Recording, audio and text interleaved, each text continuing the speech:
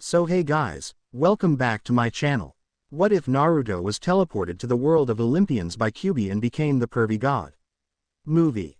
Is this thing on? Yeah, oh good. Hi, my name is Naruto Uzumaki, former member of the ninja village known as Village Hidden in the Leaves.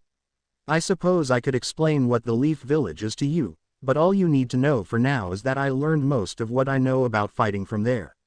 I am getting off topic. You're probably more interested in the actual adventure in this story.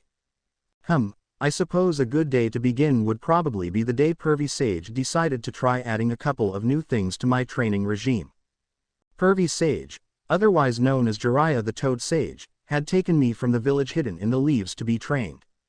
Unlike most of my normal training that I would have gotten from the village hidden in the leaves, it was far more hands-on, and was far more difficult if your stamina wasn't able to keep up with it.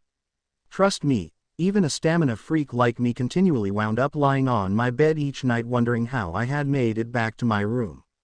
We were currently in the city of Higurashi, a city a good ways outside of Wave Country. He actually suggested it early in the morning, over breakfast if I remember right. I was so shocked, I nearly spewed my food on him in a rather comedic fashion. Luckily for me, I was able to swallow my food before I spoke. You want to try what?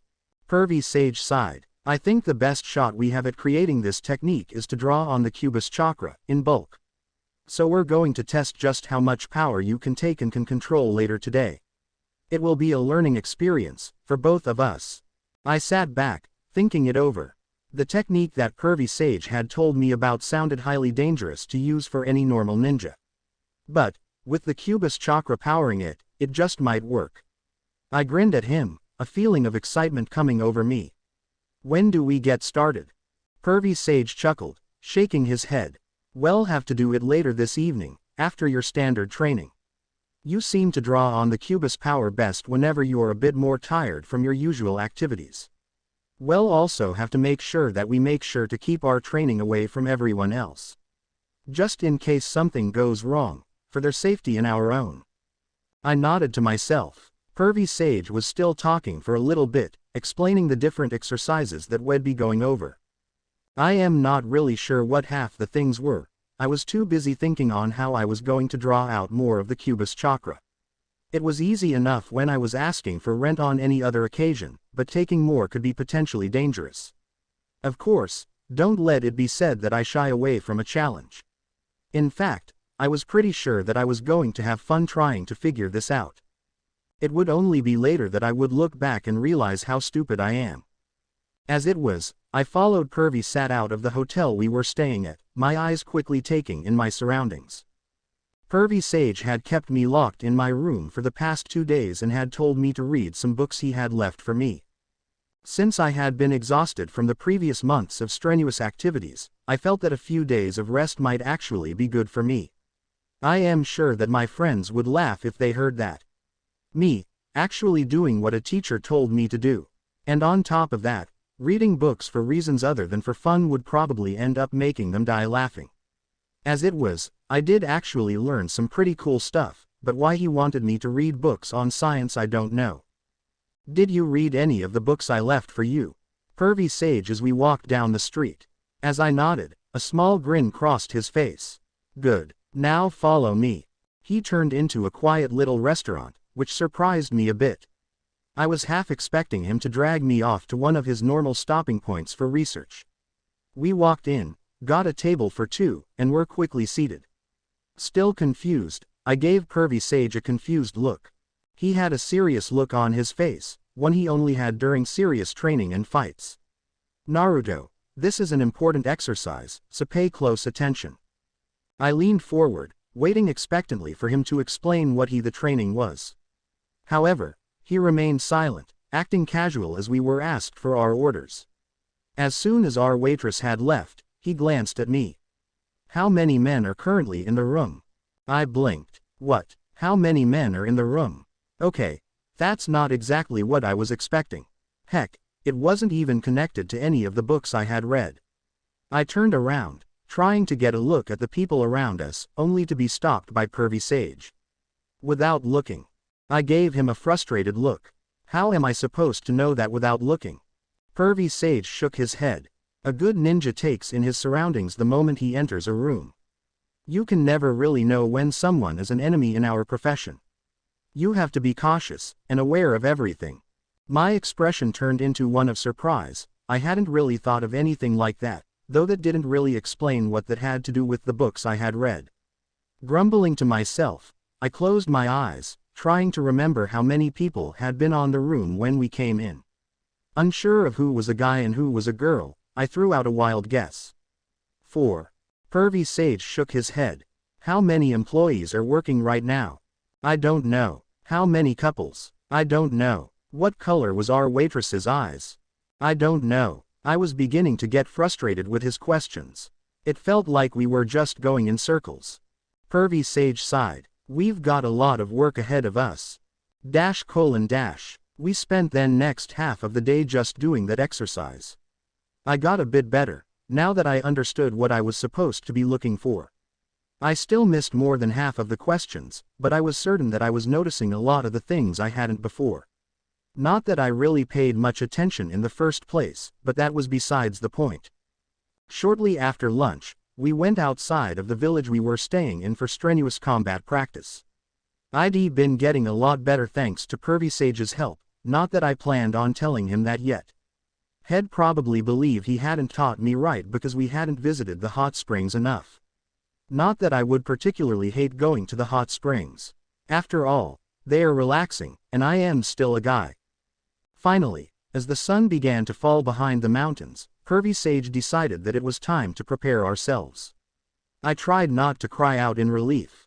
My chakra reserves were drained, and I was pretty sure that if we had continued to train, I wouldn't have been able to go through with the next part of our training.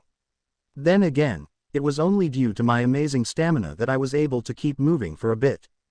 We moved a bit further away, towards a more barren area. Settling in, we set ourselves up. Within moments, Wed set up a perimeter to help us try to control the Kyubbis chakra. As I worked on the perimeter, Pervy Sage had a strange-looking frog pop out of his mouth. Strange meaning its upper body was a frog, while its lower half was a scroll.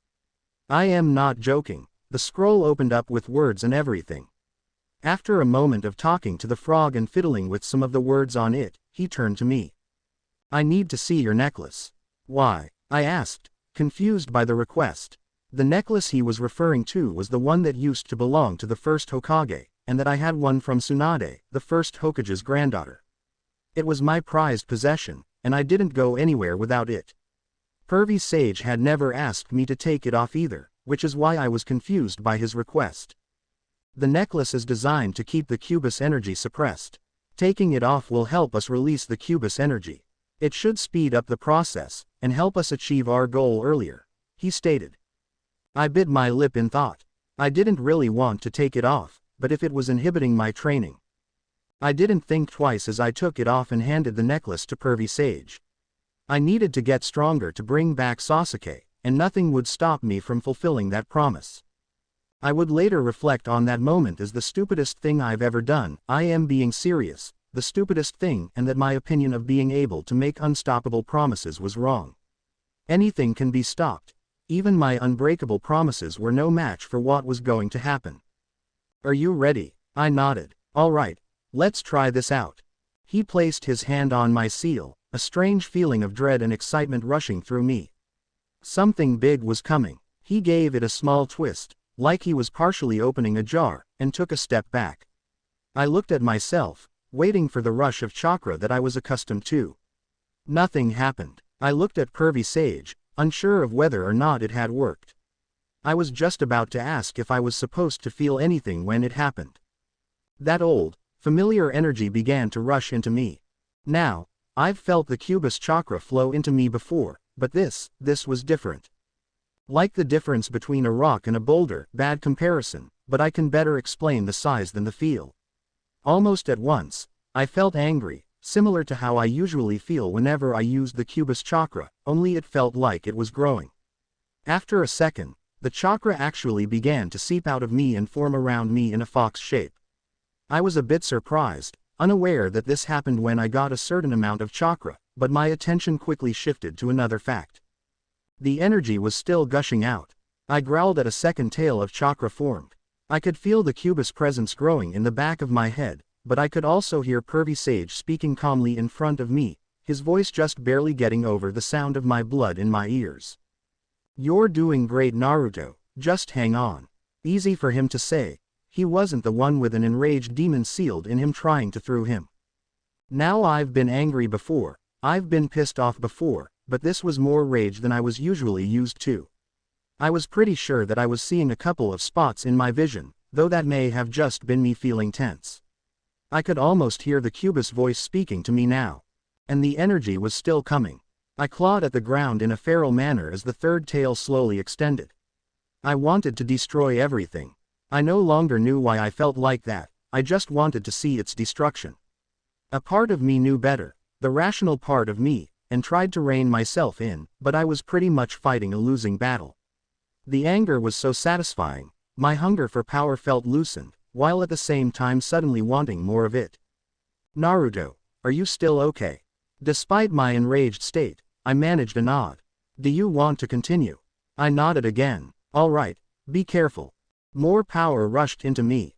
This time though, the energy wasn't the only thing to come through.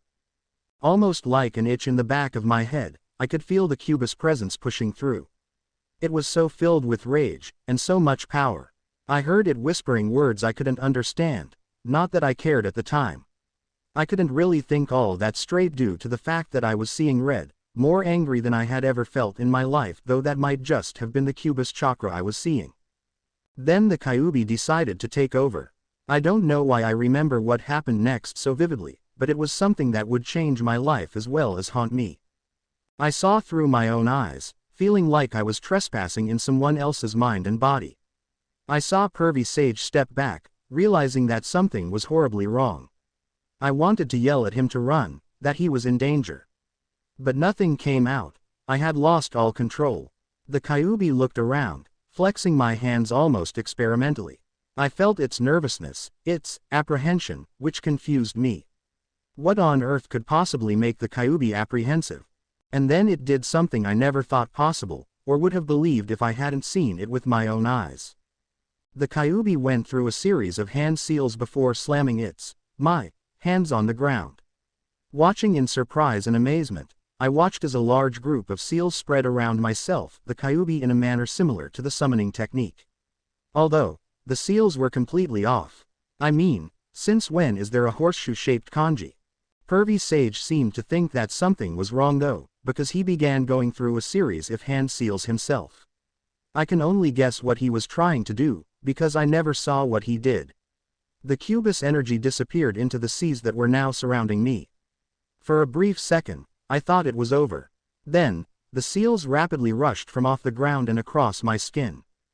In another split second, a burning sensation came across every place that had a seal on it. It was agonizing, like every part of my body was being jabbed with a hot needle. Then the energy constricted around me, in such a way that I could practically feel the air in and around me being twisted and compressed. I grabbed my throat, trying desperately to breathe. Then, well, I exploded. And everything went black. I was stuck in darkness. Now, I am not sure what I can really tell you about Limbo. I am not sure how to describe it besides it being constantly too hot and too cold at the same time. I am sure that in normal circumstances, that would make me feel just right. Then again, I've never been through much normal stuff in my life. Now that I think about it, there is another thing I can tell you about my stay in Limbo. A lot of people think that Limbo is like some kind of empty space that fills the void between dimensions. They're pretty much right, but also wrong. Limbo is probably empty when people aren't there, but it's the whole opposite thing. Once you enter Limbo, it's like you aren't in Limbo, but you also fill Limbo. All of the information I'd ever learned was there, constantly replaying over and over again. It's like my mind was bored, and had nothing better to do, and decided to torture me by replaying every moment I'd ever lived. There were even memories that I didn't realize that I knew. In fact, the first memories that were brought up were mostly sounds. At first they were muffled. Two particular voices could be heard a lot. I listened, feeling relaxed by their voices for a while before I made the connection. The voices I was hearing were my parents. As time went on, their voices became more distinct. My mom sounded like me, impulsive, headstrong, and occasionally shouting something that sounded like when I yelled "believe it." My father on the other hand usually sounded focused, soldier-like I guess. Yet, at times when he was with my mother and Pervy Sage when he was around he sounded kind and loving. He spoke of mine such a way that I knew he wanted and loved me. Then, I saw my parents' death.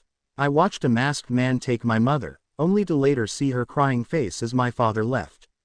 Then, I watched with my small, barely seeing eyes as my parents fought and sealed the Kyubbi. I even got to hear the decree that the third Hokage made, the one where my father asked me to be seen as a hero, as well as keep the Kyubbi a secret from the kids my age. I can tell you that didn't work as well as he thought it would. I watched myself growing up, remembering things from books I didn't remember reading. I remembered my time in Konoha as a genin, the good and the bad. I relived my moments with Haku, the promise to protect my precious people and follow my own ninja path. I felt the battles with Kiba, Neji, and Gaara, reliving the pressure of proving myself to them, and everyone else. I watched myself lose Sasuke and swear to bring him back. And then I watched the final part of my life, the Kyubbi taking over and sticking us into Limbo. I watched the memories over and over again, thinking that would be pretty much all I'd ever see while I was stuck there. I guess it never occurred to me that there could be other people stuck in Limbo. For the longest time, there was nothing. It was just me and my thoughts, not even the Kyubbi to keep me company. Then, my mind seemed to bump into an object of some sorts in Limbo. Curious, I reached out to it. As I touched the object in Limbo, I jumped in shock as the object suddenly reached back. After a moment of confusion, I realized what had happened. There was someone else stuck in Limbo, and whoever it was just as curious about me as I was of them. Now, I had been stuck in Limbo for who knows how long. I was excited to know that someone else was out there. However, as time went on, my thoughts turned from excitement to confusion. The other person seemed alright, not really dangerous with any intent to harm me or anything like that. But there was just something off about their presence. There was just something familiar about them. Like a long-lost friend you couldn't remember the name of or something. The only problem was that we couldn't exactly talk to one another. Limbo doesn't really carry sound. In other words, we knew that the other person was there, but talking was pretty much out of the question. That was almost worse than having no one there. Luckily, I am not the sort of person to give up. With a bit of time and a bit of experimenting, I found that we could send images. Well, it was more like I could send memories. And since I had remembered more of my life, I was more able to send them to the other mind easier than they could to me. During our conversations, I sent memories of the Leaf Village, my friends, trying to keep it as positive as possible. In return I was shown strange images of places that couldn't have been possible, but were. There were strange words on some of the buildings I didn't understand. The other person tried to explain a little bit, but wasn't really able to bring up any good images to help explain, so I just let it go. I was shown the faces of some people, the other person's friends I suppose. They seemed happy, although I could tell the other person felt really sad as they remembered them. I was shown a camp, where some people known as halflings, the children of some people called Olympians, could go to train. I wasn't sure what an Olympian was, but it kinda reminded me of the Ninja Academy, and I told them so, showing them an image of the academy. I am not 100% sure, but I think they might have been laughing at me. Why? I am not sure. I never even got a chance to ask, because their presence suddenly disappeared with a cry. And once again, I was alone, lost in my thoughts again. I knew that if I was stuck here alone again, that I would more than likely go crazy. I had been alone for too long, and wanted out. Now, almost like an answer to my plea, I felt the tug at my mind. I am not sure how I was pulled out, but it felt like my mind was physically yanked out of my memories. My mind, which had felt loose and free as it had wandered about, was violently reconnected with my body. And then I fell. It was disorienting, suddenly falling after being suspended in limbo for so long. The suddenly lurch made me feel suddenly sick, until after a moment of falling, I felt myself connect with the ground beneath me. The landing wasn't too bad, just a bit painful. I groaned softly, feeling sore all over. There was a pain shooting through my head, a revolting smell not helping in the least. While painful, wasn't as bad as some of the pains I remembered suffering through. Trust me when I say I remember only too well. After groaning a bit, I tried to open my eyes. Tried being the key word. Just the small amount of light that I could see blinded me, renewing the intense pain, though now more focused into my eyes. From what I could tell, it wasn't actually that bright out. Plus, if my nose wasn't lying to me, it was probably going to rain soon. Grimacing, I pushed myself up. I was quickly reminded that just before I had gone into Limbo, I had gone through a rigorous training session with Pervy Sage. Pushing through the pain, I took a slow step forwards. Unable to see, I didn't notice the bottle until I stepped on it and was backpedaling fast. After a few steps though, my backside slammed into something, a metallic wall of some sorts. It only made my headache hurt even more, as a hollow ring resounded through the area. I silently questioned whether or not Cammy hated me as I tried to take a couple deep breaths. Keeping my back against the metal wall, I tried to open my eyes again. The pain was excruciating, but I bore it as my sight slowly came back to me. I took a look around, unsure of whether or not I was hallucinating. It was some of the images I'd seen from Limbo. There were buildings covered in glass that reached into the sky, some probably taller than the Hokage monument. I watched the crowds of people walking the sides of the streets, while metal beasts rolled through the middle of the streets as though they were oblivious to the people. Groaning, I noticed that the metal wall I was leaning against was actually a box of some sort with a multitude of trash. I grimaced. Well now, that explains the smell. With a small sigh I pushed myself upright again. I was standing in some alleyway, isolated from the crowd and beasts. On either side, the crowds and beasts filled the street, which meant that it would probably be a bit more difficult to blend in if anyone decided to question me. In the alley, a few other people sat around, not really paying much attention to me.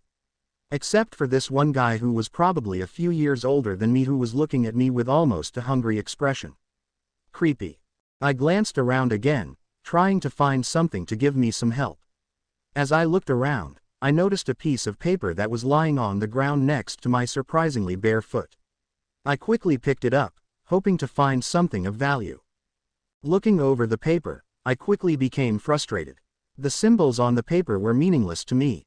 I went over a few basic training methods that I knew that Pervy Sage had taught me about code decrypting, but nothing worked. The code was simply too difficult to decipher. Then something strange happened. The letters began to move. Now, this had never happened to me before, so I was reasonably shocked as I dropped the paper and let out a small shout. Realizing that I had attracting some attention, I grinned nervously at them. One of the older men sitting in the alley grinned.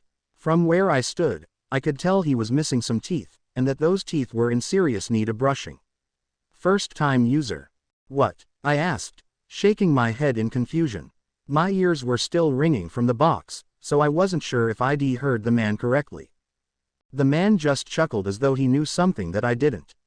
Drugs, man. Is this your first time? I tried to smile. What the heck is that? After a second, I just shrugged. Don't worry, it'll get easier to handle as you use it more. The man said, a throaty laugh escaping his lips. The younger man in the alley gave me such a curious look that I couldn't help but stare back. There was something strange about him, like his face was shimmering under an illusionary jutsu. With a small amount of surprise, I took a step backwards. Hearing a small crumpling noise, I looked down. Noticing the paper under my foot again, I stared down at it. For a moment, nothing happened. The symbols remained as they were. Then, they began to move again. This time, I stood still, watching in amazement as the words began to reassemble themselves. Grinning in triumph, I picked up the paper again. The symbols had rearranged themselves into understandable kanji. Reading through some of the things on it, I quickly found that the kanji were written in a left-to-right fashion rather than the usual up-and-down fashion I was used to. Adapting to the new reading fashion, I skimmed through what was written. It didn't really have much that I could use, but there was something that I realized was helpful. In the top left corner, was two words that were probably the most helpful and disturbing of all the words that could possibly be written on paper. Manhattan Times. I felt my gut clench. Manhattan. It was one of the cities that the other mind in Limbo had shown me. They had even shown me signs on some of the buildings in the area that had shared the city's name. I had already figured that I wasn't anywhere near any area that I knew of, but this was a whole new area. Hearing a small growl from behind me, I glanced back towards the noise. The young man was standing there, growling as his face seemed to shimmer in an almost violently. Realizing that the alley was not a safe place to stay, I turned towards the nearest crowd of people, and began to follow the crowd. Now, just in case anyone ever decided to follow my example, come out of Limbo, and then take a walk in Manhattan. Don't forget your shoes. I am really not joking. Whether it was the explosion or just being stuck in Limbo, I had somehow lost my jacket and my shoes before arriving in Manhattan. My white shirt wasn't too bad, although my short time in the alley had soiled it a bit, while my pants were another matter altogether.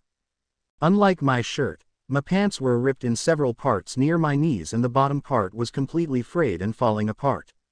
To make matters worse, my pouch and kunai holster were missing as well. I groaned. This was definitely not the best idea ever looked, and was far from the most comfortable way to travel. Not that I really had any choice in the matter. As I ran away from the young man in the alley and joined the crowd, I was immediately swept away by the crowd. It was hot, and I am not saying it was fire country hot, but it was still hot nothing the less. And since I was barefoot, I had the lovely sensation of my feet being scalded as I walked down the road. And yet, there I was, casually strolling with the crowd in no direction in particular, ignoring the pain as much as I could. The only problem was that my feet didn't seem to share the same sentiment as the rest of my body. The hot, rock-like ground seemed to release the heat into my feet far too quickly for my liking. I was practically walking on hot coals, without any end in sight. Added to the fact that I was almost 100% sure that I was being followed, I was not a happy ninja. Growling in annoyance, I began to glance around. I don't really know what I was looking for, any place I could duck into to give me some time to think up a plan. After a moment of just looking around, I saw a place that a big shoe on the front. Figuring that I could get some shoes while I was hiding, I quickly ducked inside. As I entered the store, I couldn't help but look around in amazement. The place had all sorts of things I had never seen, or even thought of before. The ground was covered in some kind of pelt flooring, rather than normal wooden floors. The entire store was filled with shoes, which I am guessing was the only product that they sold. And then there was the lighting. No candles or anything like that, no. They had some kind of lightning jutsu above our heads, illuminating the entire store. I couldn't feel any chakra being used by anyone around me, which made me wonder where the chakra was coming from. There was a desk to my left as I walked in. The woman behind the desk seemed nice enough, if not confused by my lack of footwear. I just tried to grin as innocently as possible as I asked where the sandals were. She pointed me in the direction of the footwear I was looking for, though she advised me to try out some of the other footwear in the building. Since I didn't really have much else to do, I told her that I'd look at them. There was a lot of footwear in the store, and not all of it was ninja sandals either. There were all kinds of footwear, sandals with toe covers, sandals without straps over the upper part of the foot or heel, and even boots.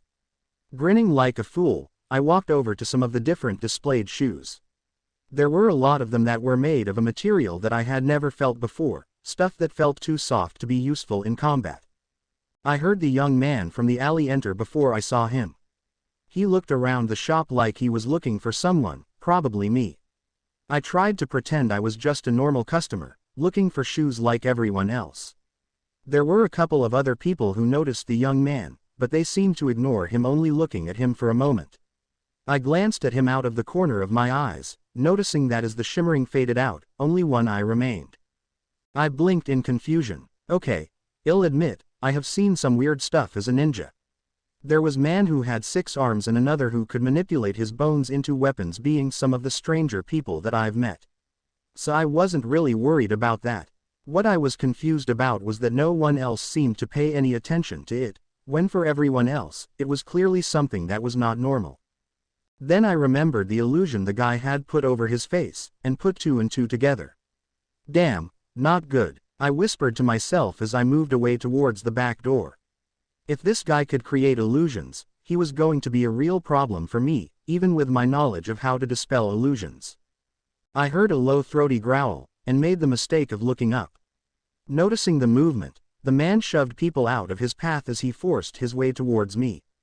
Cursing under my breath, I ran through the back door. The back door, as it turned out, didn't lead back outside. Instead, it led to a larger room filled with lots of shelves, with even more boxes. Lots of boxes. I grimaced as one of the employees yelled that I wasn't supposed to be back there. I ignored him and moved swiftly through the aisles. I could hear him continue to yell at me as I heard the door I'd just entered slam violently against the wall. "What is wrong with you kids?" the employee yelled, turning his attention on the one-eyed man. "You are not supposed to come back." He didn't get a chance to finish what he was saying as One Eye shoved him into one of the metal shelves. I figured calling him One Eye would probably help me remember him better. "Halfling, why are you hiding?" "Halfling, is he talking to me?" I thought as I hid behind another one of the shelves. "Hero," One Eye yelled, his thunderous voice still pretty far from my own position. "Come out, I just want to speak with you." "Sure you do," I muttered, not really able to shut my stupid mouth. There was a slamming noise behind me. I looked over my shoulder, trying to see what was going on, when I realized what One Eye was doing. He was shoving over the shelves in an attempt to flush me out. And to my horrific luck, it was working. "Come out, hero. Your parent has abandoned you to my hands," he shouted, shoving over another couple of shelves. I ducked down. What did he think he knew about my parents? I'd seen them both in my memories, and I distinctly remember watching their deaths repeatedly. So why was One Eye talking about them like at least one was alive? Kronos knows your anguish. He can help you survive the coming clash of powers. Come out, and let me take you to him. We can work together, and conquer your foolish parents, who abandoned you. That was the last straw for me. My parents may have been dead, and I may have already known that they both loved and cared about me.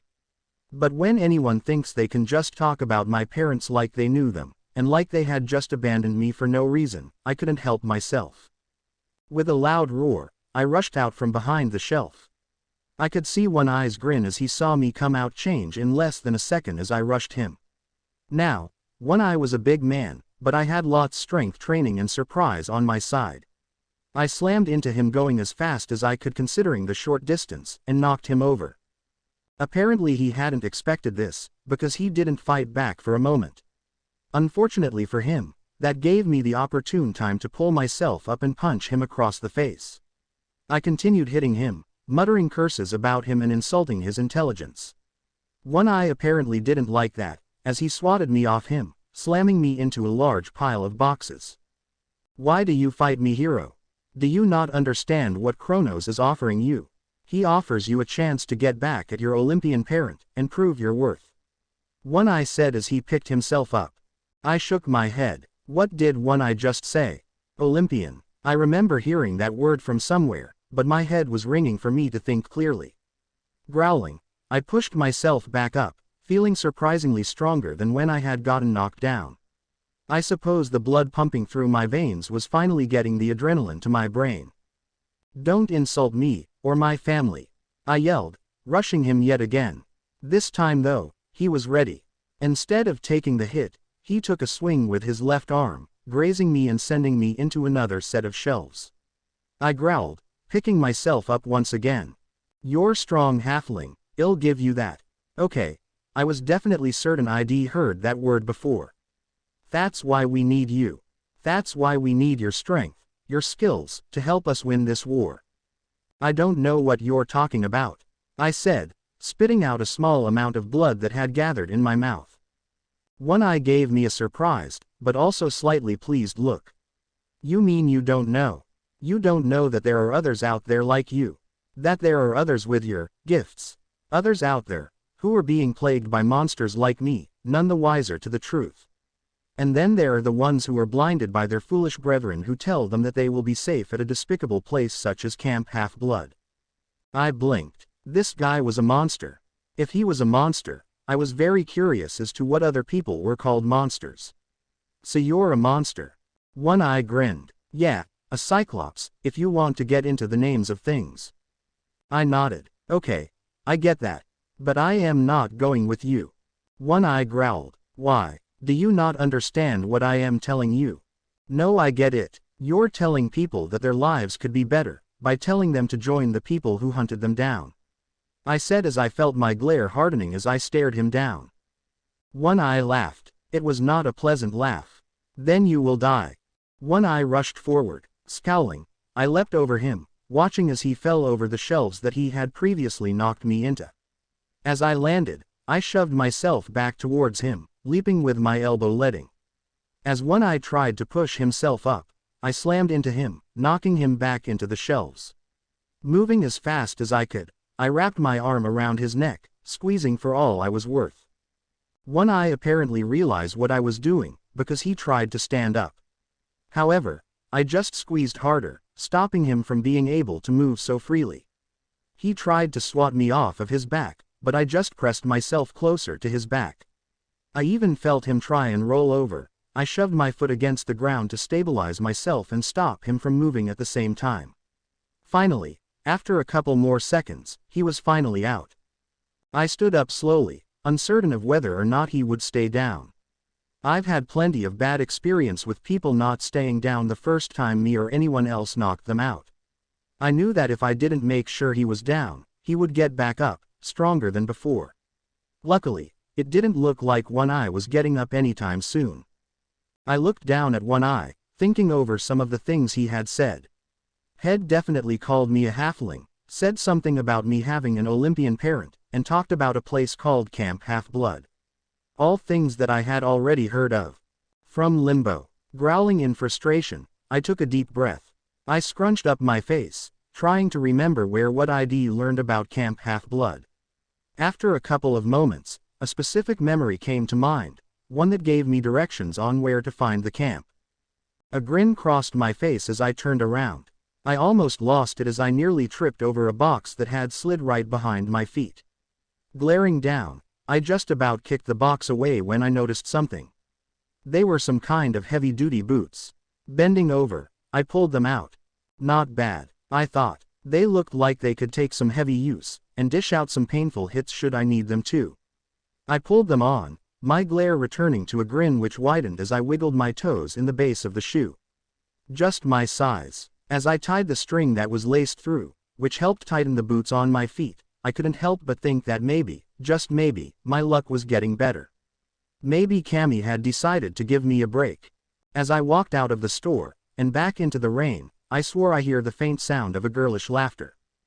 I soon found that following the directions I was given was far harder than I ever imagined. I had the directions, the landmarks, even the name of the area, Delphi Strawberry Service, that sold as a cover, you guessed it, strawberries. Unfortunately, that didn't give me any real clue as to where I was to go from Manhattan to get to the Camp Half-Blood. As I looked for any of the other landmarks I could possibly use, my stomach growled out in pain. Blushing despite myself, I realized that I had not had anything to eat since I'd gotten to Manhattan. Plus, since I'd fought One Eye, I was even more exhausted and hungry than I would usually be. Silently wishing for food, I looked around, desperate for anywhere I could get food, and fast. Whining quietly, my eyes scanned the surrounding area. I knew that there was food somewhere. The main problem was that I didn't know what sold what. There was the possibility of just checking them all out, but that would be time-consuming, and with the metal beasts still dominating the roads, I couldn't cross over to check out most of the shops on the other side. Then I noticed the line of people walking in front of the metal beasts. And the beasts were waiting for them to cross. Curious, I followed the way that the crowd moved towards the crossroad. There were different lights hanging over the crossroads, flashing different lights in some kind of pattern. I attempted to reach out with chakra to see who was controlling the lights. But, like the shoe store, I couldn't feel anyone controlling the lights. Impossible, and yet I was watching them work all the same. It's really amazing. Traffic at this hour. I jumped as I whipped around to face the speaker.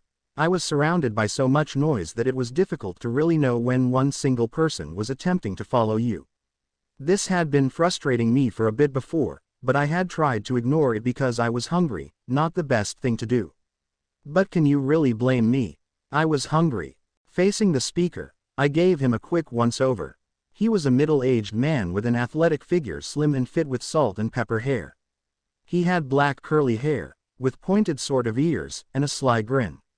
He was wearing a strange shirt with words on it that took a moment to sort themselves out. New York City Marathon, I asked, gently scratching my ear. The man grinned. Yep, I run at least one a year. Okay, I said, unsure of what to think of the man. He seemed nice enough, but then again I've known people as nice as him who turned out worse than they had seemed. You headed anywhere in particular? He asked. I opened my mouth to speak, when I was interrupted by my stomach deciding to speak for me with a loud growl. I looked away slightly while the man just gave me a curious raised eyebrow. I am going to go with a wild guess that you're looking for somewhere to eat, no? I nodded, silently cursing my stomach. For a seasoned warrior, the sound of a growling stomach was the equivalent of telling everyone you weren't at your strongest. And in a strange and unfamiliar town like this, I was in need of keeping my guard and energy up. The man chuckled, reminding me that he was still there. Well, I do happen to know that there is a couple of fast food places right across the street. If you want, I can take you there. I almost refused, not really liking the fact that some random person was helping me, probably with some ulterior motive. However, as I opened my mouth to speak, a horrifying though came to me. Gamma-chan, my frog-shaped wallet, was still lying in the hotel with Pervy Sage. Which meant that even if I could get to it right now, I was more than likely broke, without really spending anything either. Just my luck. Thanks, I said, glancing at the man again. He has a kind smile, that helped relax me a little, if only a little. Great, follow me, it's really not that far. He walked out into the middle of the road, me following on his heels. As we crossed the road, I was surprised as I noticed that as we had been talking, the beasts had come to a standstill, making it possible for us to cross. Halfway across, I couldn't help but take a closer look at them. Glancing at the nearest beast, I blinked in confusion.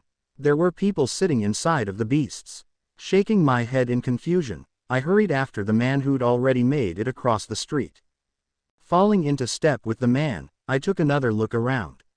There wasn't much difference in what was around us, although now this might have just been my imagination. The crowd seemed smaller, and easier to move through. So, where are you from? The man asked. My mind shut down for a moment, unsure of what I was supposed to say without saying too much. Suddenly, words from Pervy Sage's training came to mind, perfect for this situation. When lying on the run, it's sometimes best to tell a partial truth as you already have half of the information you need, and the other person is probably looking for. I am looking for a friend. I lost them a while ago, and since we were headed in the same direction, I figured I'd meet with them there.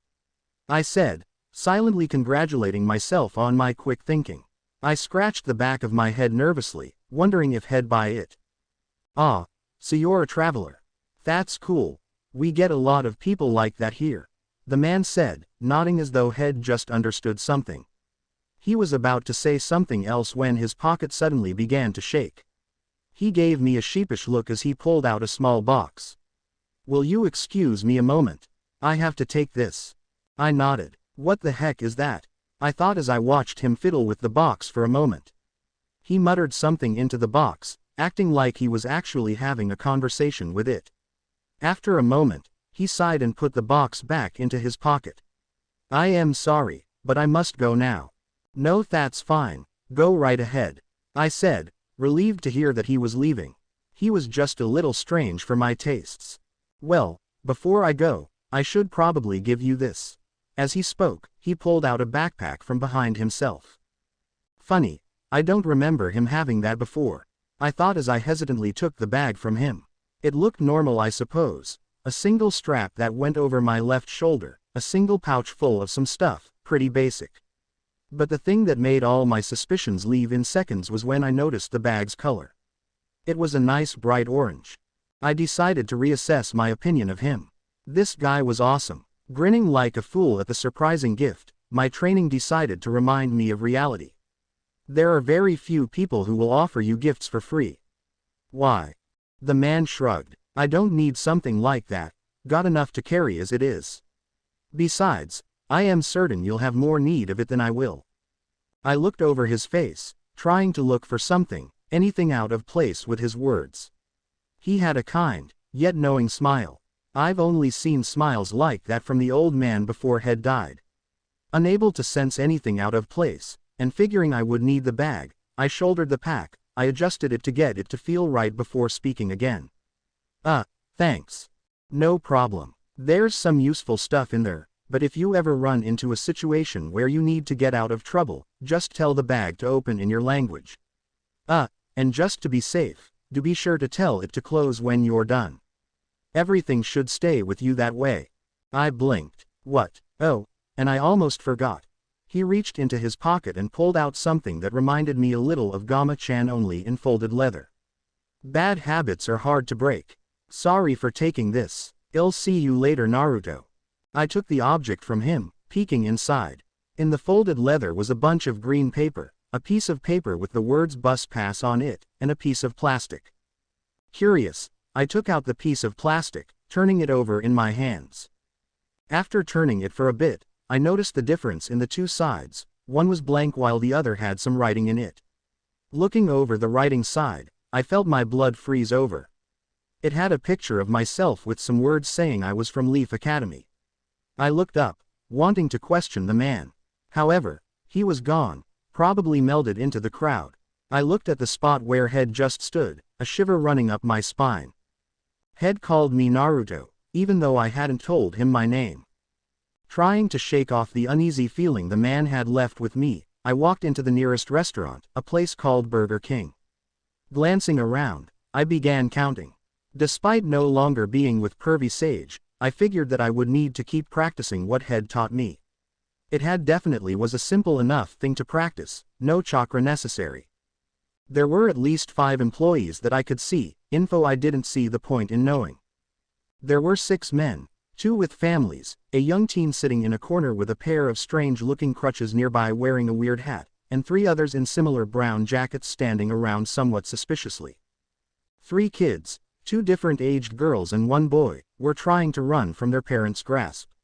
From what I could tell, both girls were with one couple while the boy was with the other. There was one single woman, a young woman who was talking to one of the employees, probably placing an order. It seemed safe enough, I suppose. However, I felt something in my gut telling me to stay on guard. Something wasn't right here. I walked forward nervously, noticing a board behind one of the employee's head, the menu I suppose. I looked at what they had, feeling frustrated by the selection. I've never heard of a cheeseburger before, but it didn't sound like the best thing to eat right now. And besides that, I was on a mission to find my glorious ramen, the one thing they didn't have on the menu. I just about cried. How could any food place not have ramen? It was the greatest food ever created. To not have it was blasphemy in my opinion. I almost walked out then and there, certain that there was ramen out there. However, both my stomach and a new foe fought me. I glanced at one of the jacketed men. "Excuse me, but where's the bathroom?" The man gave me a dirty look, pointing down the side next to where the employees were still taking the woman's order. I nodded, quickly thanking him as I rushed towards the bathroom. There was no way I was this unlucky to be hurting this much. Sighing in relief, I walked towards the sink to wash my hands. As I dipped my hands into the water, I noticed my reflection in the mirror and paused. I still looked like my normal self, I suppose, naturally spiky blonde hair, 3 whisker marks on either cheeks, and a lean build. However, as I looked myself over, I couldn't help but think I looked different. My hair was a little longer, less spiky I suppose, but it was also more affected by gravity. Several strands hung in front of my face, no headband to keep it out of my eyes. I sighed, feeling a sudden weight on my shoulders. I looked older. Drying off my hands, I adjusted my bag as I grabbed the handle of the door. Looking at the bag, a curious thought occurred to me. What's in the bag? Walking back over to the mirror, I swung the bag off my shoulder and onto the counter. With a few deft movements, I zipped the pack open. Looking inside, I couldn't help the small chuckle that escaped me. Inside the bag were several sets of clothes. Nothing fancy I suppose, but definitely better than what I was wearing. And as I looked through the different shirts, I just about cried. There were so many orange shirts. I love cami right now. Sifting through the clothes, I pulled out an orange button-down shirt and a pair of dark brown khakis. Grinning from ear to ear, I walked into the nearest stall. After a few moments, I stepped out in my new clothes, feeling better than ever. Putting the folded leather into my pocket, I put my old shirt and pants into the bag. In doing so, my hand brushed up against something else in the bag. Somewhat frustrated by how confused all of this was making me, I pulled out the offending object. It was a jar, similar to the jar of healing ointment that Hinata had given me during the Chunin exams. Looking it over, I noticed a label. Squinting my eyes to try and better see the words, I slowly read, H. Hermes Athletic Muscle Relief. What the heck? Opening the jar, I scooped a small amount of the ointment out. Giving it a small sniff, I smiled as the foreign aroma hit my nose. It actually smelt pretty good. Touching it to my forearm, I immediately felt the relief. I'd been trying so hard to ignore the pain, the relief soothed and relaxed me. Whoever this Hermes guy was, he sure knew his stuff. I rubbed as much as I could on everywhere that hurt, almost all of it all over my body. There was a small spray-on bottle with it that read apply to clothing for all-day relief. With a shrug I sprayed a layer of it onto my clothes. Smiling at the relief, I shouldered the bag. My stomach growled, reminding me what I'd come here to get. Chuckling to myself I headed out the door. Today was looking good. I'd spoke too soon. As I walked out of the restroom, I could see that the atmosphere had changed. Most of the people I could see were huddled into a corner, a frightened look on their faces. The employees were more than likely hiding under the counter. The three men in the leather jackets were standing around, strange objects in their hands. By the way the people were staring at them in fear made me a bit curious. But I had bigger issues. My life has been to protect people, and I wasn't just going to stand around and let these men terrify these innocent people. Of course, with my awesome ninja training, I would be able to take them out without them ever noticing. Plus, I had the element of, "Oi, where'd you come from?" surprise. That's the guy who went to the bathroom. He's not wearing his same clothes, but it's definitely him. He's got those weird marks on his face like I told ya. The man who directed me to the bathroom said as he turned his weapon on me. Weird. My birthmarks are completely normal. I thought, feeling pretty sure that if I voiced the thought it wouldn't go over well. Instead, I said, "What's going on?" The first guy, the one who first noticed me, growled, "Just shut up and go sit with the others." I almost laughed. If this guy was trying to intimidate me, he wasn't doing a very good job. The weapons in their right hands was the only thing that was truly intimidating about them. There was plenty of killing intent, but it was so wildly unfocused that I wasn't fazed. If I hadn't faced people like Zabuza and Gaara, I might have been slightly intimidated. But since I had, it felt pathetic. I walked forward, putting myself in the middle of the three men. I still hadn't figured out what my plan was, especially since I didn't have a weapon and was outnumbered. That is to say, I was trying to think of a plan that didn't involve me revealing my abilities. With my shadow clone jutsu, I could match their numbers and even exceed them. But since I still didn't know enough about how things worked here, I wasn't willing to reveal myself as a ninja. "Did you not hear me? I said get in the corner." The man yelled again, putting the barrel against the back of my head. I let my eyes move to the other two thugs. There was one on my left and one on my right, just spaced enough to notice that one was covering the entrance while the other was guarding the hostages. Both of them had their attention on me, their weapons pointed down and away from me. I frowned. They must have had a lot of skill if they were willing to point their weapons away from me. Or they had no idea what they were dealing with. "Get in the corner." As I felt him push the weapon more against my head, I decided to change the situation. Spinning around, I used the outside of my left arm to knock the Mont's arm away and upward, effectively disarming him. Not waiting a second, my right arm followed my left, the outside of my palm making contact with the Mont's throat. He went down coughing and sputtering. The second man, the one covering the entrance, was next.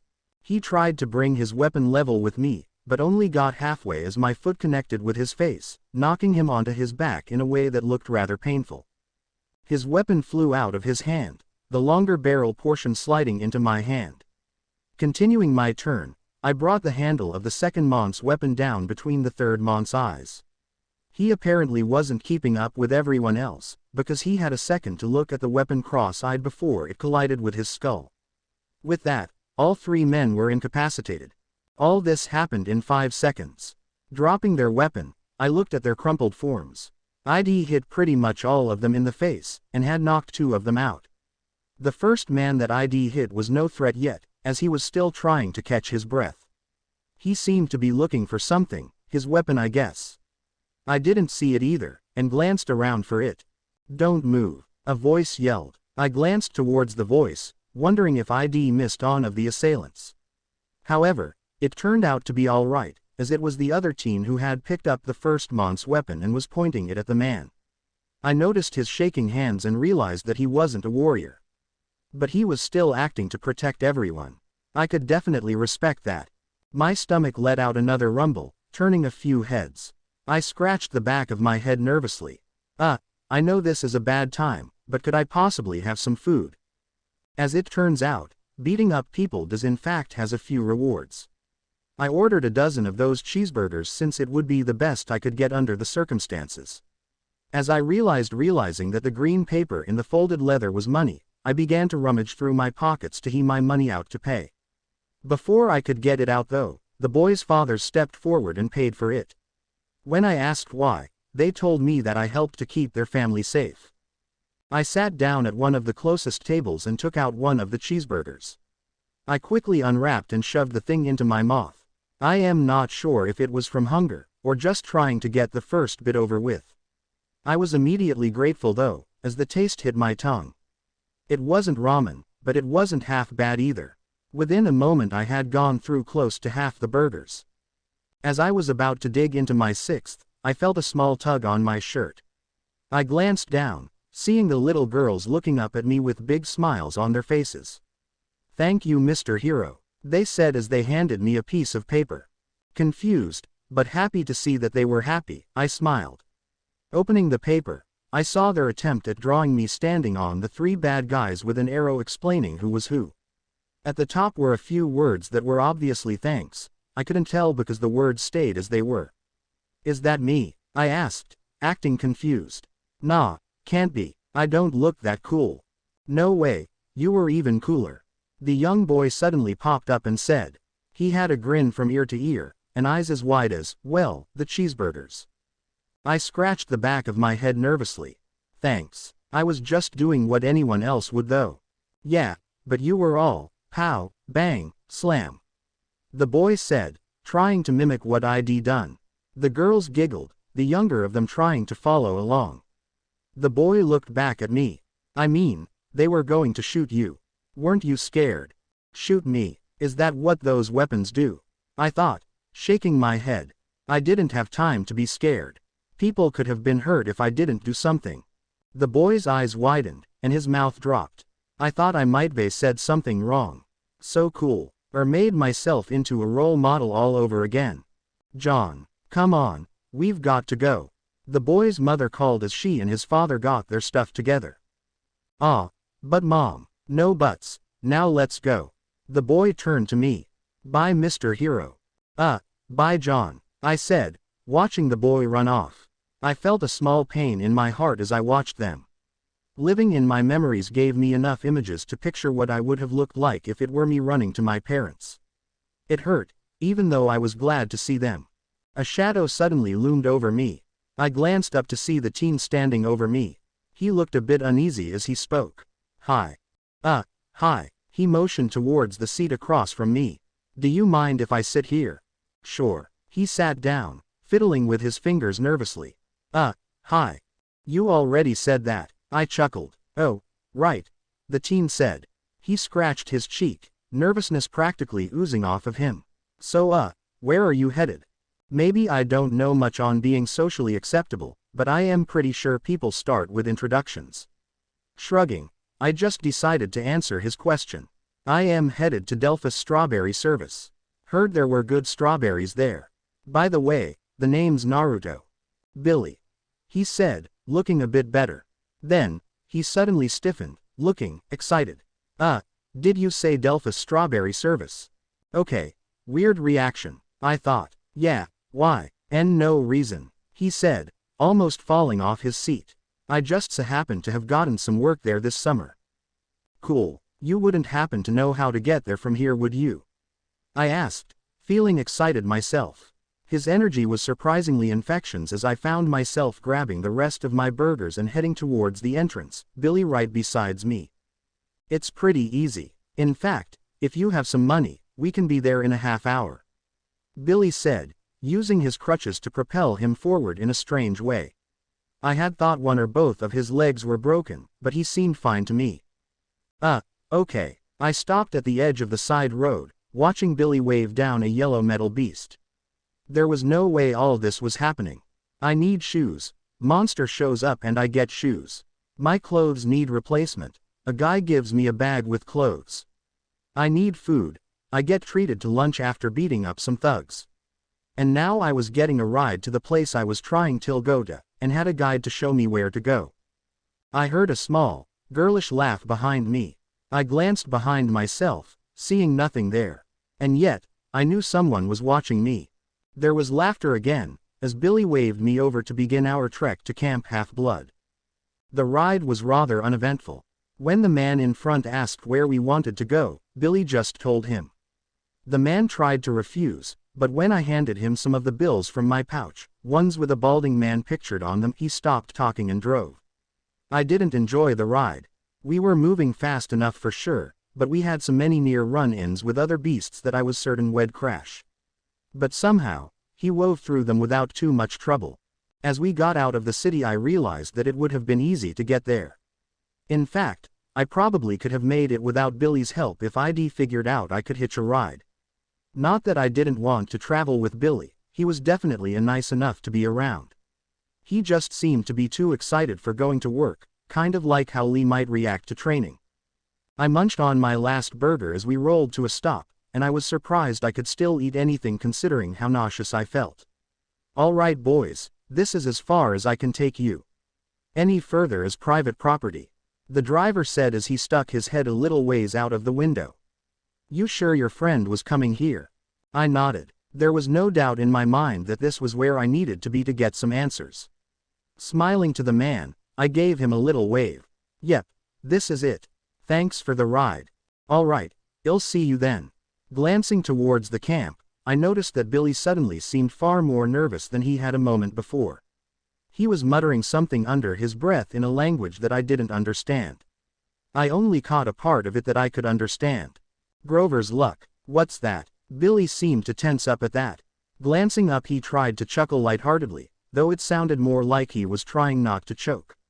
Oh nothing, just a joke me and a couple of friends share. A friend of ours made a funny mistake when he tried to apply here. I shrugged, and began walking towards the hill.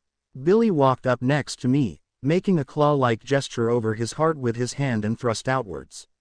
For some reason, this did not help to comfort me.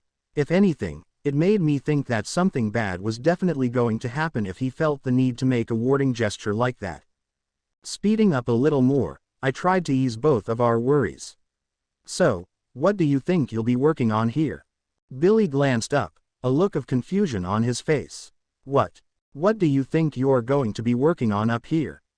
I repeated, noticing the look on his face. His eyes were pointed towards the ground going back and forth, like he was looking for the answers in the grass. I knew that look, it was the look of someone about to lie. I'd seen it so many times I could practically feel his nervousness. Well, I suppose I'll be helping with deliveries for the most part, he replied, trying to use his crutches to propel himself a little faster. I kept up with him easily, though I felt slightly winded. I see. And what sort of stuff are you going to deliver? Billy looked around, trying to think of something to say. In my head, I applauded myself. I'd effectively broken down his lie, even when he had an obvious answer he could go with. Something so obvious, I picked up on it. Well, I am not sure. I mean, there's a lot of stuff to do there. I grinned. So you won't be one of the people who will be delivering strawberries? That's too bad. Realizing his mistake, he sputtered a little as he tried to fix his mistake. Well, I just got work there, so I wasn't aware. Funny name this place has, don't you think? Billy blinked as he turned to me. What? I shrugged. I just don't get why they named it Delphus Strawberry Service.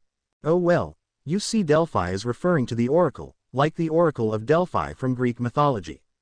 The strawberry part is, Billy said, slowing down as his mind caught up with his mouth. He then began to do a rather impressive imitation of a fish. A grin crossed my face.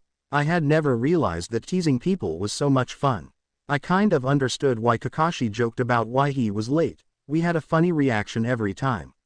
I suddenly found missing my tardy teacher. Scratching my cheek, a thought crossed my mind. What the heck was an oracle, and where was Delphi?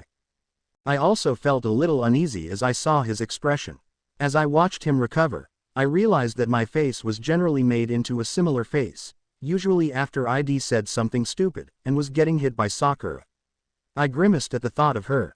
There are a few redeeming qualities about her, but man does she have a temper. I've been on the receiving end of her fist on more than one occasion to be able to verify that. Turning towards Billy, I was about to tell him it was alright, and that I forgot important stuff all the time when I smelled it. The smell of smoke. Apparently Billy smelled it too, because his head whipped around. Oh no, he cried out as he looked upon the scene. My eyes took in the burning hillside, with what appeared to be a large battle consuming it. As I watched, I saw the two bulls running across the hill. I bumped Billy's shoulder. What are those things? Colchis bulls. Creations of Hephaestus. But, this shouldn't be possible, they aren't supposed to be able to get past the tree. I growled at the lack of information that really gave me. Seriously, who the heck was Hephaestus, and why would he be attacking the camp? Another good question would be how in the world Billy knew this. I didn't have time to ask those questions as I noticed the armored warriors attempting to set up a defense. Hold this, I yelled as I swung my backpack over my shoulder and into Billy's chest. He sputtered indignantly that he wasn't some baggage boy, but I barely heard him. I was already on the move, covering the distance between where I'd been standing and the tree line. As I ran, I couldn't help but notice how slow I was moving. Normally a distance like this would have been covered in such a short time that I could blindside my opponent without them realizing I was coming. As it was, I was going at maybe 2/3 of my normal speed, fast enough to get there in time, but also slow enough to throw off my timing just a bit. The warriors were running about, attempting to keep the bulls at bay. Unlike myself, they were armed with spears, a good weapon for keeping distance from the bulls. I realized why this was probably a smart idea when the first bull's mouth opened with a creak and a jet of flame shot forth. Two of the warriors were unable to completely get out of the way, the hair on their funny headpieces catching fire.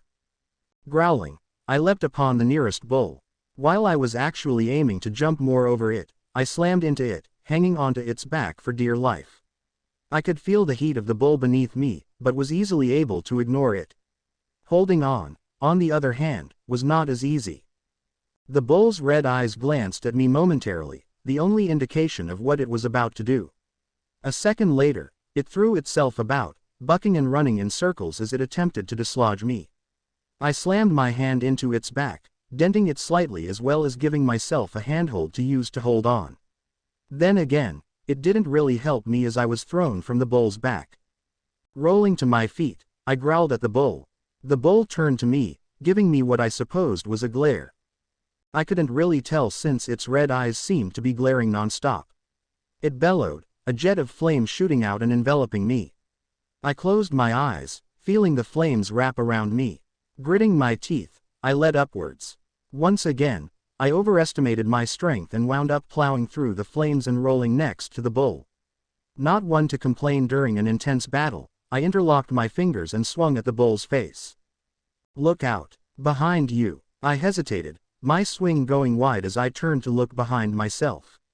Bearing down on me was the second bull, silver horns shimmering in the light.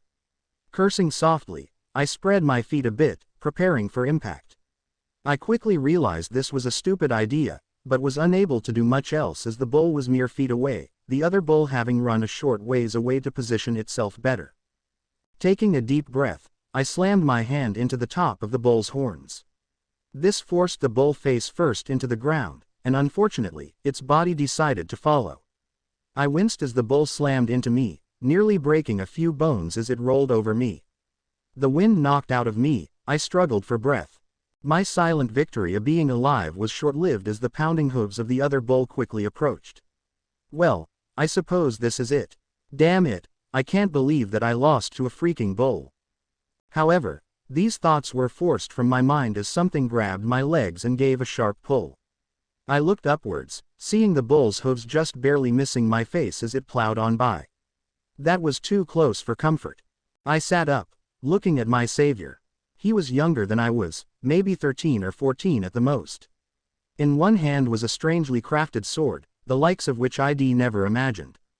Unlike the other warriors, he wasn't wearing any armor, just some funny-looking clothes that were obviously not all that useful considering his situation. I gave him one of my patented fox-like grins. "What took you so long?" Apparently, that was a strange thing to say because he just gave me a confused look. I almost laughed at his expression, but seeing the first bull that I'd nearly hit completing its wide arc to charge at us again killed the humor of our situation. I grabbed the front of his shirt, digging my feet into his stomach as I rolled backwards. Pushing upwards with my legs, I launched him a ways away while also rolling to my feet.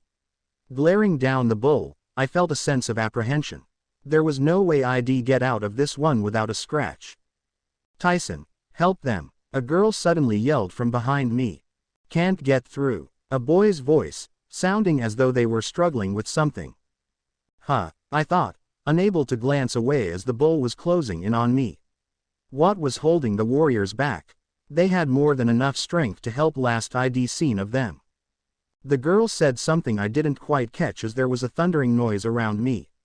I had to catch myself before falling over, caught off guard by the suddenness of the noise. Then, I did fall on my butt as a large form suddenly barreled in front of me, standing between me and the bull. Percy needs help. I scrambled to my feet, ready to assist this new ally. As I stood, however, I was nearly knocked back down as another jet of flame enveloped the both of us. Closing my eyes and gritting my teeth, I rolled out of the flames to get a better look. Luckily, the warriors were reassembling their defenses. There was an unarmored girl going through the ranks, giving direction. I am not sure why, but there was something familiar about her. Glancing back at Tyson, I blinked as he emerged unscathed by the fire. Balling his hands into fists, he smashed them into the bull's face. "Bad cow." I grinned as I saw the bull's face crumple under the blows. Looking up to get a better look at my savior, I felt my gut clench. This guy, he only had one eye. What did One Eye call himself again? A cyclops. Yeah, that sounded right. And now here was the second one I'd seen today standing over me. And yet, I didn't feel the same urge to run from him as I had from One Eye. He had saved me, and for me that was good enough. I chuckled as the bull attempted to rise again, twin jets of flame shooting from its ears. Tyson just slammed his fist into the bull's head again. "Down," he shouted, forcing the bull onto its back in what had to be one of the most amazing displays of brute-like strength I'd ever seen. Sure, I'd put a dent into one of them, but Tyson destroyed them. I checked for the first bull, sure that it would come around again to finish the job. However, I soon realized it had been incapacitated by one of the warriors, a brutish-looking girl that despite her stringy brown hair reminded me of Sakura. A very strong and skilled Sakura. I shuddered at the thought, wondering just how much hurt I was going to be in if pissed her off. I was pretty sure I'd find out soon enough, seeing as she was storming towards us. She took off her helmet as she glared in my direction. I could almost feel the anger radiating off her. "You ruined everything."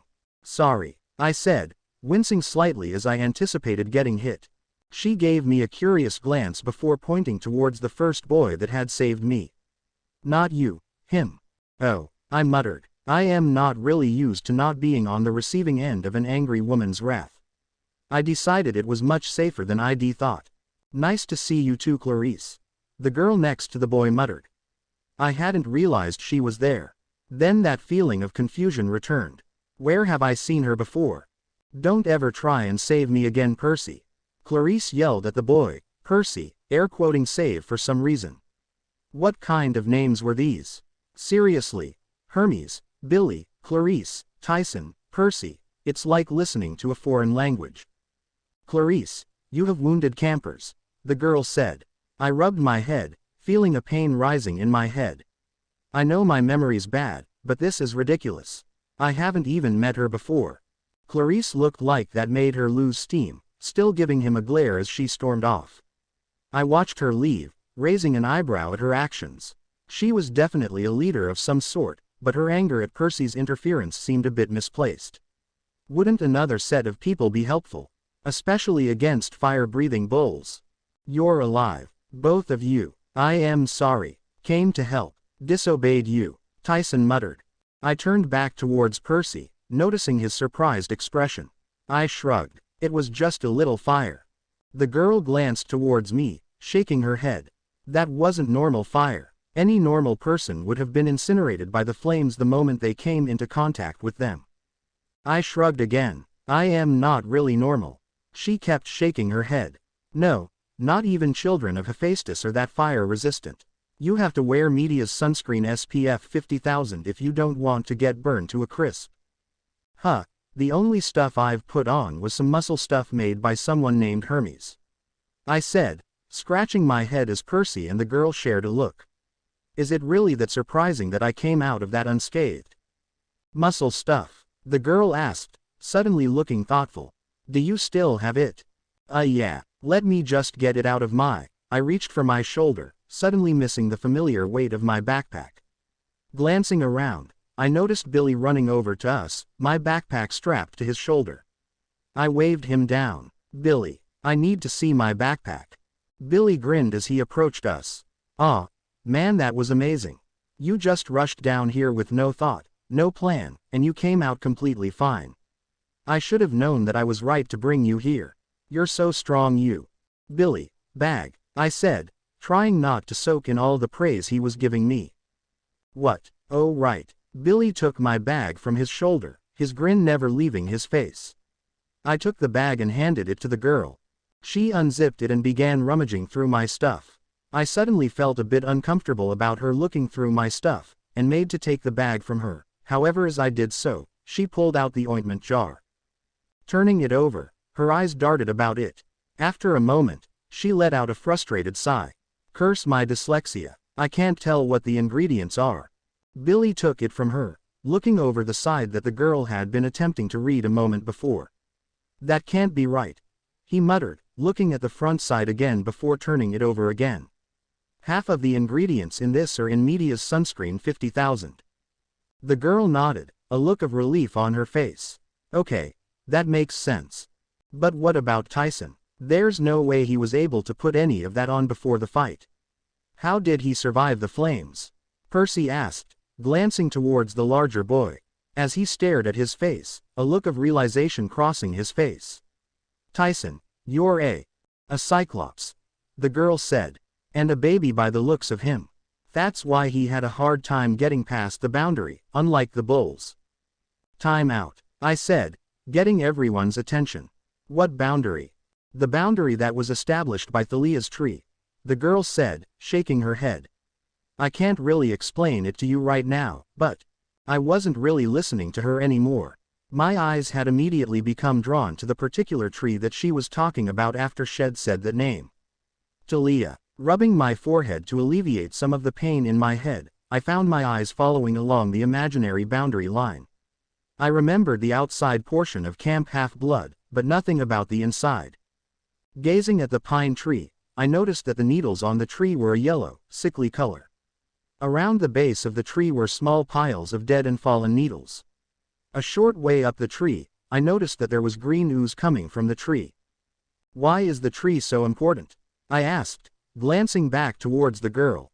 She bit her lip, like some bad memory had surfaced that she didn't want to talk about. Thalia was a daughter of Zeus who was turned into a tree by her father to keep her from dying. Her spirit has kept monsters from invading the camp since then. I was there when it happened. Who's Zeus? I asked. All of them gave me a shocked look. Overhead, I swore I heard the crack of thunder. But that wasn't possible. There wasn't a cloud in the sky. Who's Zeus? Who's? Don't you know anything about the Greek gods? Billy asked, his jaw practically on the ground.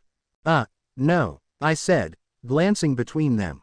Why? The girl glanced away. Because the only way you could have found this place and entered, weakened boundary or not, would be that you're a half-blood like us. Huh? I asked, giving her a confused glance. Percy seemed to be exasperated by my responses. It means you had one human parent, and one god parent. I thought it over for a second, before coming up with an appropriate response. Bullshit. Percy looked a bit surprised. I am being serious. That's not a reason to believe you, I said, crossing my arms over my chest. Billy spoke up. Would you believe us if you had proof that there were more, unexplainable things for you to see? I shrugged. I don't really see how anything else would help. Billy then dropped his pants, revealing a pair of hairy hindquarters. I am not sure which surprised me more, the fact that he was half animal, or the fact that Head actually just dropped his pants. I am a satyr, half man, half goat. Were found in some of the stories about the gods. He glanced up at me. Believe us now. Not having anything to really say to that, I just nodded my head. I looked back at Percy. He just shrugged. It was a bit of a shock to me too, but you'll get it once we explain it to you. I nodded, extending my hand to him. You saved my life, and I don't really know who you are. I am Naruto Uzumaki. I am Percy Jackson, son of Poseidon, and this is. I am Annabeth Chase, daughter of Athena. I sighed, the pain in my head suddenly alleviating itself. Looking at Annabeth, memories rose, overshadowing her current look with a younger, more innocent-looking girl. I am not sure why, but it felt strange seeing Annabeth as her older self as the shadow faded away. You're older than I remember, I muttered, palming my face as I let this information sink in. She gave me a curious look. What? I shook my head. Nothing. It's nothing. I looked at the tree again, remembering how Annabeth had said she had been there when Talia had been turned into a tree. With the memories I'd gotten from Limbo, I realized that things had changed from whenever the other person had been here. And if I was right, then I'd gotten knowledge of Camp Half-Blood from Talia. I turned to Annabeth again. All right, I think I believe you guys now. Why don't you explain all of this Greek god stuff to me? I am sure we've got plenty of time. As we walked through the camp, I couldn't help but be in awe of everything around us. There was just so much to take in. My eyes darted about, trying to see everything. I had so many questions I wanted to ask, like what everything was, and why certain things were happening in certain areas. Luckily for me, I wasn't the only one who wanted answers. What's that? Tyson asked with a surprised voice, looking as fascinated as I felt. The stables for the Pegasi, Percy answered, looking rather depressed for some reason. The winged horses. Winged horses, I thought, not sure if he was going crazy or not. Sure enough though, one of the other campers walked out of the stables not a moment later leading a winged horse out. I just blinked in surprise. Well, that's new. What's that? Tyson asked, pointing to the next area of interest. Those are the toilets. Good information to know, I thought as I thought of the terrible time I had once had with the bathroom. And spoiled milk. That had not been a fun time to relive. What's that? The cabins for the campers. If they don't know who your Olympian parent is, they put you in the Hermes cabin, that brown one over there, until you're determined. Then, once they know, they put you in your dad or mom's group. I nodded absent-mindedly for a second, before my eyes widened. Hermes. You mean the guy who made that muscle stuff? Percy raised an eyebrow. I don't know about that.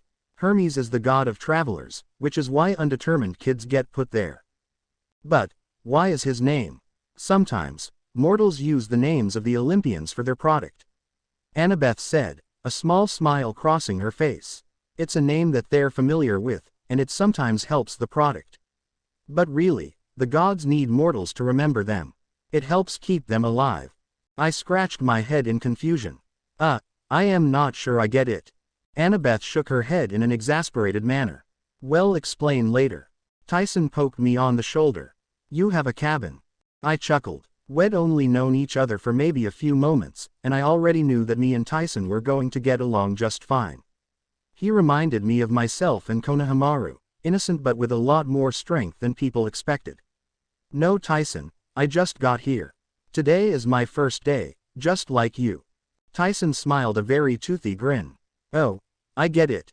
He looked at Percy. You have a cabin. Number 3, he said, pointing towards one of the buildings.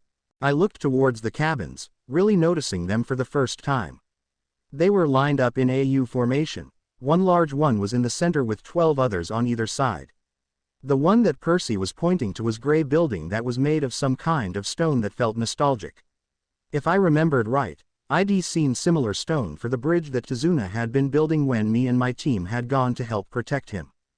You live with friends in the cabin? Tyson asked, an innocent look in his eyes. No, it's just me, Percy said, a sad look in his eyes as he looked down. He looked depressed about something, but I wasn't sure what it was. I glanced at Annabeth, hoping to get some answers, but she just shook his head. I guess it was a sore subject for him. We walked towards the largest house in the center of the ring of cabins. I noticed that there was something different about this cabin. There was a feeling of power that came from the cabin, like there was something powerful about it.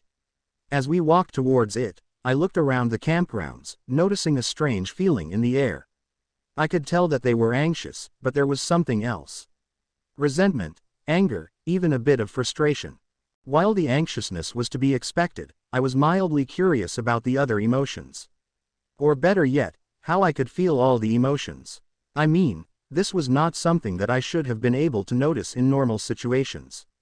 And yet here I was, noticing how one pair of kids were about at each other's throats, anger rolling off of them, while others whispered quietly with anxiety rolling off of them. The whole camp was in a state of preparation. I watched some of the kids from one of the cabins walking out with swords like the kind that Percy had used on the hill. There were strange-looking people walking around with bows in their hands, whispering nervously to one another. After a short while of walking, we walked into the house. Now I will say that my initial reaction to the whole camp was that things seemed strange. I mean, Billy was a half-man, half-goat thing, Percy and Annabeth, and according to them, meat were the children of gods, and they were preparing for war. However, the man in the room took the cake. Well, the half-man, half-horse dude took the cake. He was listening to some kind of music that I found to be a bit annoying. I've never heard music like that, and was hoping that I couldn't have to for a long, long time. Tyson's eye widened as he took in the man-horse. Pony. I beg your pardon, the man-horse said, looking highly offended. Annabeth stepped forward. Hello, Chiron. The man-horse, Chiron, smiled sadly. Hello, Annabeth, it's good to see you again. And you, Percy, you have certainly grown over the year. Percy looked quite a bit brighter upon seeing Chiron. Hey Chiron, how are you? Fine, just fine, Chiron said, a look in his eyes that told me he was anything but fine. Chiron, what's going on? Isn't there anyone who can help the tree? Annabeth asked, a pleading look in her eyes. Chiron sighed. No, I am afraid not. I've tried everything I possibly know how to do. However, this type of poison is one that came from the underworld and that I have never seen. It is possible that it is a type of poison from a monster from the pits of Tartarus. Then we know who's responsible, Crow. Do not invoke the Titan Lord's name, Percy. Especially not here, not now. But last summer he tried to cause a civil war in Olympus. This has to be his idea. Get Luke to do it, that traitor. Feeling way out of the loop, I raised my hand. Question. Chiron raised an eyebrow at my sudden intrusion. Yes. Where's Tartarus? Chiron chuckled. You haven't been here before, have you? I shook my head. As I did so, I noticed that Tyson seemed to have a pained expression on his face. Glancing from Chiron to Tyson, I figured out what he was thinking. Despite the fact that he was a bit taller than myself, I patted him on the shoulder. Let it go, Tyson. Tyson looked down at me, his look turned to one of pleading. But, Pony. Just let it go. Chiron sniffed. Young Cyclops, I am a centaur. I tilted my head in confusion. Horseman said what? Chiron gave me a confused glance. What? Percy and Annabeth chuckled at that, while Chiron looked between the three of us.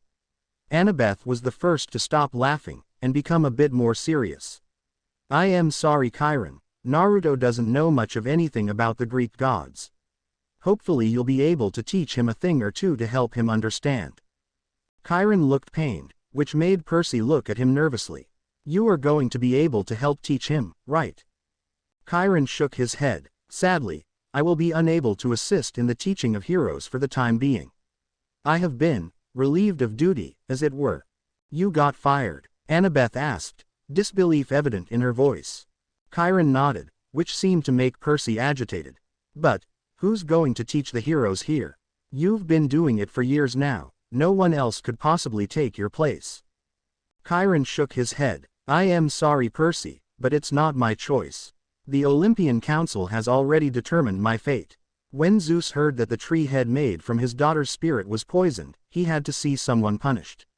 As of now, I am no longer the camp activities director of this camp. Wait, what? I asked. I was not liking the fact that I was being left completely in the dark. I've been left in the dark before, but I at least had some idea of what might be happening. I had more trust in the world around me. But now, I was in a different place, with different rules than I was used to. And I knew nothing about what was going on. Chiron frowned. Surely you've heard something of the Olympians. I shrugged. Not much. I mean, I know that the kids here are supposed to be their children, but that's pretty much all I know. Annabeth sighed. Well, then we have a lot to catch you up on. Chiron nodded, filling the last of his possessions into his saddlebag. Unfortunately, you'll have to do it without me. I will keep looking for a possible cure. Perhaps my journey to my kinsmen in the Everglades will prove fruitful, as they may know of something I may have overlooked. The tree only has maybe a few weeks less, unless. Unless what? Annabeth asked. Chiron shook his head. No, it's just a thought. There is a possible source of magic that would be strong enough to reverse the poison's effects, but it was lost centuries ago. And that would be? I asked, letting the question hang in the air. Chiron ignored me, pressing the stop button on his box. I stared at the box in surprise as the music suddenly stopped. Okay, that was weird. Chiron, what sort of magic can do this? Please tell us, Percy said, a pleading look in his eyes. Chiron sighed. Percy, I need you to promise me that you won't act rashly. I told your mother that you shouldn't come here this summer. It's too dangerous. Oh yeah, and the world outside this camp is all the better. I muttered. Chiron shook his head. Better safe with his family than in danger here. But, since you are here, stay here. Train hard. Learn to fight, but do not leave. Are you insane? I asked, receiving a glare from Annabeth. I ignored her. You just told him that it was too dangerous here, and that you warned his mom about coming. But then a moment later, you just turn around and say don't leave. Am I the only one who is failing to see how he came to this conclusion? Percy shook his head. Chiron's right. If I'd stayed at home, I'd have been safer. But now that I am here, I can train. I can fight. And that's what really matters right now. We need to protect the camp to make sure it isn't overrun by monsters. Never mind. You're both nuts. I muttered. Was it really that hard to understand? When someone tells you that a place is bad, you stay away. However, Chiron seemed totally at ease with telling Percy that what he did was wrong, and then turning around and saying that he had no other choice but to stay. Not that I wouldn't break their rules to do what right. It was just too confusing to know which rules to break. Chiron chuckled. Perhaps I have gone a bit nuts, as you so delicately put it. However, I am also right. Percy should. Time out, I said. Chiron didn't seem pleased by my interrupting him, but didn't say anything as I continued. Why do you keep saying that? Saying what? Percy this, and Percy that. What is Percy to you guys? Annabeth sighed. Percy is one of the children of the Big Three, the direct descendants of the Titan Lord. They are powerful gods, and their children are just as powerful. What does that have to do with Percy? There's some prophecy that I am not supposed to be told about that involves me either saving or destroying Olympus. Percy said, adding his 2 cents to the conversation.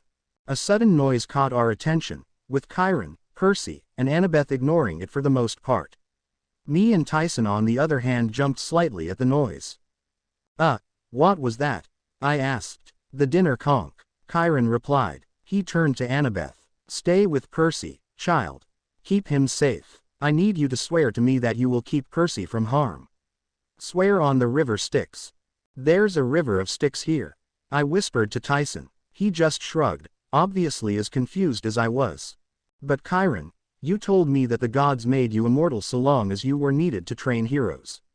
If they dismissed you from camp, swear that you will do your best to keep Percy from harm, he insisted. Swear upon the river Styx. Annabeth looked dejected. I swear upon the river Styx. There was the sound of thunder outside the cabin. I couldn't help but growl. Seriously, what the heck is wrong with this place? I keep on hearing thunder, and there's not a cloud in the sky. Everyone except Tyson, who looked just as confused as I felt, laughed at that. It felt a little forced, but I suppose it was better than nothing considering the situation. Boy, you will understand in time. Now go to dinner. You should meet your new camp counselor Tantalus there, Chiron said as he walked out the door. We all watched him walk out of the building, a small sense of dread filling me as he went. It was almost like our last real line of defense was gone. Annabeth had tears slowly beginning to fall, and Tyson looked like he was going to start cry as well. A moment after the door closed behind Chiron, I clutched my head in frustration. What just happened? Percy backed away from me a bit. I don't know. Annabeth didn't seem to be taking my sudden meltdown very well either, tears rolling down her face faster than before. What's wrong? Oh, nothing, I said, trying to avoid the desire to wreck everything in the room. I've just gotten out of somewhere dark and dreary, only to end up in a place I've never heard of before. Then, I get attacked by a monster, who is yelling at me to join some army while trying to kill me. Then I get the opportunity to almost get robbed while trying to get something to eat. Oh, and that's not all. I then travel in a metal death trap that nearly crashes at least 50 times. After surviving that, I get attacked by giant metal fire-breathing bulls, and find out that my first friend here is half goat. And then, only then, do I get to meet the only person who might be able to help me right now. Thing is, I don't learn anything. Do you think that you would take any of that very well? Poor Annabeth was at a loss of words, tears still rolling down her face. Percy had managed to get himself wedged into a corner, looking at me with a terrified expression. Tyson seemed to be the only one not affected by my outburst of anger. In fact, he looked like he was confused and oddly happy. Suddenly, there was a twisting feeling in my gut as a loud groaning noise erupted around us. I couldn't tell where exactly the noise was coming from, but the suddenness of the noise snapped me out of my frustration-induced spiel. My gut quickly unclenched as I looked around the room. What was that? I dunno, Tyson said, glancing about the room. Something smells good. What? I sniffed the air experimentally. I am not good at sensing things, or increasing my senses, but even I could smell that faint smell. It was strange, like a combination of baking bread, cooked meat, and cheese. I took a deep breath, my mouth beginning to salivate at the smell. Naruto, I am sorry, Annabeth said, falling to the floor. I looked towards them, finally noticing their expressions, and the feeling rolling off of them. They were terrified. It didn't take long for me to figure out just what they were terrified of, seeing as I'd just completely lost it on them. I knelt down beside Annabeth. I am sorry, I just lost it. I've been having a bad day, and no one really seems to be able to do anything to help me figure out what to do. So, you aren't mad anymore? Percy asked, slowly easing his way towards me. I scratched the back of my head. Yeah, I am good now. Sorry about that little freak out. Percy nodded. I suppose he used to being left in the dark, seeing as he was just as confused about some of the things that Chiron talked about as I was. He walked over to Annabeth, helping her up as she started to get more control of herself. The look in her eyes was one of terror, as well as anguish. As I watched her collect herself, I had a sudden epiphany. She and Chiron had been close. Now I felt really bad. Not only had I hurt them, but I'd hurt them while they were already in pain. I am sorry, I didn't realize. Realize what? Annabeth asked. She was still a little shaky, but looked more composed than I felt. Chiron, I didn't realize that you were so close to him. Another look of pain crossed her face. He was like a father to me. A sudden relaxing feeling flowed through my head. I saw a man, with goggles on his head looking at me with a happy look on his face.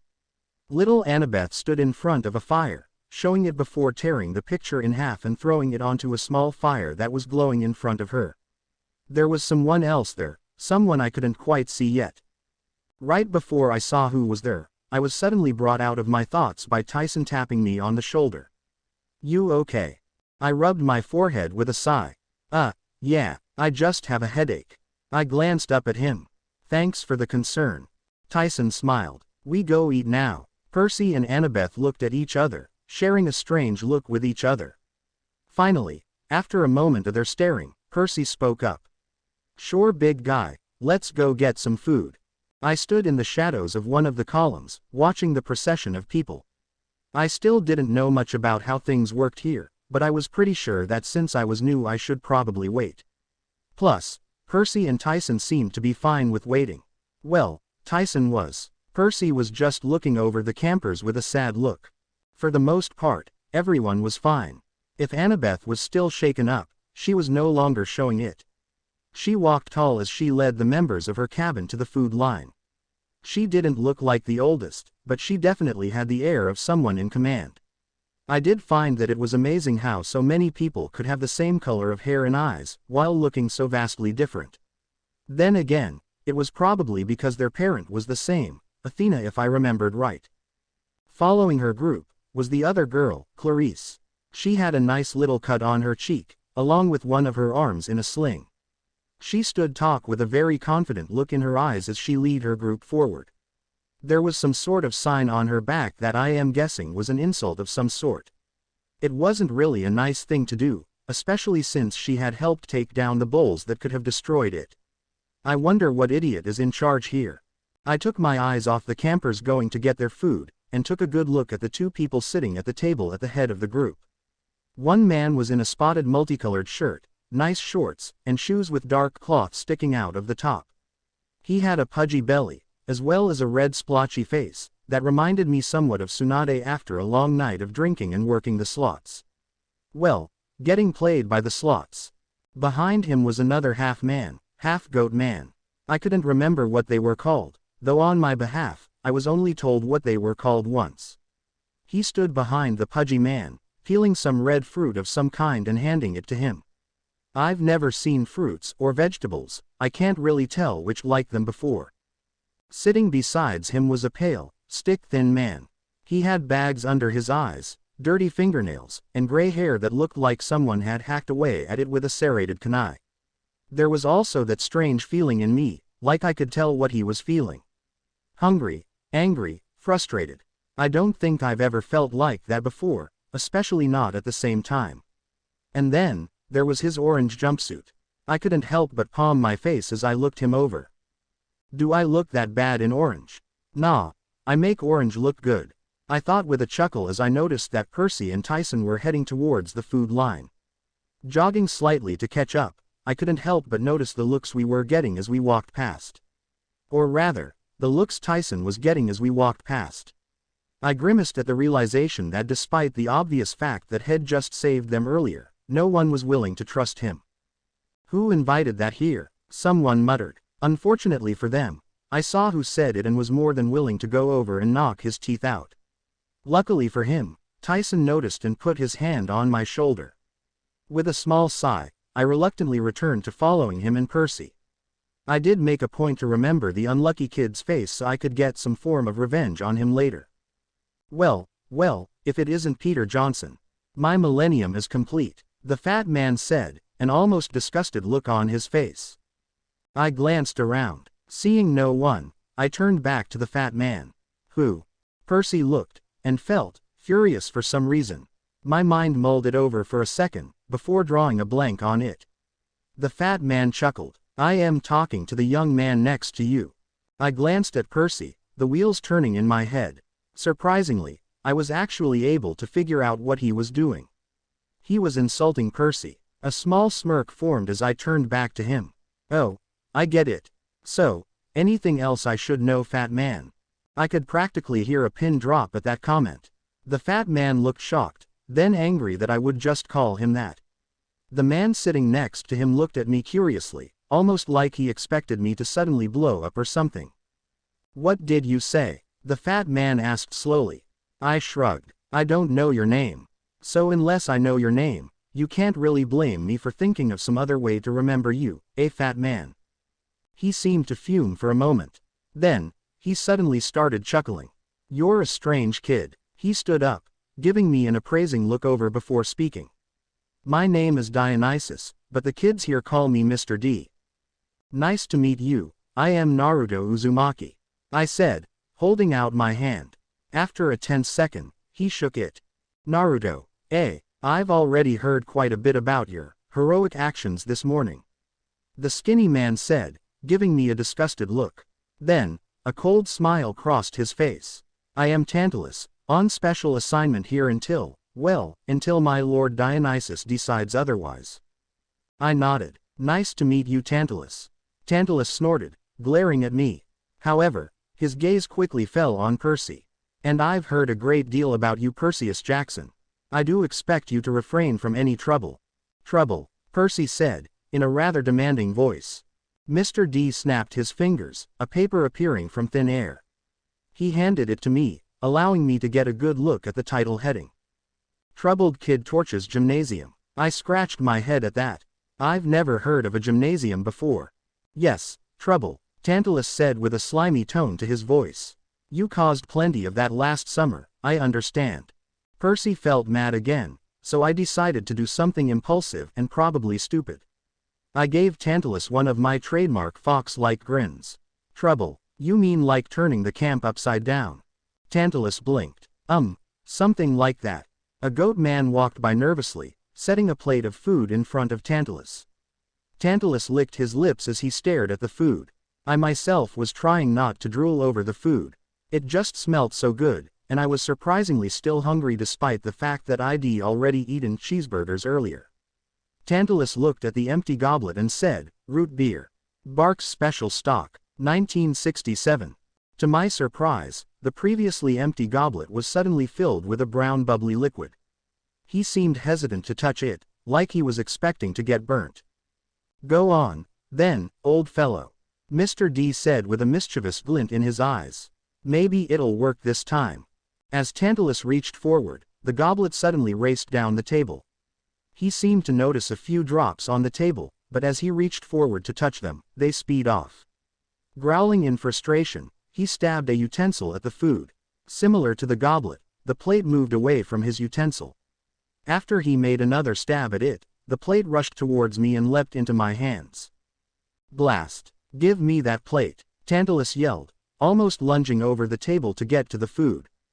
I took a step back, the full aroma of the food hitting my nose. Oh no you don't, this smells too good. Besides, it likes me better. Mr. D didn't bother concealing his laughter as Tantalus sat back down with a scowl on his face. Dearie me, I am sorry about that. Perhaps, another few days. Believe me, old chap, working here will be torture enough for you. I am sure your curse will wear off in time. Until then, remind me to stick around, this food is great. I said, as I dug into the food with my fingers. I knew that there was some kind of utensil I was supposed to use, since everyone else was using them. There was just one problem. They weren't the chopsticks I was used to. Tantalus glared at me. Do you know how long I've gone without food or drink? I don't believe that someone like you can comprehend being parched for 3,000 years. I shook my head. Nope, and I hope I never do. This is too delicious to give it up anytime soon. Tantalus grumbled while Mr. D grinned. Naruto, I do believe that we should get along just fine. Do you know who your godparent is? I shook my head, causing him to sigh. A shame. I did so want to thank whichever one of my siblings sired you. I shrugged. Maybe they'll send a note or something. He chuckled at that. Yes, maybe they will. His gaze then drifted towards Percy. Peter, go sit down.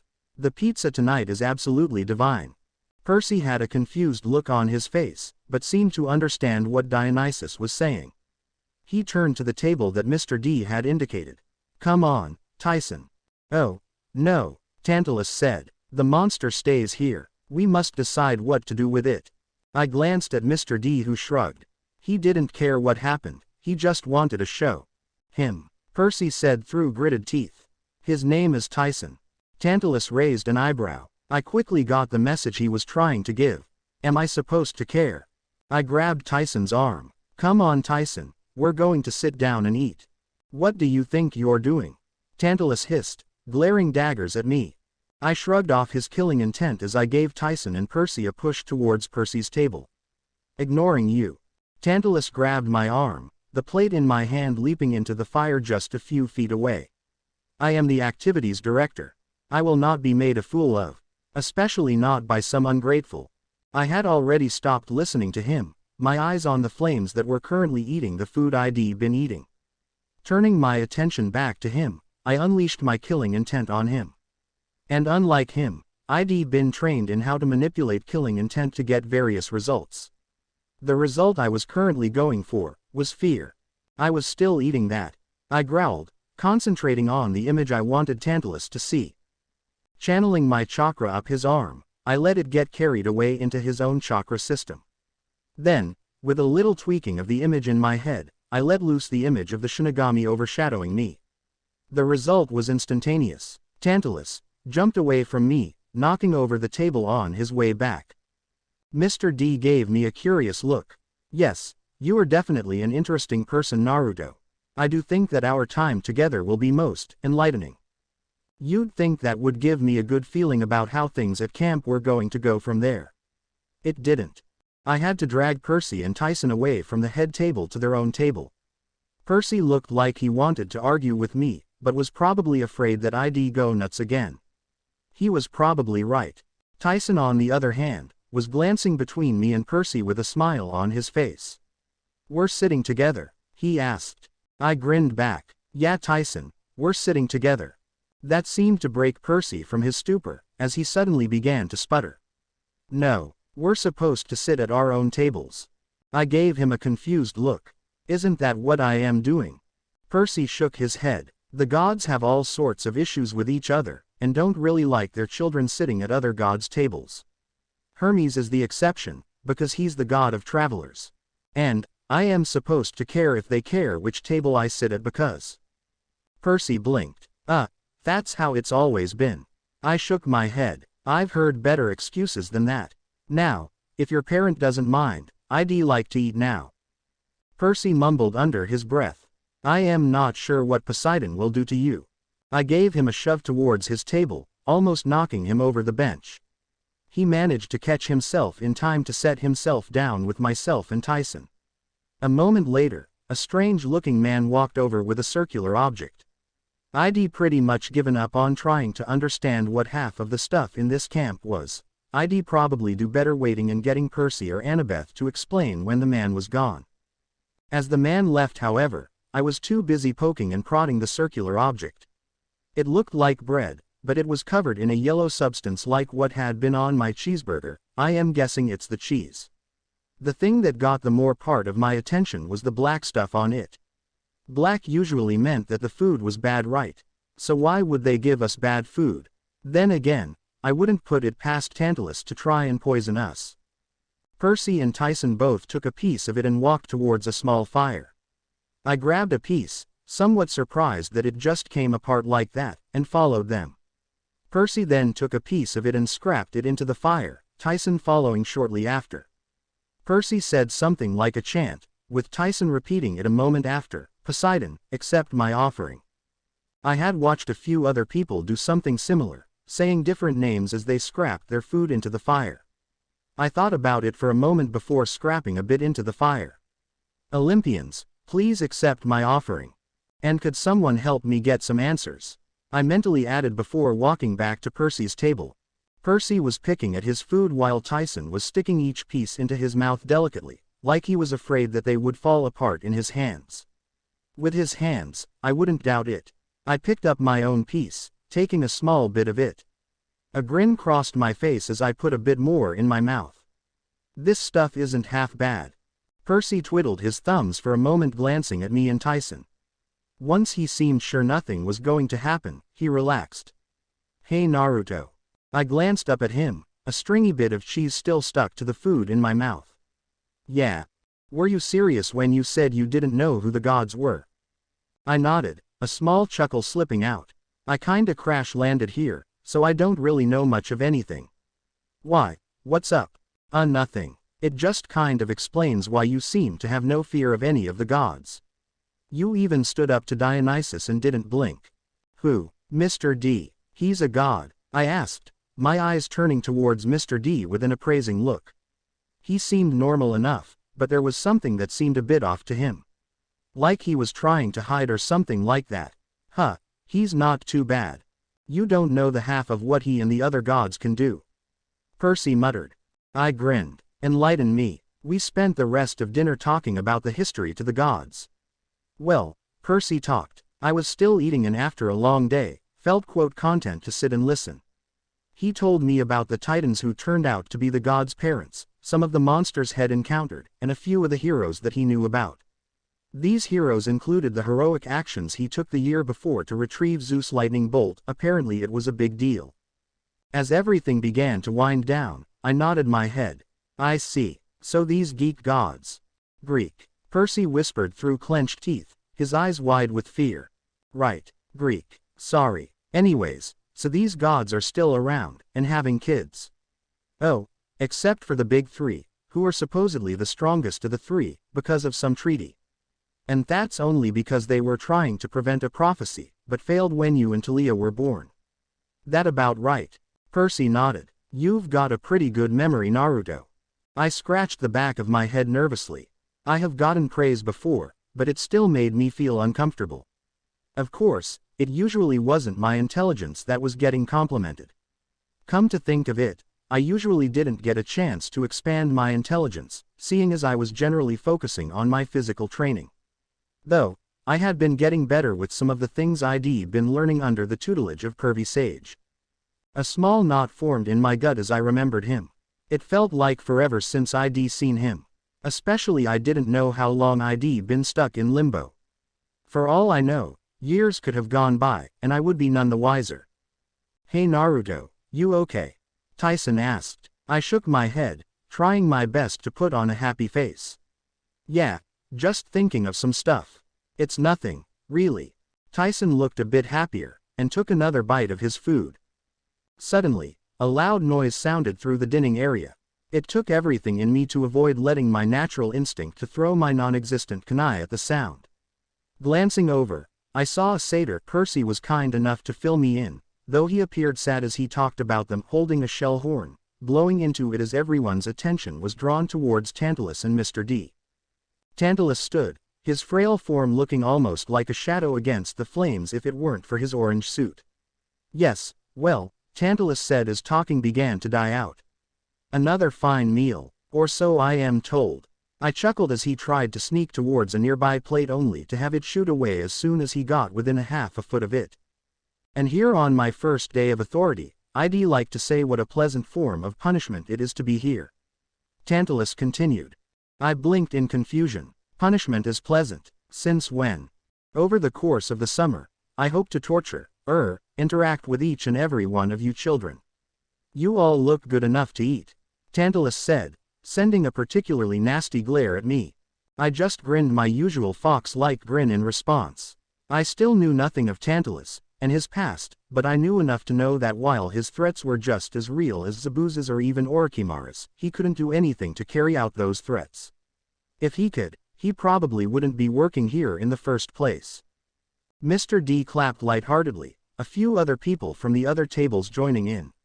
Most of them looked a bit disturbed by what Tantalus had said, though I can't say why. Percy had told me that this was a training camp for heroes, so someone like him really shouldn't have been too much of a hassle for them. Then again, they were in training. And now some changes. Tantalus gave everyone a crooked grin. We are reinstituting the chariot races. Murmuring broke out amongst the tables. I blinked in surprise as I suddenly felt a surge of emotion from everyone. For the most part, all I felt was fear.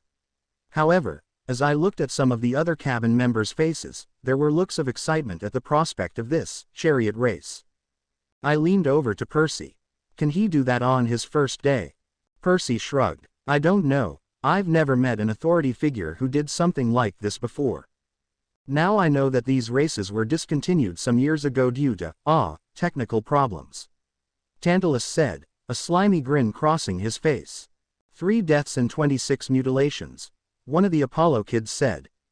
I shook my head. Those did not sound like the kind of statistics I'd want to hear when going through an activity. Then again, the Chunin exam wasn't much better, especially when I remembered the Forest of Death, and all its friends. I shuddered at the memory of the giant snake that had eaten me when I'd taken the exam 2 years ago.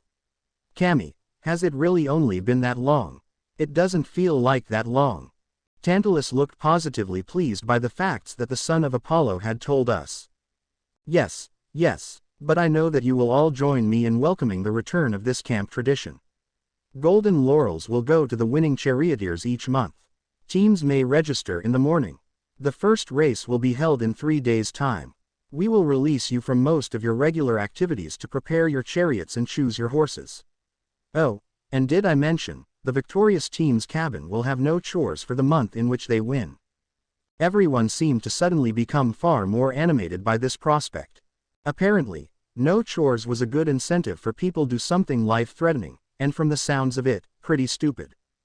However, not everyone seemed to be so happy about this, as I felt a sudden spike of anger from one of the tables. I turned towards it, and realized it was Clarice. I noticed that she was at the Ares table, the god of war if I remembered correctly. This piqued my interest. After all, if she was a child of the god of war, why would she seem opposed to something like this? But, sir, Clarice yelled, nervousness rolling off of her as she stood up. Some of the other kids at the other tables seemed rather amused by something, but I couldn't tell what. She glanced at a few of the other members of her table before speaking. What about patrol duty? I mean, if we drop everything to ready our chariots. Ah, the hero of the day, Tantalus said, cutting her off. Brave Clarice, who single-handedly bested the bronze bulls. Clarice looked startled, as a blush crossed her face. I didn't. And modest too. Tantalus grinned. Say what? I said, scratching my head in confusion. Tantalus and a few other people gave me a somewhat confused glance. My guess would be that he wasn't really expecting me, or anyone for that matter, to cut him off. What's the matter, boy? I shrugged. I dunno. I mean, Clarice is definitely the hero of the day. If it weren't for her, those bulls definitely would have gotten into the camp and destroyed it. Wouldn't you say that she showed good judgment, and that you should trust that judgment in the defense of the camp? I had no idea of half of the stuff I'd said, but judging by the looks I was getting, it was the right thing to say. Clarice gave me a grateful look, before looking at Tantalus with a resolute stare. Tantalus had lost whatever sway head had over the camp in that moment, and I was not going to let him get it back without a fight. Tantalus growled. While I am certain that is true, I am the activities director, and as such will make the final decisions on such matters. I put my hand on my chin in a thinking manner. You know, I heard this was a camp for heroes in training. Aren't heroes supposed to exercise good leadership skills? I grinned. So wouldn't putting something like this to a vote make a good test of leadership and devotion?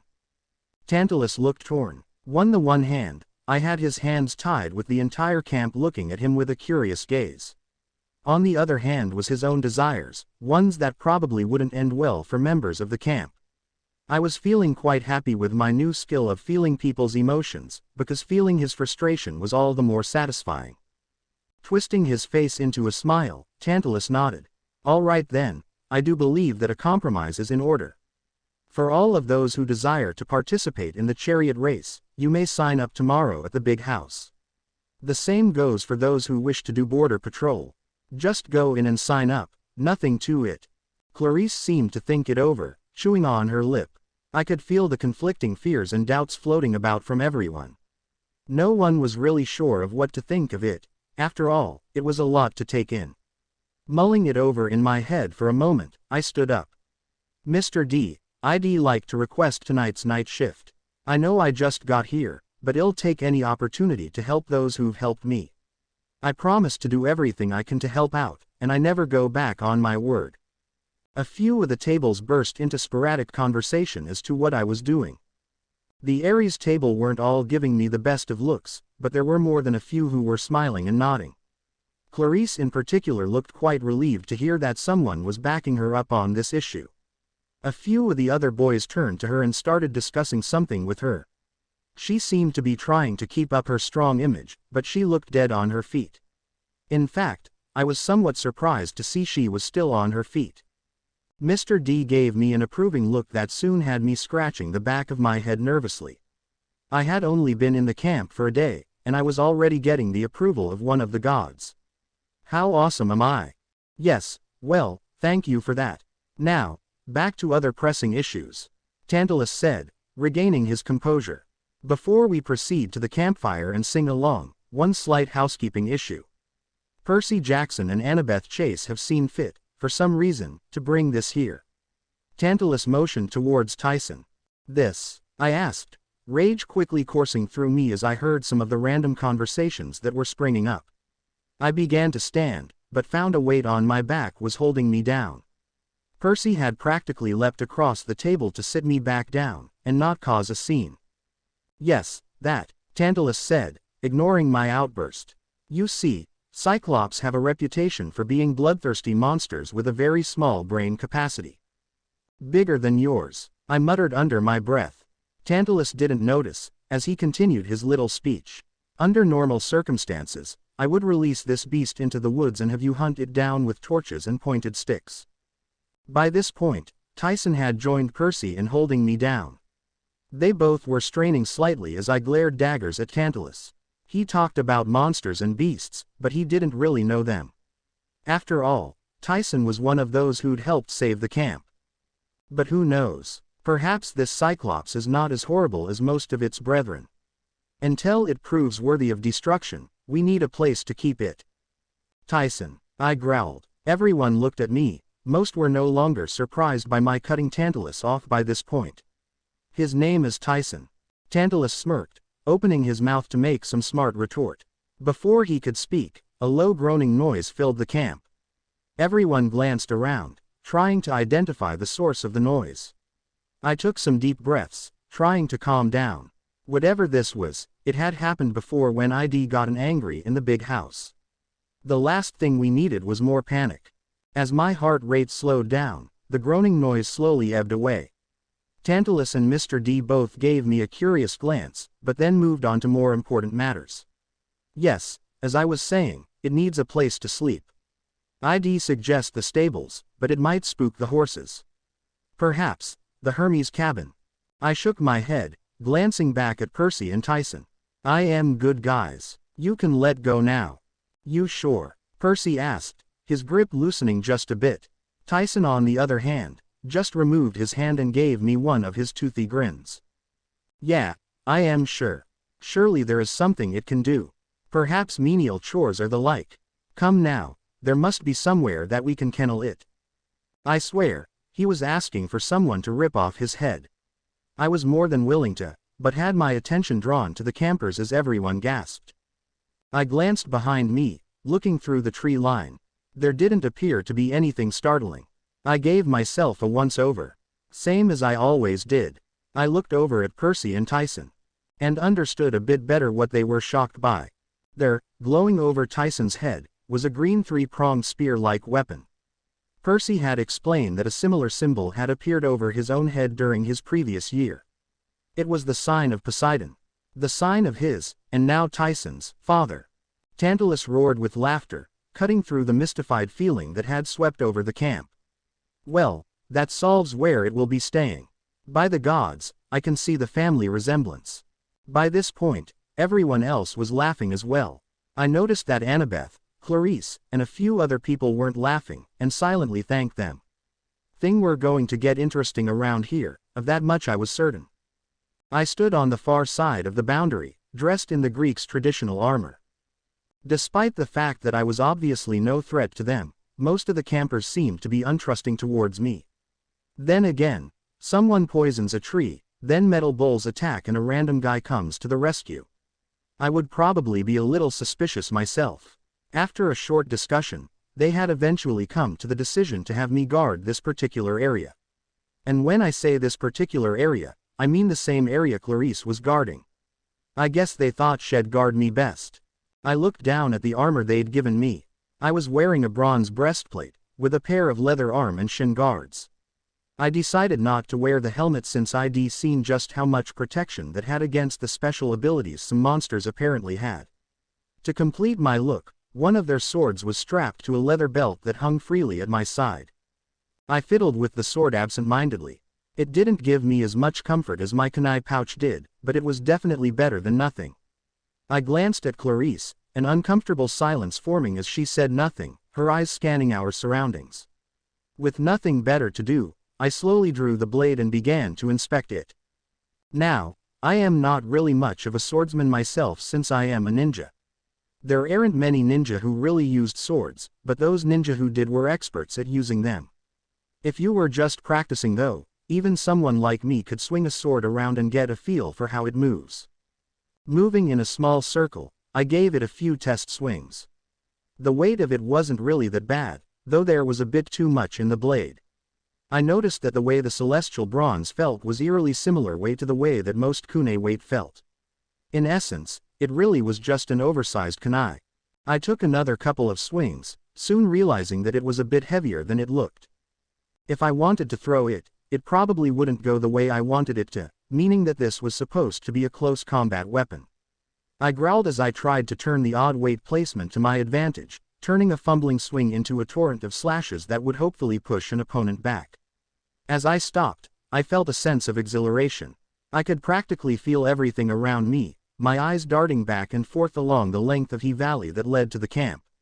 I felt alive. A slow clap drew me out of my elated state. I glanced back towards the clapping. Clarice stood there, a look of amusement on her face. I'd forgotten she was there. Shaking my head, I gave her the best serious look I could. "What?" "Oh, nothing," Clarice said. "It's just that the way you swing that sword, I never would have known that this was your first time wielding one." I raised an eyebrow at that. "Are you mocking me?" She had a small smirk on her face, like she was going to say something witty. Then, a tired look overtook her previous expression. The feeling of frustration and disappointment slowly rolled off of her in slow waves. I wondered what was making her feel that way, but decided that it probably would be smarter to not say anything. After a moment of silence, she shrugged. "Not really. You aren't a natural with a sword, but with a bit of work you could be taking on monsters in no time. But right now, your swings are wild. If a monster were to attack, you'd be better off beating it with your fists like you did with the bull." Oh. There wasn't much more I could say about it. After thinking it over, I decided her answer was nice. She wasn't really saying I was bad, just that I needed to improve. Her gaze turned towards the hillside, sighing softly. "This is nuts." "Which part? The tree dying, the new counselor, the attacking monsters, or the fact that you're on guard duty with me?" I asked. Clarice growled at me, a heated glare leveled at me. "None of your business." I rubbed my chin thoughtfully, ignoring her glare. Personally, both counselors have been pretty useless. I mean, one was as informative as a rock, and the one we have now is as dumb as a rock. Clarice blinked in surprise. Then she laughed lightly. "Yeah, Chiron's riddles can get a bit annoying at times, but he means well." I shook my head. "I am not sure I believe that." "Why not?" I sighed. "Before he left, he told us that he had an idea of some object that could cure the tree's poison. But when me and Percy asked him, he just shook us off and started telling him to stay at camp because of some prophecy. It just doesn't make sense." Clarice said nothing, returning her gaze towards the valley between the road and Camp Half-Blood. I guess she'd decided to ignore me. With nothing better to do, I kept swinging my sword around in the wild way I had before. After goofing off with the sword for about 10 minutes, I decided to up the practice. Grinning from ear to ear, I put my hands into the very familiar cross-shaped position. Shadow Clone Jutsu. A small poof of smoke filled the area around me. After a couple of seconds, 8 replicas stepped forward. I scratched my cheek in confusion. Wasn't I trying to make 10 clones? Oh well. What in the God's name did you just do? I glanced back to Clarice, who had grabbed her spear and was holding it in a defensive position. My eyes widened slightly as I noticed that there was a small spark of electricity building up around the tip of the spear. And with the scowl on her face, I wasn't really willing to make a mess of things. Unfortunately, all of my clones were following the same thoughts as I was. Not a second after I opened my mouth to speak, at least 4 of my clones broke out into chattering. Soon, all of them were talking, making animated motions with their hands to try and get some point across. With all the chaos they were causing though, I almost forgot what I was supposed to be explaining. Luckily, or unluckily, Clarice did not forget. One of my clones got too close to her, still trying to help explain. In a flash of motion, the clone suddenly had a large gash in its neck. All of the clones instantly stopped talking as they watched the other clone struggle for a couple of seconds in pain and confusion before the clone finally dispelled. I placed my hand to my throat, an odd feeling going through me. Like I really knew what it was to die like that. Remembering just who had killed my clone, the clones and I raised out hands in surrender as Clarice leveled her spear at us, lightning now freely dancing about on the spear's tip. "What did you do?" Clarice growled. I raised an eyebrow in confusion. "Other people here can't do this." "No they can't, you moron. What, did you think this was how everyone reacts to normal stuff?" I shrugged. "This is the first time I've done this here, so I wouldn't know. I mean, it's just a clone technique." Clarice lowered her spear a bit. "A what?" "You know, a clone technique. Like water clones, earth clones, or even my own shadow clones. Their chakra constructs people can use for various purposes," I explained. Despite the fact that I was mentally applauding myself for remembering the different types of solid clones, I was also concerned. Instead of becoming more at ease, Clarice seemed to look more confused and tense. I decided I should simplify it a bit more. "They're copies of me." "That's not possible," Clarice said, poking one of my clones with her spear. The lightning on her spear jumped onto the clone's breastplate. The clone jumped in surprise. "Watch it. That hurts, you know." "How?" Clarice asked, backing up slightly. "That's a good question," I said, poking the clone nearest to me. He looked somewhat uncomfortable, but then, I am sure I'd be acting the same way if someone was scrutinizing me. Sort of like a paradox where I can watch myself, while feeling my own scrutiny. I don't think too much of it. Gives me a headache. Not really seeing anything different about the clone, I pulled him to the side. "Defense only." The clone pouted at my command. "Fine." We both got into ready stances, eyeing each other for a second before I rushed forward. Since my defense has never been good, my clone stumbled back as he attempted to block my blows. I did everything I could to hit the clone, coming in at odd angles, spinning around to hit harder, even kicking at him a couple of times to throw him off balance. He just saw through my different attacks, and countered in whatever way he could. I saw that his form, my form, stupid paradox, was sloppy, and I quickly found an opening. Charging forward, my blade sped towards my clone's now unprotected neck. A moment too late, my clone saw and tried to dodge. Instead of taking his head off like I'd planned, my blade cut into my clone's shoulder. I quickly understood just how effective the blade was, as it nearly cut through the bone in my clone's right arm. There was just one problem. My clone didn't go poof like normal. Instead, it fell backwards onto its butt, clenching its teeth to prevent itself from crying out in pain as blood slowly seeped from the wound. I was immediately at its side, grabbing the wounded arm and trying to stop the blood from flowing out. My clone glared at me. "What the heck was that?" "I don't know." I shook my head, trying to remember the description of his shadow clone jutsu from the scroll of sealing. Going over it in my head, I couldn't think of anything that would explain what was going on. "Hold up." My clone grabbed my shoulder with his good arm. "Let's try something." I looked at my clone in confusion until I noticed the right side of his badly was disappearing. My eyes widened as he slowly faded into nothing. Then, I felt his energy suddenly roll through me. My arm felt like it was sore, but it was completely uninjured. Then the really strange thing happened. I saw myself rushing forward, swinging wildly, hacking at my clone's, arm. Do I always look that angry when I am fighting? Though as I turned towards my other clones. They had a startled expression on their faces. Boss, did you see that? Yourself, attacking yourself." I nodded. This isn't normal. This world changed the shadow clone jutsu. Plus, seeing stuff like that usually doesn't happen. Which can only mean one thing. All of my clones looked at each other. Then, a look of realization crossed their faces. The shadow clone jutsu is now even more awesome. They yelled, pumping their fists into the air. I grinned. That's right. Now, let's test out just how much we can do. There's 6 of you left, so we'll split into 3 groups of 2. You 2 go patrol the hillside side, and make sure to let us know if anything is coming. You 2 practice with your swords. If I am right, we should get better as you guys practice. And you 2 practice tree walking. Ah, do we have 2? One of the tree walking clones whined, while the other snickered. I nodded. We were stuck doing nothing for a long time, so I am out of practice with my control. I tried making 10 clones, but I only made 8. Wait a minute, why am I explaining this to you? Why don't you know what I am thinking? My clone gave me a shamed grin. I forgot. I smacked the back of his head. Go practice. Yes sir. My clones chanted, each of them giving me a mock salute before running off to do what they'd been told to do. I watched them leave with a small feeling of satisfaction. You know what? Fine. Don't tell me anything. Clarice suddenly yelled at me, making me jump a bit. She's a scary girl. It's not like I might need to know what's going on or anything like that. She yelled as she stormed off. I watched her go, silently wondering what I'd done to anger her. I didn't get any sleep that night. Shortly after midnight, Clarice and I were relieved of guard duty.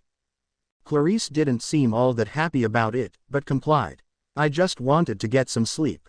I felt dead tired. However, no matter how I tossed and turned in my small portion of the Hermes cabin, my eyes would not stay closed. Eventually I gave up and climbed onto the roof for the rest of the night, staring at the stars. I was confronted by some feathery old hags, but a quick burst of killing intent sent them scurrying away. I walked around the edge of the lake, ignoring the satyrs and other people running about. My mind simply wasn't content as it rushed about, hyper-aware of every single thing that was happening around me. Plus, everything around me was somehow or another bringing back memories of home. Just looking at the lake alone brought back memories of the Bell test, my first C-rank mission, of my first time meeting Pervy Sage, of my lost battle with Sasuke. I rubbed the left side of my chest, remembering the feeling of pain that flashed through me as he shoved a lightning-encompassed fist through my lung. The pain had numbed the feeling when it had actually happened, but after reliving my memories I felt it as vividly as if it had happened yesterday. Even worse, I remembered my promise to Sakura. My promise of a lifetime. How far from home am I? I wondered, turning my eyes to the sky. The Kyubbi used some kind of summoning technique to force me here. Hey, wait a second, I just need to ask him. I grimaced at the thought of going and seeing the fox. I didn't want to visit the fox anytime soon, especially after the stunt head pulled to bring me here. I hadn't known what he was going to do. I didn't even know that the Kyubbi knew hand seals. Shaking my head, I turned towards the now slowly rising sun.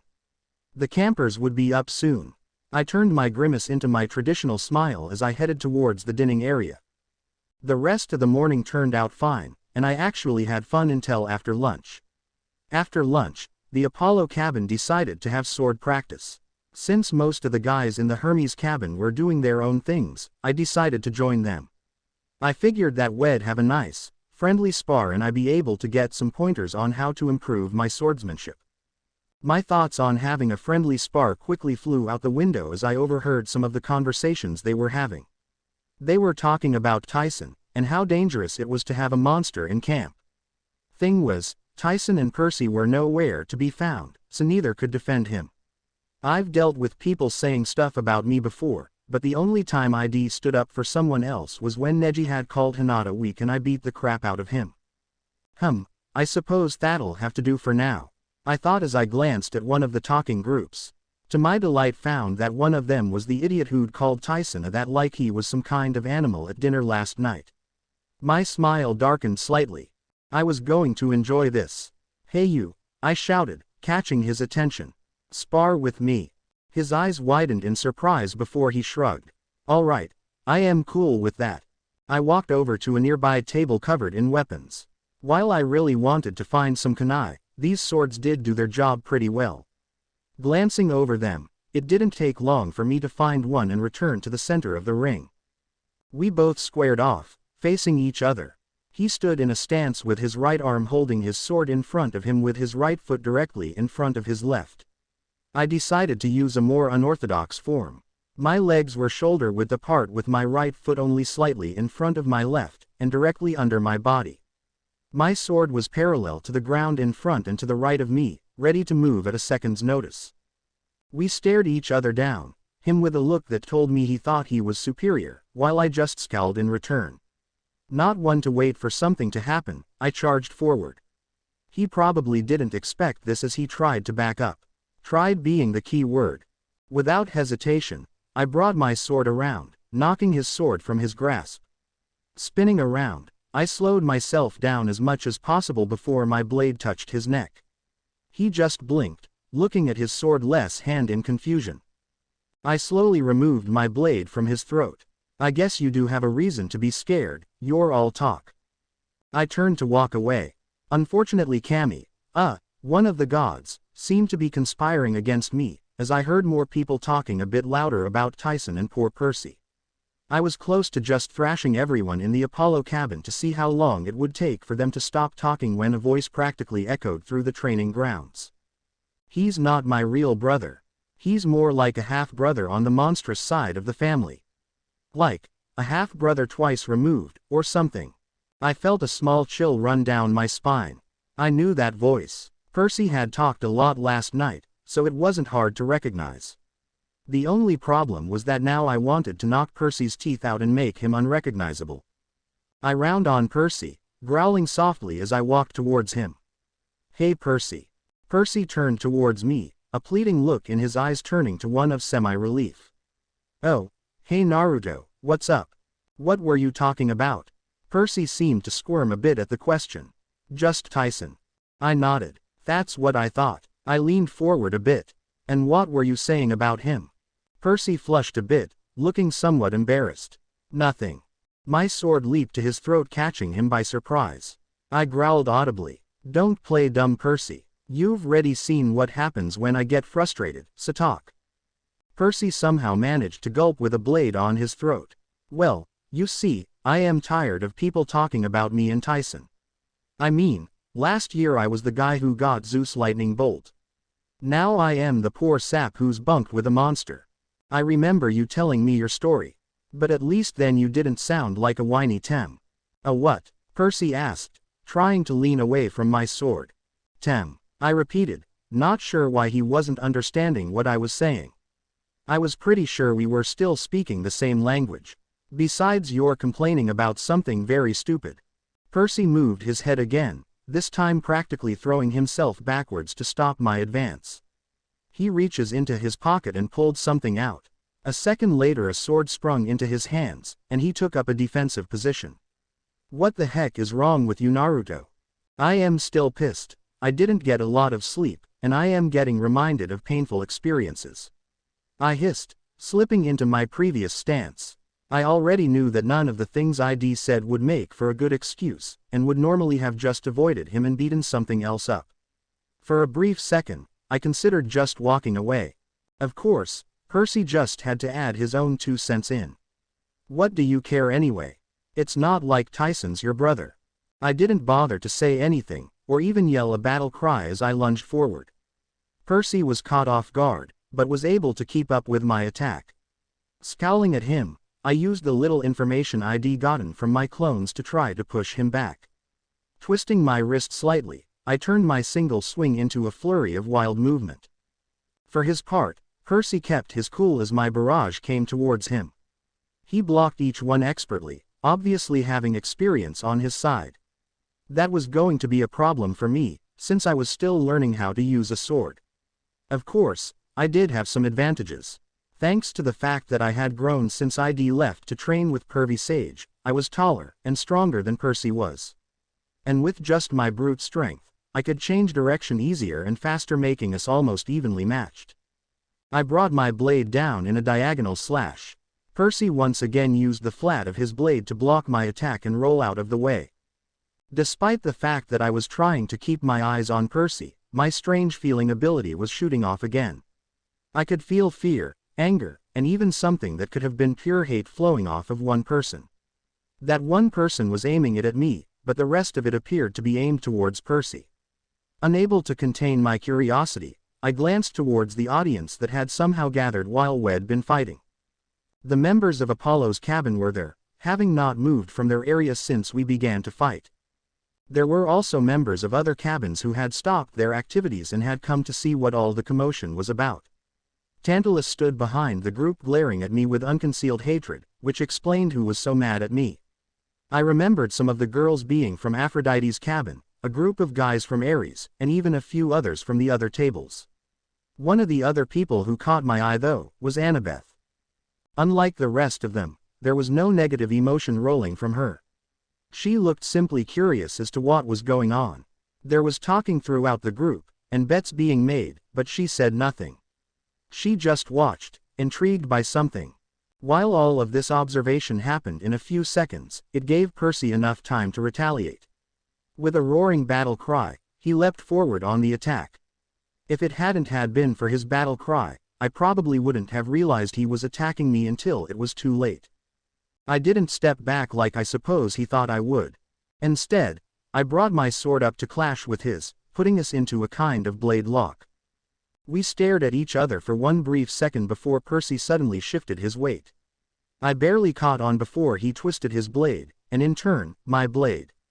My hand was suddenly twisted at an odd angle, and it looked like Percy was planning on bringing my own blade back around to my neck. Thankfully, I am both unpredictable and predictable. After all, I am only human, and the pain in my wrist really hurt. So I let go of my sword. Percy's eyes practically bulged out as his maneuver suddenly went wide, my sword flying off, and his own shooting outwards. He was now completely defenseless, and I was unarmed. That had never stopped me before though. I stepped forward, closing the distance between myself and Percy. Had been trying to keep a bit of distance between us, probably because of my size. With the training I'd been through though, it was not a difficult task to get within an inch of his face. My left arm lashed out, grabbing his sword-wielding forearm to hold it in place. With this kind of distance in my grip, Percy wouldn't be able to swing his sword. I drew back my free fist and slammed it into his gut. He sputtered out, doubling over and falling to his knees. His sword now lay forgotten next to him, released the moment I hit him. Not entirely done humiliating him, I put my hand on his shoulder and used his back as a ramp to roll over his shoulder and get behind him. Looking past him, I realized that somehow, we'd brought our fight near the lake, and I was lined up with Percy directly towards the lake. A memory flashed through my mind from earlier as I remembered one of the most painful, and by far the most humiliating thing I'd ever had happen to me.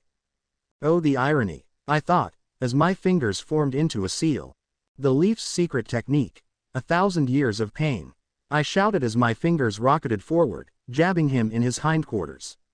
Mentally, I winced, or as some have called it, the super painful butt poke. Percy never had a chance. Within a second, he was flying through the air. Unfortunately, it wasn't quite as graceful as mine had been. I'd just grabbed my butt as I flew through the air crying out in pain. Percy didn't have the luxury of grabbing anything as he flailed about, twisting about for a moment before finally falling into the lake. I brushed myself off in a nonchalant fashion, mentally wincing with every move I made. Percy may have been a whiny tem, but he was definitely skilled enough that I was going to feel the pain in my arm and back for the rest of the day. While I didn't let it show to the campers, I was exhausted. Physically, mentally, and probably emotionally too. Okay. Note to self, learn how to use a sword and not feel tired. I mentally mumbled as I turned to walk away. Before I could though, I was mobbed by several of the campers. Dude, that was awesome. You totally put Percy in his place. Yeah man, that was definitely cool. You're alright by me. Man, I wish I had a camera. I would have loved to show Dad Percy's face as he flew off. If you ever need someone to help you in a fight, just remember that us guys have got your back. I nodded slowly. Looking between each of them, I noticed a similar ruggedness in all of them, like they were just waiting for someone to ask them to fight so they could jump in.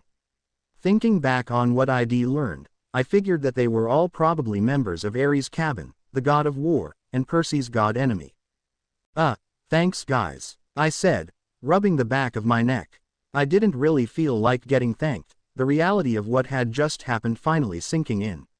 ID just sent one of the only people ID made friends with into the lake vive 1,000 years of pain. He probably did deserve it, but then it would have been better to do it privately. I blinked in confusion. Where the heck are all these logical thoughts coming from? Any other day of the week, I'd kick someone's ass, and brush it off like nothing happened. But now, I am feeling sorry for humiliating him. What is wrong with me? I felt a cold hand suddenly place itself on my shoulder. I glanced up, trying not to glare at Tantalus' grinning face. Well now, that was quite the trick you did there. Mind explaining it to everyone? I shrugged. I suppose I could, but ID needs someone to volunteer for me to demonstrate again. I am sure that you'd be more than willing. Tantalus growled at me, leaning next to my ear. Listen here, boy, you obviously do not understand the amount of weight I carry in this camp at this time. However, if you do not begin to show me some amount of respect and follow the rules, I am going to file for you to be kicked out of camp immediately. Are we clear? Oh, and what rules have I broken? I asked smugly. Tantalus chuckled evilly in my ear. Oh, I suppose you didn't break any rules, per se. However, you did assault one of the Big Three's children. So I think I'll just wait and see how this turns out. Tantalus grinned as he leaned back and walked away. Unable to help myself, I shouted at his retreating form. Hey, next time you wanna talk just remember, breath mints are your friends. Everyone around me chuckled, while the Ares boys roared in laughter. They patted me on the back, nearly knocking me over from the simple force they had. Now that I thought about it, Percy's enemy or not, Ares kids would be good to have backing me up in a fight. Noticing a perfectly dry Percy walking out of the lake, I said a quick farewell as I made my way into the forest. If Percy wanted to talk, I'd let him talk. However, I was going to make it on my terms, and in an area that would be most comfortable to me. I sat in the middle of a small clearing, waiting for Percy to show up. Surprisingly, he hadn't run into the forest like I thought he would. I'd been waiting for at least 10 minutes, and he still hadn't shown up. Twitching in apprehension, I began to pace the clearing. I knew I'd probably overreacted to what Percy had said, but I couldn't help it. My youth had been lived alone, wanting to play with the other kids, but never really getting that close companionship with any of them. They probably knew more about me than I did about them, and that was only because I pulled pranks to get attention. The adults hadn't been better, but I suppose they could have been worse. Their looks and words were more than damaging enough for me to realize that I wasn't wanted there. It reminded me how close I'd come to hating them, to despising them, to wanting nothing more than to watch the village burn. That was before Aruka came and saved me, and my life continued to change from there. Tyson reminded me of how I was before and am now. Kind simply because we can be, amazed by everything we see, wanting nothing more than to protect those around us and see them happy. At times though, I'd already seen his eye filled with so much sadness, I can't help but wonder why no one bothers to help him. He is a good person, even if he has quirks that make him seem different. A snapping branch drew me from my thoughts of Tyson. I turned towards the approaching person, only to find it wasn't Percy. I raised an eyebrow at them in surprise. Annabeth, what are you doing here? Annabeth looked at me, something between a glare and an inquisitive look on her face as she walked out of the forest. I followed you. Okay, why are you here? I responded. I had wanted to speak with Percy, not with her. So where was Percy? I wanted to talk to you alone, she said as she walked into the clearing. I told Percy to stay at the training grounds while I came here. Well, that explains why he didn't follow me, I muttered. Shaking my head, I looked at Annabeth. I wanted to talk to Percy, but I suppose you'll do. So, you have some questions? Annabeth nodded. Why did you do that? You mean beat the crap out of Percy? I shrugged. He was being an idiot. Besides, that's how we deal with things where I come from. We beat the crap out of each other, and then used what we learned to become friends. Funny thing is that it actually works almost every time. Annabeth shook her head. What sort of place is that even legal to do stuff like that? The village hidden in the leaves. I felt a pang of uneasiness as she looked thoughtfully at the ground. I've never heard of it. Do you know where it is? In the land of fire. I've never heard of those places. The fact that she didn't know about my village or land it was in was not comforting. Yeah well, that's where I am from, I said as easily as I could, trying not to let my confusion and fear show through. Apparently I did a good enough job, since Annabeth moved on with a shrug. Alright, if you say so. But that wasn't what I meant by my question. I sat down on a stump, looking up at her curiously. Then what did you mean? I want to know why you defended the Cyclop, Tyson, she said. I didn't miss the change in her words. What do you people have against him? What has he done to possibly make you hate him like this? She bit her lip as she looked away. I don't hate him, I just... Right, and that little spike of anger wasn't directed at Tyson at all, I said sarcastically. She looked at me owlishly. What? I shook my head. Never mind. What were you going to say? She looked like she was going to argue for a second, before thinking better if it. Well, it's not that I don't like Tyson. I just don't trust him. And why don't you? Has he given you reason to mistrust him? I asked. Annabeth shuffled her feet nervously. Well, Tyson hasn't done anything, but I haven't had good experiences with Cyclops in general. Most of them are like how Tantalus described. My eyes narrowed at that. So you're basing his actions on what the rest of his people are like. You're not even going to let him have a chance first. Annabeth glared back at me. Well, unlike you, I for one have had a bad experience with a Cyclops. So what gives you any right to think that there's any other Cyclops that's like him? I shrugged, all the anger rushing out of me. I was feeling the fatigue eat away at me. Having a long argument was not on my to-do list. Because a Cyclops, especially a young Cyclops, just as innocent as any human would be. Sure, the others could be spiteful and mean, but that doesn't mean they all are. I growled out. After a moment, I sighed and stood up. Besides, you aren't the only one with previous bad experiences with Cyclops. Annabeth's eyes widened. What do you mean by that? I shook my head, turning to walk away. It's a good story, but it'll have to wait until later. I am gonna try and get some sleep before. The dinner conch suddenly blasted out. I cursed under my breath as I glanced back at Annabeth. Another time. Now, time for food. I left the clearing in a hurry, leaving a particularly confused and trouble-feeling Annabeth to her thoughts. Despite the bad feelings that were obviously between Percy and I died in my previous stunt at the lake, I still sat at Poseidon's table. It wasn't so me and him could make up either. It was for Tyson. I knew that Tyson thought the world of Percy, and really enjoyed me being around.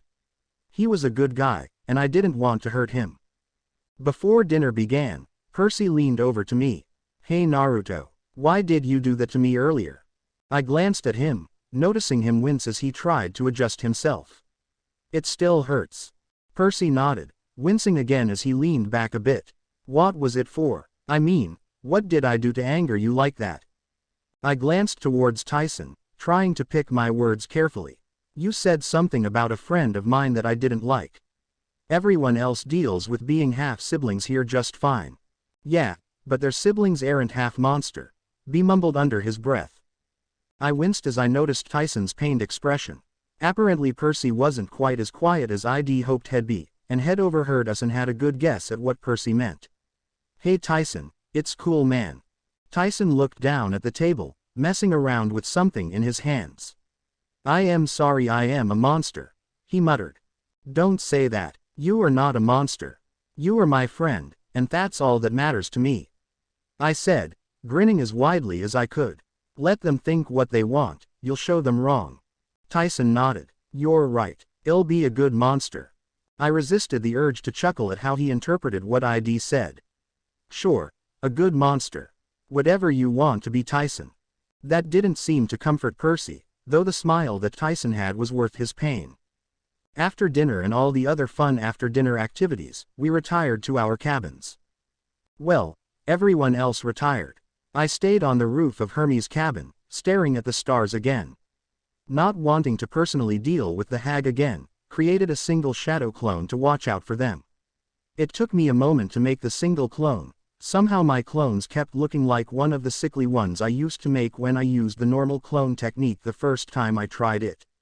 It actually took me about 3 times before it was good enough to perform what I needed it to do.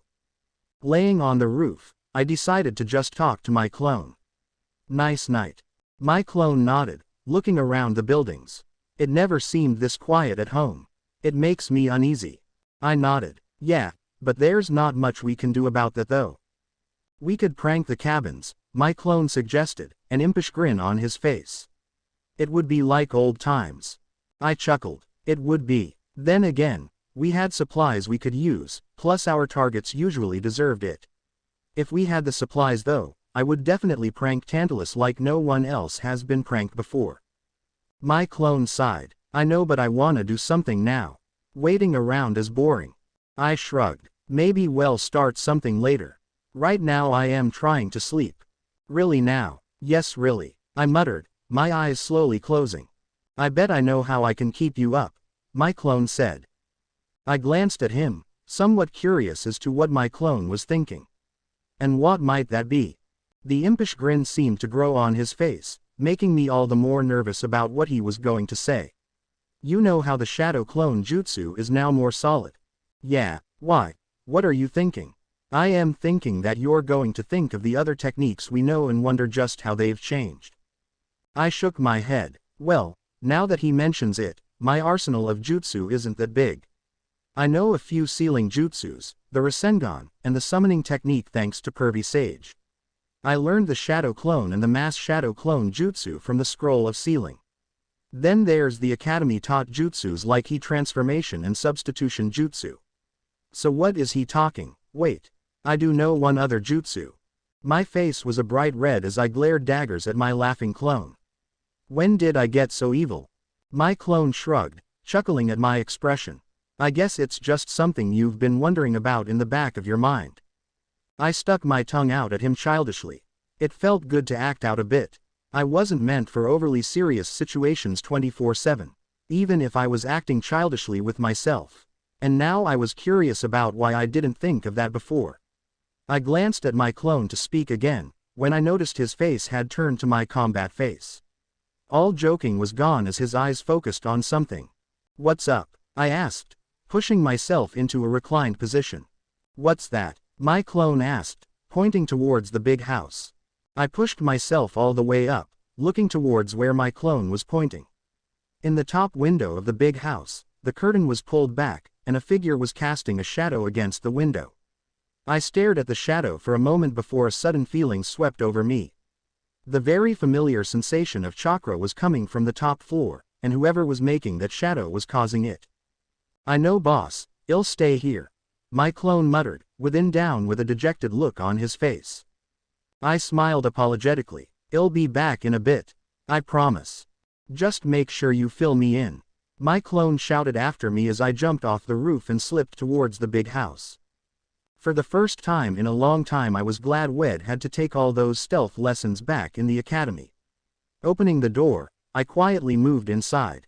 No one was around as far as I could see, and I couldn't feel anyone other than the chakra in the upper room. Applying some chakra to my feet and fingers, I crawled up the wall to check the next flight of stairs. Once again, it was all clear. Not a soul appeared to be in the big house. Flipping over the rail, I moved through the rooms, looking for the next flight of stairs. None of the rooms appeared to lead to another room, and I was beginning to get a bit frustrated. Where are you stairs? Suddenly, there was a near silent creaking noise. To me though, it seemed as loud as someone casually opening a squeaky door. I whirled around, noticing a slight movement from the ceiling. After moving closer to inspect it, I noticed a small ring protruding from a square indentation in the ceiling. Reaching up, I slowly pulled down on the ring to reveal the stairs I'd been looking for. I paused for a second. It was too easy. No one in the house, and the stairs to the attic had somehow stone unnoticed until a sound alerted me to where they were at. It just didn't seem like a normal occurrence. I have a bad feeling about this. My curiosity got the better of me, overcoming my sense of anticipation and fear. Taking slow, deliberate steps, I made my way up the stairs. With every step I took I felt the chakra, and my apprehension, grow. As I got to the top of the steps, I glanced around. There was all kinds of objects strewn about, ranging from broken swords to scarves. My eyes scanned all the different objects, eventually landing on one that seemed to stand out because it wasn't set on a stand or displayed in any way. Instead, it was almost buried underneath several other objects. It was a claw of some sort. I moved some of the other objects off of it and picked it up, turning it over in my hands. It was rather large and heavy, and had almost a rustic look to it, like it had been up here for a long time. Underneath it was a small card that had writing on it. I picked it up, trying to read what it said. Once again, the handy skill ID had for understanding this coded writing was escaping me. I stared harder, wanting to know what it said. Slowly, the words began to move. It was like they were objects in the water, slowly floating into place. It took almost 2 minutes for them to finish falling into place, but they eventually did. Luke Castellan. Taken from the dragon laden after it scared my face. I frowned at the name. There was no one that I'd heard of named Luke. Then again, I didn't really know many people at camp yet. I ran my fingers over the words, wondering who it was. Suddenly, I felt a surge of emotion rush through me. Pain, anguish, frustration, and hatred. Pure hatred. I dropped the paper, looking at it in confusion. I glanced at the claw in my hand, wondering if it had any surprises for me as well. There was definitely something screwed up going on, and a part of me wanted to know what. Deciding it wasn't worth it, I placed it gently back down in front of the paper. I shivered as the feelings lingered on my hands. I tried to shake the feeling, but it seemed to linger in the air around me. I was so focused on the negative feeling in the air, I almost forgot what I'd come to do. A rattling noise from behind me managed to bring me back though, making me whirl around. Behind me were the different piles of items. None of them seemed to have been moved in any which way except for a skeleton in really strange clothing. My eyes darted about, trying to find the disturbance. A second later though, the strangest thing happened. The skeleton moved. My jaw nearly hit the floor as I stared at the skeleton. Did you just move? The skeleton didn't bother answering as it took another step forward. A green mist seeped out of its mouth, slowly filling the room. I backed away slowly as the mist approached me, the chakra in the air practically moldable. It was making me nervous as the mist came within inches of touching me. Then I ran out of room, backing into the wall. The stairs were on the other side of the room, and the skeleton was between me and them, cutting off any escape. I growled at the skeleton, barely noticing the mist finally reaching me. The moment it touched me, the mist violently began to change. Instead of being green, it changed into a bright orange color that formed itself into the form of multiple snakes. I scowled at the snakes. Somehow, snakes managed to make their way into my life more and more, and I was really getting sick and tired of how they kept popping up. The skeleton stepped forward, its eyes were glowing a bright green glow, the mist still coming out in a long orange stream. Then, a voice began speaking in my head, scaring the living daylights out of me. A warrior of a forgotten land returns, though forced by another's hand. Struggling against the fates and the odds. Hell seek the favor of the gods. Children of the three hell call. Lest the land of Olympus should fall. Wielding a blade of promise and light. He will lead halflings and monsters through the coming fight. Then at the day when the fighting ends, he must make the choice, his home or his friends. The mist slowly receded back into the skeleton's mouth, the light fading from its eyes. It seemed to sigh for a second, before walking back to an empty place and settling itself down. After settling in, its entire body seemed to shudder, as though what it had just said had been painful to say, and it wanted nothing more than to be left alone. I decided that this was far too creepy for me. I took off like I was being chased by a stamp of bulls, vacating the room faster than I thought I could move. Needless to say, I did get sleep that night either. After discussing what had happened in the big house with my clone, I decided it would probably be best to not tell anyone. Thank goodness my shadow clone was able to think so well. There was a lot stuff that we came up with throughout the night, and even the next day. I went through the different activities, doing my best to avoid the people from yesterday. Life was becoming more and more complicated for me, and with them asking questions I didn't know the answers to would do anything but make things easier. Even though Percy basically forgave me for the incident from 2 days ago, but even so, he had just as many questions for me as anyone else. Like how I'd been able to send him flying so far, Why was it that all of my regular physical attributes were somehow extraordinary to them? Then there were the strange nightmares that came that night after I finally fell asleep. Of my village, and weird occurrences. I suppose they could happen, but they were all so strange, I couldn't help but question my sanity for dreaming them. After all, a funeral for me, Tsunade hugging Pervy Sage while lightly beating his chest, and Hinata crying over my empty casket. Even for me, that felt a bit far-fetched. Although, the empty look in a lot of the villagers' eyes was what really made it a nightmare. It was like they actually believed in me, that my promise to bring back Sasuke had been made to all of them and I'd failed them all. I mumbled curses under my breath as I woke up for the 5th time. It didn't make any sense to stay asleep anymore, seeing as the sun was coming up. I groaned softly. Stupid brain. Why won't it cut me a break? Bad dreams, boss. I glanced at my shadow clone, memories of the day before returning slowly. All of yesterday, I'd snuck into the forest to see just how versatile my clones were. After a bit of experimenting, I found that my spars felt far more physically draining than they had before, along with an unusually large chakra drain. I only practiced the shadow clone jutsu, and found myself almost so worn out that I couldn't sleep. The main problem was that I could actually feel the drain on my chakra. Something that made no sense to me. I never really could how my techniques were affecting my chakra before. Not only that, but chakra levels reminded me of when I had just barely become an academy student. I had gained a lot more chakra during my academy chakra perception exercises, chakra control training, and even more while training with Pervy Sage. Having so little chakra made me feel far weaker normal, even if it was still just higher than most of the here. Of course, they were the children of gods. I expected them to be strong. I shook my head, trying to shake the thoughts from my head. A nightmare, I whispered, my mind returning to the dreams of the night before. My clone nodded. I don't need to understand. Why do you think we're having these dreams though? I sighed. I don't know. Why am I dreaming of home? Is it some kind of premonition, or am I just going crazy? My clone patted me on the back. It's okay, boss. We'll figure it out eventually. Until then, I think we should head to breakfast. A loud conch blast echoed through the camp, making me groan in frustration. Why in Kami's name do I have to go and work out with everyone when I barely got any sleep last night? Ah, the joys of youth.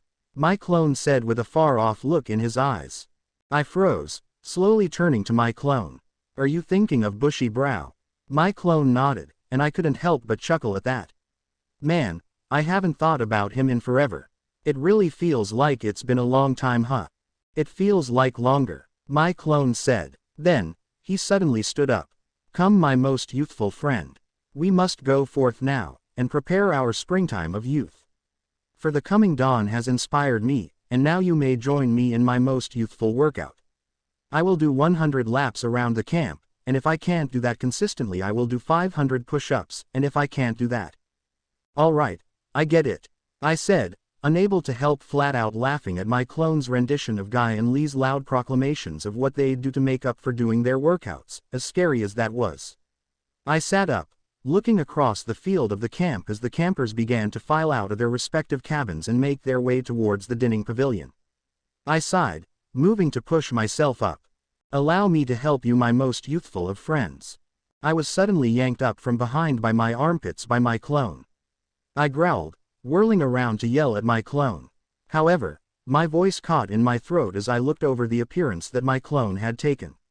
Somehow, in the moment between sitting up and facing him, Head managed to use a transformation jutsu to make his clothes look like the green jumpsuit that Guy and Lee used to wear. A bright twinkle flashed in my clone's teeth as he assumed the nice guy pose. What do you think? I look pretty good, huh? Oh yeah, you look like a real champion, I said, really giving him a good look over. After a couple seconds, I sighed. However, seeing it on me, I realized that as good as I look in green, too much might be bad. If the Aphrodite girls saw you, they'd have a meltdown, and rip your clothes off to get rid of that monstrosity. My clone wiggled his eyebrows. And that's a bad thing. I threw my head back and laughed rather loudly at that. Just dispel yourself. I am going to go eat now, and I don't need you causing another commotion. With a sigh and a half-hearted salute, my clone dispelled itself. I closed my eyes as the clone's memories slowly filtered into my mind. It was interesting to watch myself sleep. I had no idea that I mumbled, or that I kicked in my sleep. Of course, it was pretty useless information, so I didn't dwell on it too much. The only thing that I did dwell on was when I felt a bit more exhausted, like my clone's exhaustion came with its memories. I rubbed the back of my head in exasperation. My shadow clones were proving to be far more of a hindrance here than I had originally believed. I remember all the other times I'd recklessly thrown my chakra about and made hundreds of clones. Obviously the transformation jutsu was fine, seeing as my clone used it pretty well. So why was it that my shadow clones were acting so strange? Hey Naruto. I glanced down from the roof of the cabin. Beneath me was Annabeth, staring up at me. I smiled my traditional fox-like smile. Hey Annabeth, what's up? Annabeth shook her head. Now get down here you lazy blonde. You're going to miss breakfast. I shrugged. Alright, but it's not like there's going to be anything important going on today. I jumped down, landing in an animalistic crouch just barely in front of Annabeth. Annabeth jumped back, obviously startled by how I'd just jumped down in front of her. Don't do that you idiot. You could seriously hurt yourself. Yeah right, I muttered, picking myself up and walking towards the dining pavilion. As I walked, I tried to ignore the soreness that came from my knees as I moved. It was only a bit over a one-story drop, but for some reason it was far more painful than I ever remembered it normally being. Maybe it was just all that working out that I'd been doing. Hey wait up, Annabeth shouted as she jogged up beside me. I could tell that something was eating at her, but I decided to wait for her to speak first.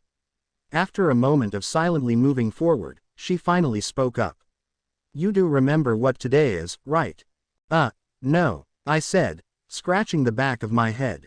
Annabeth just shook her head. It's the day of the chariot races. Everyone is going to be at the races after breakfast. How do you forget something like that? I just don't care, I said nonchalantly. I mean, it's a chariot race that was instituted by Tantalus. Why should I care about something like that? Annabeth looked shocked by that. Why shouldn't you care? It's a really fun sport. Plus, no chores to do for a whole month. I shrugged. The chores aren't that bad. I mean, I used to do similar of stuff with just me and 2 other people. Though back then, we actually got paid to do it. I pouted as I looked towards the sky. It's the same thing every day here. I want to go out and do stuff.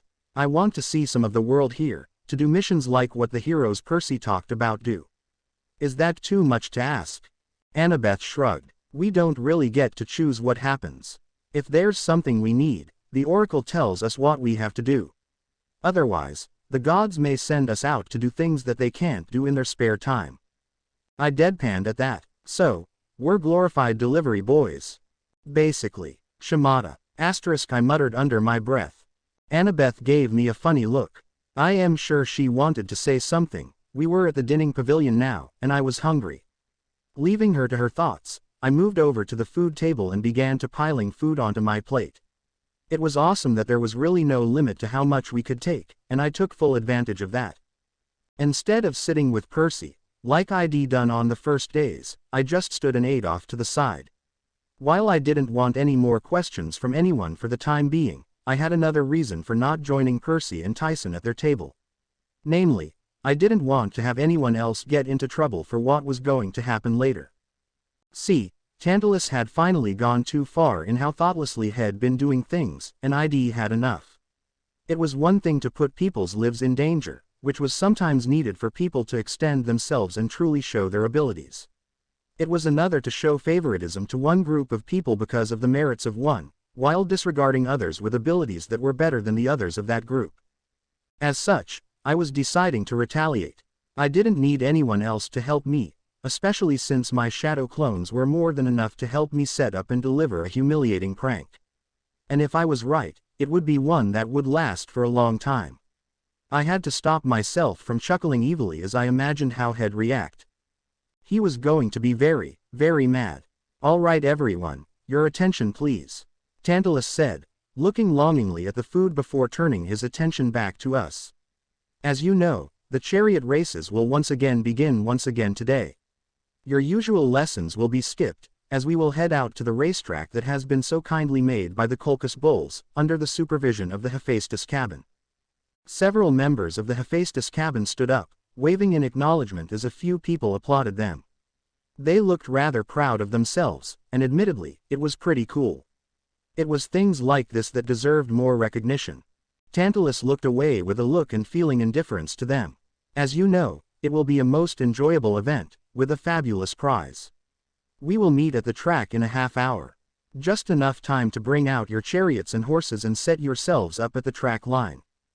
Tantalus leaned over, trying to nonchalantly snatch something I'd been told was called a waffle, but the waffle jumped away before he could reach it. I chuckled at his misfortune, as he barked for the satyrs to follow him to the track. Everyone began to file back to the track, or wherever they'd placed their chariots, leaving me to myself in the dinning pavilion. Huh, that was oddly easy, I muttered, forming two clones, preparing to get the required materials from the storage room behind the big house that I had stumbled upon during my training. I waited for my clones to leave before I began my own move, walking in a deliberately slow manner so that I would go mostly unnoticed by the other campers. I was headed towards the cabins just like they were, but my objective was to find my training grounds and working on figuring out what the issue was with my clones. Besides that, I really didn't care about the chariot races. I had other things to work on. And I probably would have made it if I hadn't been distracted. The object that distracted me was a small black box sitting on one of the tables. By itself, it wouldn't have caught my attention, but the strange sound coming from the wire that was attached to it did. Unable to resist my curiosity, I walked over and picked the box up. It was unremarkable for the most part. It was made of a material that would probably break in a fight, and even had an indentation where it was probably weakest. In the indentation, words slowly scrolled across a sliver of glass. I wasn't sure how that was possible, but I decided that I was more interested in the sound coming from the wires. I inspected the wires carefully, looking for the source of the noise. As I did, I noticed that the wire split partway down, and ended in a pair of funny objects. Picking up the objects, I grinned as I'd found the source of the noise. Figuring that the objects were meant to hear the sound somehow, I placed one by each ear, listening intently. It might sound crazy, but it ain't no lie, baby, bye bye bye. I stared off into space as I listened to the strange noise.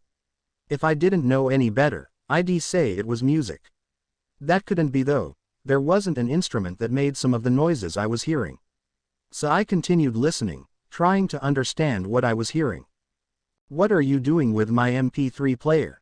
Someone suddenly cried out. Unsure of what was happening, I turned around. Clarice stood here, looking livid as she glared daggers at me. Her eyes darted between me and the box, the MP3 player, I guessed. Her lips curled into a snarl as she slowly took a step forward. What did you hear? She asked in a none-too-friendly manner. I blinked, slowly putting the objects I'd been holding on the table. If she was going to try and attack me, I wanted to be ready. I've dealt with Sakura's punches, but she never looked like she was going to kill me like Clarice did. What did you hear? Clarice asked again, taking another deliberate step forward. I shrugged, trying to cover my nervousness by acting nonchalant. Nothing important. There's just some weird music. Obviously this was not the right thing to say as she hissed sharply. I can't believe this. Believe what? I asked, tilting my head curiously. Clarice glared at me, really doing her best to intimidate me. You cannot tell anyone I listen to in sync. Do you know how bad that'll be for me? Who? Clarice practically recoiled at my question, her glare vanishing in an instant. What? Who's in sync? Clarice's mouth moved without a noise leaving it for a moment. I guess this in sync was a pretty big deal here, though why there were was a mystery to me. I mean, they weren't bad, but it was really weird stuff. I mean, what the heck were they singing about in the first place? The lyrics made no sense. Look, she said, trying to relax as she spoke, though she looked uncomfortable and nervous. Can you just not tell anyone? It's not really my style, and I don't want anyone to know I like them. It would look bad. I shrugged. Sure. Promise me. She demanded, looking tense again. I promise. And I never go back on my word. She gave me a funny look, but seemed to accept my promise. She scooped up the box and wire and shoved them into her pocket, walking off. A second later, she slapped her head and ran back.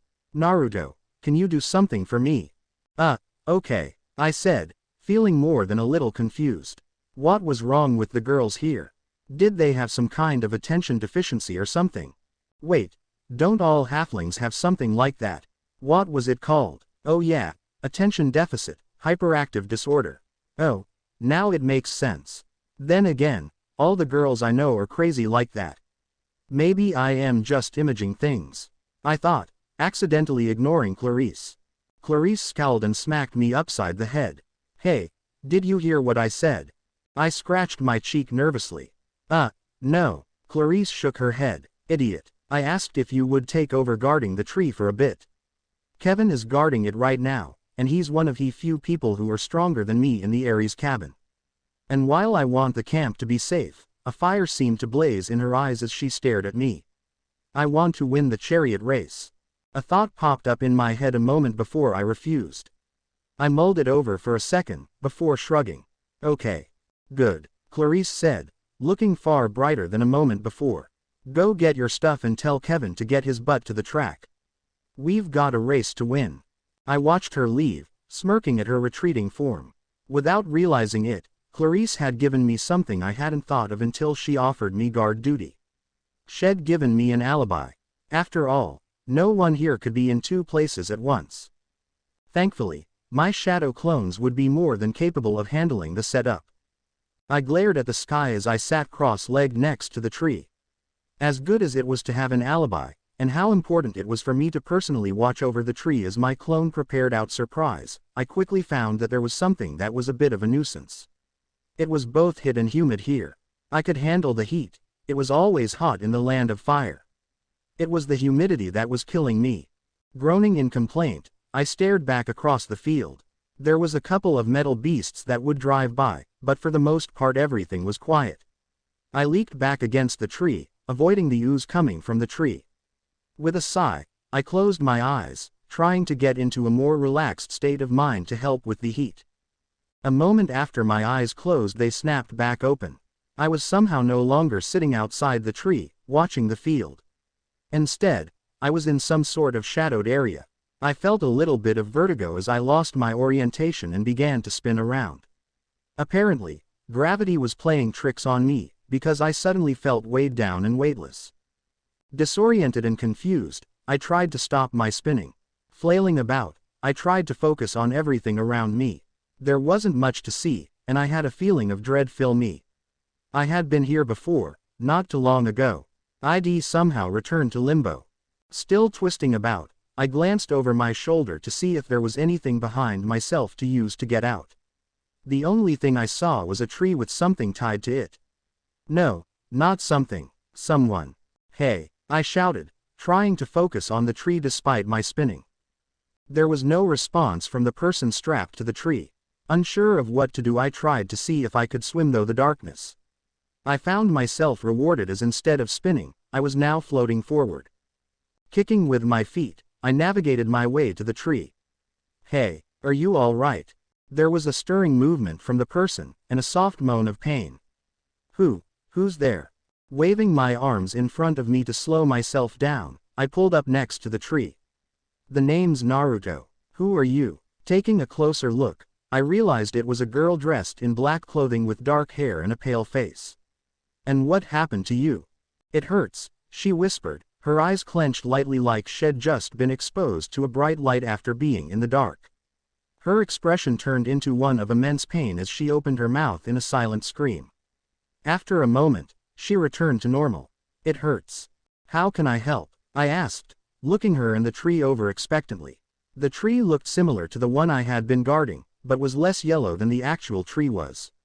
The girl on the other hand was pale, obviously sick from something. It hurts. You already said that, I muttered as I examined her. I didn't really know what to do with her. I've rarely been sick. And whenever I was, the old man would only be able to do so much. I did remember him putting a hand on my forehead and telling me I felt warm and to get some rest. With a shrug, I put my hand on her forehead. A wave of pain suddenly shot through me, nearly knocking me out as it reached near unbearable levels. I only managed to stay awake through sheer force of will, similar to when I'd had a fist rammed through my lung by Sasuke. After a moment, the girl's eyes opened and a peaceful expression on her face. She glanced up at me, noticing me for the first time. What the? Who are you? Naruto. Uzumaki. I grunted, trying to fight out the pain. Okay, and what are you doing? She asked, her eyes glancing up at my hand which was still on her head. Sorry, I said, taking my hand off of her head. She didn't look like she was in pain, which was a relief, all things considering. I wanted some answers, dang it. Who are you? Talia Grace, daughter of Zeus, she said with a proud look in her eyes. I nodded absent-mindedly, still numb from the pain. It actually took a moment for that to sink in. Wait, what? I said my name is Talia. Not that part, I got that. What I don't get is how I am talking to you. I said, probably looking panicked as I realized what I was doing. Somehow, I was talking to the girl who had been trapped in a tree. I don't know, Talia said, doing her best to shrug despite the bindings. Last thing I remember before the pain hit was. She was cut off as her face contorted into one of pain again. Not missing a beat, my hand was once again on her forehead. I felt the pain washed over me again, but now I was ready for it. I didn't flinch as I turned my gaze towards her. Go on. What's going on? Talia asked, looking at me with a look of shock. I don't know, but please talk fast. I whispered through gritted teeth. Despite my own resolve, I could tell that a long time of trying to hold back the pain would be difficult. I could probably last a couple of months, but with the way Talia looked, she would barely last another 2 weeks at most. Talia seemed to realize that time was short and began talking again. The last thing I remember before the pain was talking to someone, if you could call it talking. They were trying to understand stuff, and were showing me some pretty weird stuff. They even compared Camp Half-Blood to an academy. I thought it was funny cause it reminded me more of military schools. But, I can't feel them now. What's going on? I grinned, trying not to let it slip into a grimace. It turns out you gave me great directions. She blinked, realization dawning on her. You're the other person that was here. I nodded, and she frowned. She looked me over with an appraising look. You're older than I expected. I let a small bark of laughter escape me. I didn't really paint an image of you in my head. I was just glad for the company. I guess that makes sense. I mean, you were here when I got here. Talia said. Finally, information I could use. Do you know how long have you been in here? I don't know. A couple of months. Maybe a year. Talia asked with a confused look in her eyes. I shook my head, ignoring the headache that was building. You've been here for almost 7 years. Talia's eyes widened. 7 years. I nodded. She looked stricken by this information. Did they make it? Who? Grover, Annabeth, and Luke. Did they make it to camp? I figured that Annabeth was the Annabeth Chase I'd met on more than one occasion. However, I didn't know anyone named, Luke Castellan. A small smile slowly spread over her face as she let a small sigh escape her. They made it. I am not sure I understand. Who is? I am sorry to cut this short, but you're needed, a voice said from behind me. I glanced behind me with a curse, my eyes widening in surprise. I knew for a fact that I was the only one here, but here was someone else speaking. However, despite the closeness and direction of the voice, there wasn't anyone there. I bit my lip as I thought over my options. On one hand, Talia obviously wouldn't last long with the pain she was in, and I obviously was able to help her. On the other hand, the voice sounded like I really didn't have a choice in the matter. Coming to a decision, I turned back to Talia. I am sorry, but I've got to go. Talia nodded. It'll be okay. I've got my breath back now, and I am not going to lose. I grinned despite myself. I am going to hold you to that. It's time to go. The pain stopped as I removed my hand, and was violently yanked out of limbo. I rubbed my eyes as the light returned at full force. It felt like the whole thing had been a dream, a very strange dream. However, as I pushed myself back up into a more comfortable sitting position, I felt the pain from within the tree. Grimacing, I turned gazed out across the field. To my surprise, there was some guy walking towards the camp. I quickly got to my feet, my sword dropping from my lap onto the ground. "Who are you?" The guy looked up, a large grin crossing his face as he waved a hand in the air. "Hello Camp Half-Blood, it's good to see you again." "Who are you?" I asked again, resisting the urge to bend down and pick up my sword. I could tell that he had some weapons, and that made me somewhat nervous. He was older than Percy, which meant that he was probably more experienced with a weapon. Of course, that was assuming he wasn't a monster. I stayed on guard, not really willing to take my chances. There was a lot I didn't know about this place, and I didn't want to be caught off guard by something unexpected. Besides, if it came to a fight I'd just rip him apart with my bare hands. The guy gave me a puzzled look before he chuckled. "You must be a new camper." He extended a hand to me, his earlier grin returning to his face. "I am Tom Clarkson, son of Hermes. I am known in Hermes' cabin and by most everyone else in camp as Sawyer." I shook his hand as I looked him over. He had a shortly cut mess of fuzzy brown hair, and very mellow hazel brown eyes. Underneath his eyes were light rings, like he only got a few hours sleep before he'd woken up.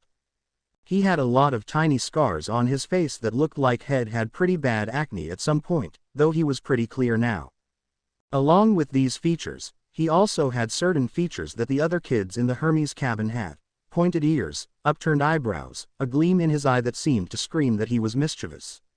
However, the usual sarcastic smile I was used to seeing on Hermes kids like the Stoll brothers wasn't there. Instead, he had a kind, yet guarded expression that made me a bit uneasy. The nickname seemed a bit strange as well. I've given my fair share of nicknames, and Sawyer was not one that jumped to the forefront of my mind. Although, I didn't really know what a Sawyer was anyways.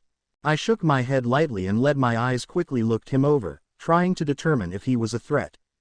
He was pretty average in his build, and he stood at about my height, 5'9" or something close. I stared at him, and he stared back, looking me in the eye. Despite the oddly shaped sheathed trench knives strapped on both his legs, and braided leather whip slung over his shoulder, I could tell his intentions were friendly enough. That knowledge brought up a new problem though. I couldn't feel his emotions. There was a tiny amount of confusion, but other than that it was like he didn't even have any other emotions. And after all the ways that had helped me in camp so far, it made me nervous. "So, are you some new formal breeder or something?"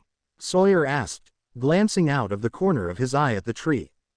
I noticed and shifted to a more guarded position. "No, there's been a little trouble with the border," I replied. "Everyone's at the Chariot race thing, so I stayed on guard duty." Sawyer nodded for a second. "Well, that makes sense. The tree does look Chariot racing." His eyes widened dramatically. "Since when?" "Tantalus reorganized it a couple of days ago." Sawyer had a sour expression at Tantalus' name that made me grin. "Wait, where's Chiron?" "He got fired. Something to do with the tree, I guess." Sawyer scratched his chin. "When did Tantalus get out?" I was under the impression that trying to trick the gods like he did warranted a lifetime sentence. I shrugged. "Mr. D brought him. I am not sure why, but the watching Tantalus chase after a hot dog is pretty funny. Even if it is a waste of good food."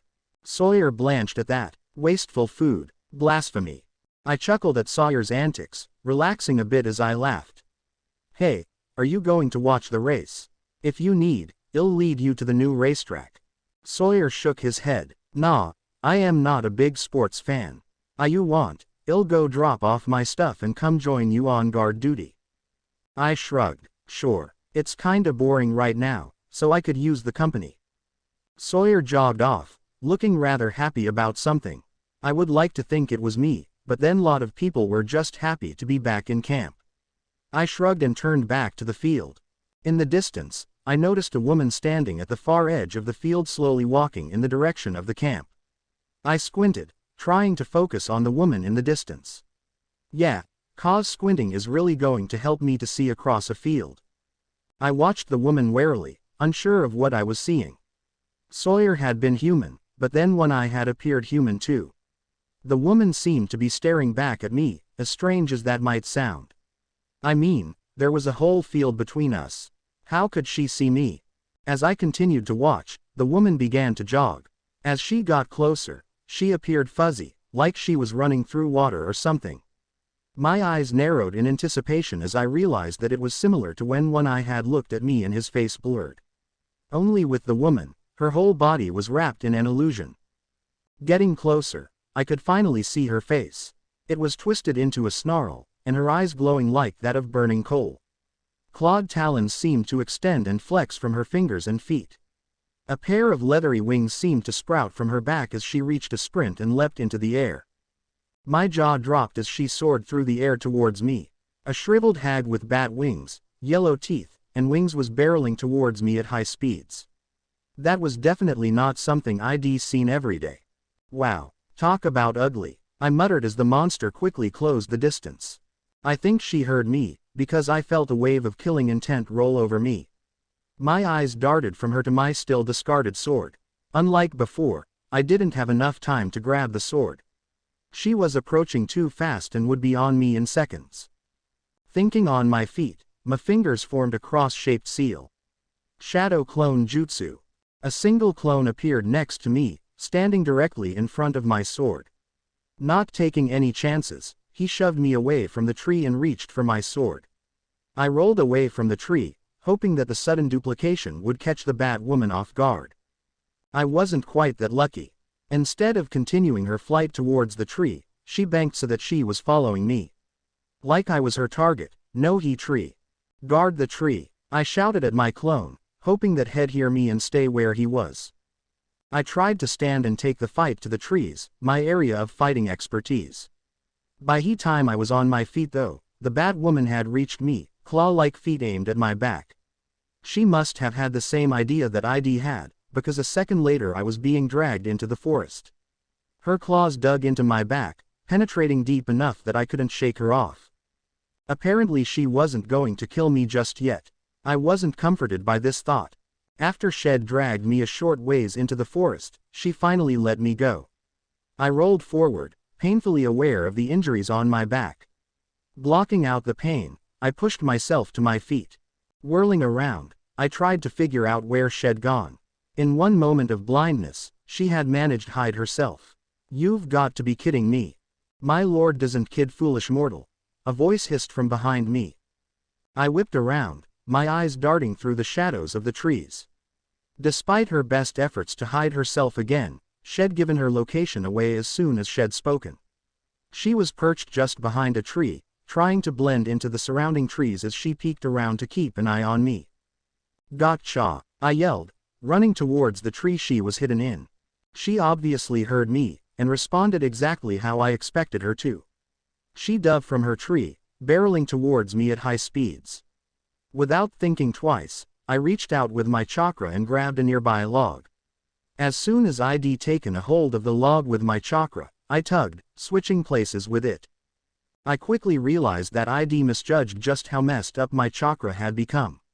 I could tell that the log had taken my place, but instead of taking the log's place, I'd reappeared in the air directly above the log. And as the saying goes, what goes up must come down. I fell amazingly faster than I've ever fallen on my own before. Even when Pervy Sage had shoved me into a ravine, I had more than enough time to think my next stage. Although, I had help since I had been practicing to draw out the Kyubbi's chakra.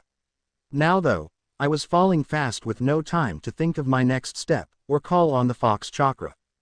I moved myself around so that I was falling head first. The bat woman had collided with the log and was looking around suspiciously as she tried to find me.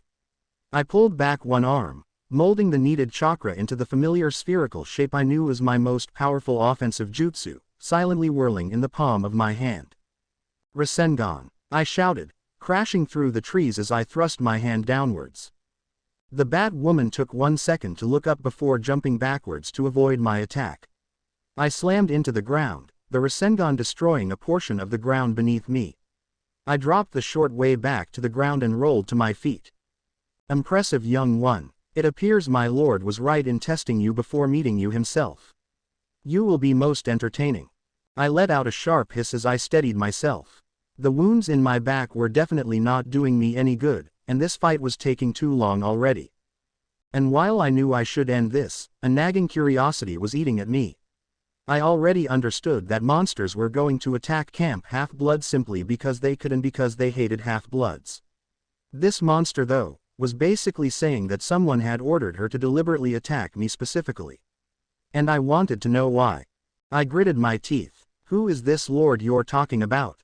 The Bat Woman threw back her head as she laughed. It sounded like nails on a chalkboard. My lord knew you would know nothing of this world, but it is not my place to say. I can tell you that if he is watching, and he is plotting. What could I have possibly done to have someone plotting against me? I asked. The Bat Woman's scowl returned. You have thrown off the fate's balance. Things which were meant to be are changing. People who should be dead are alive.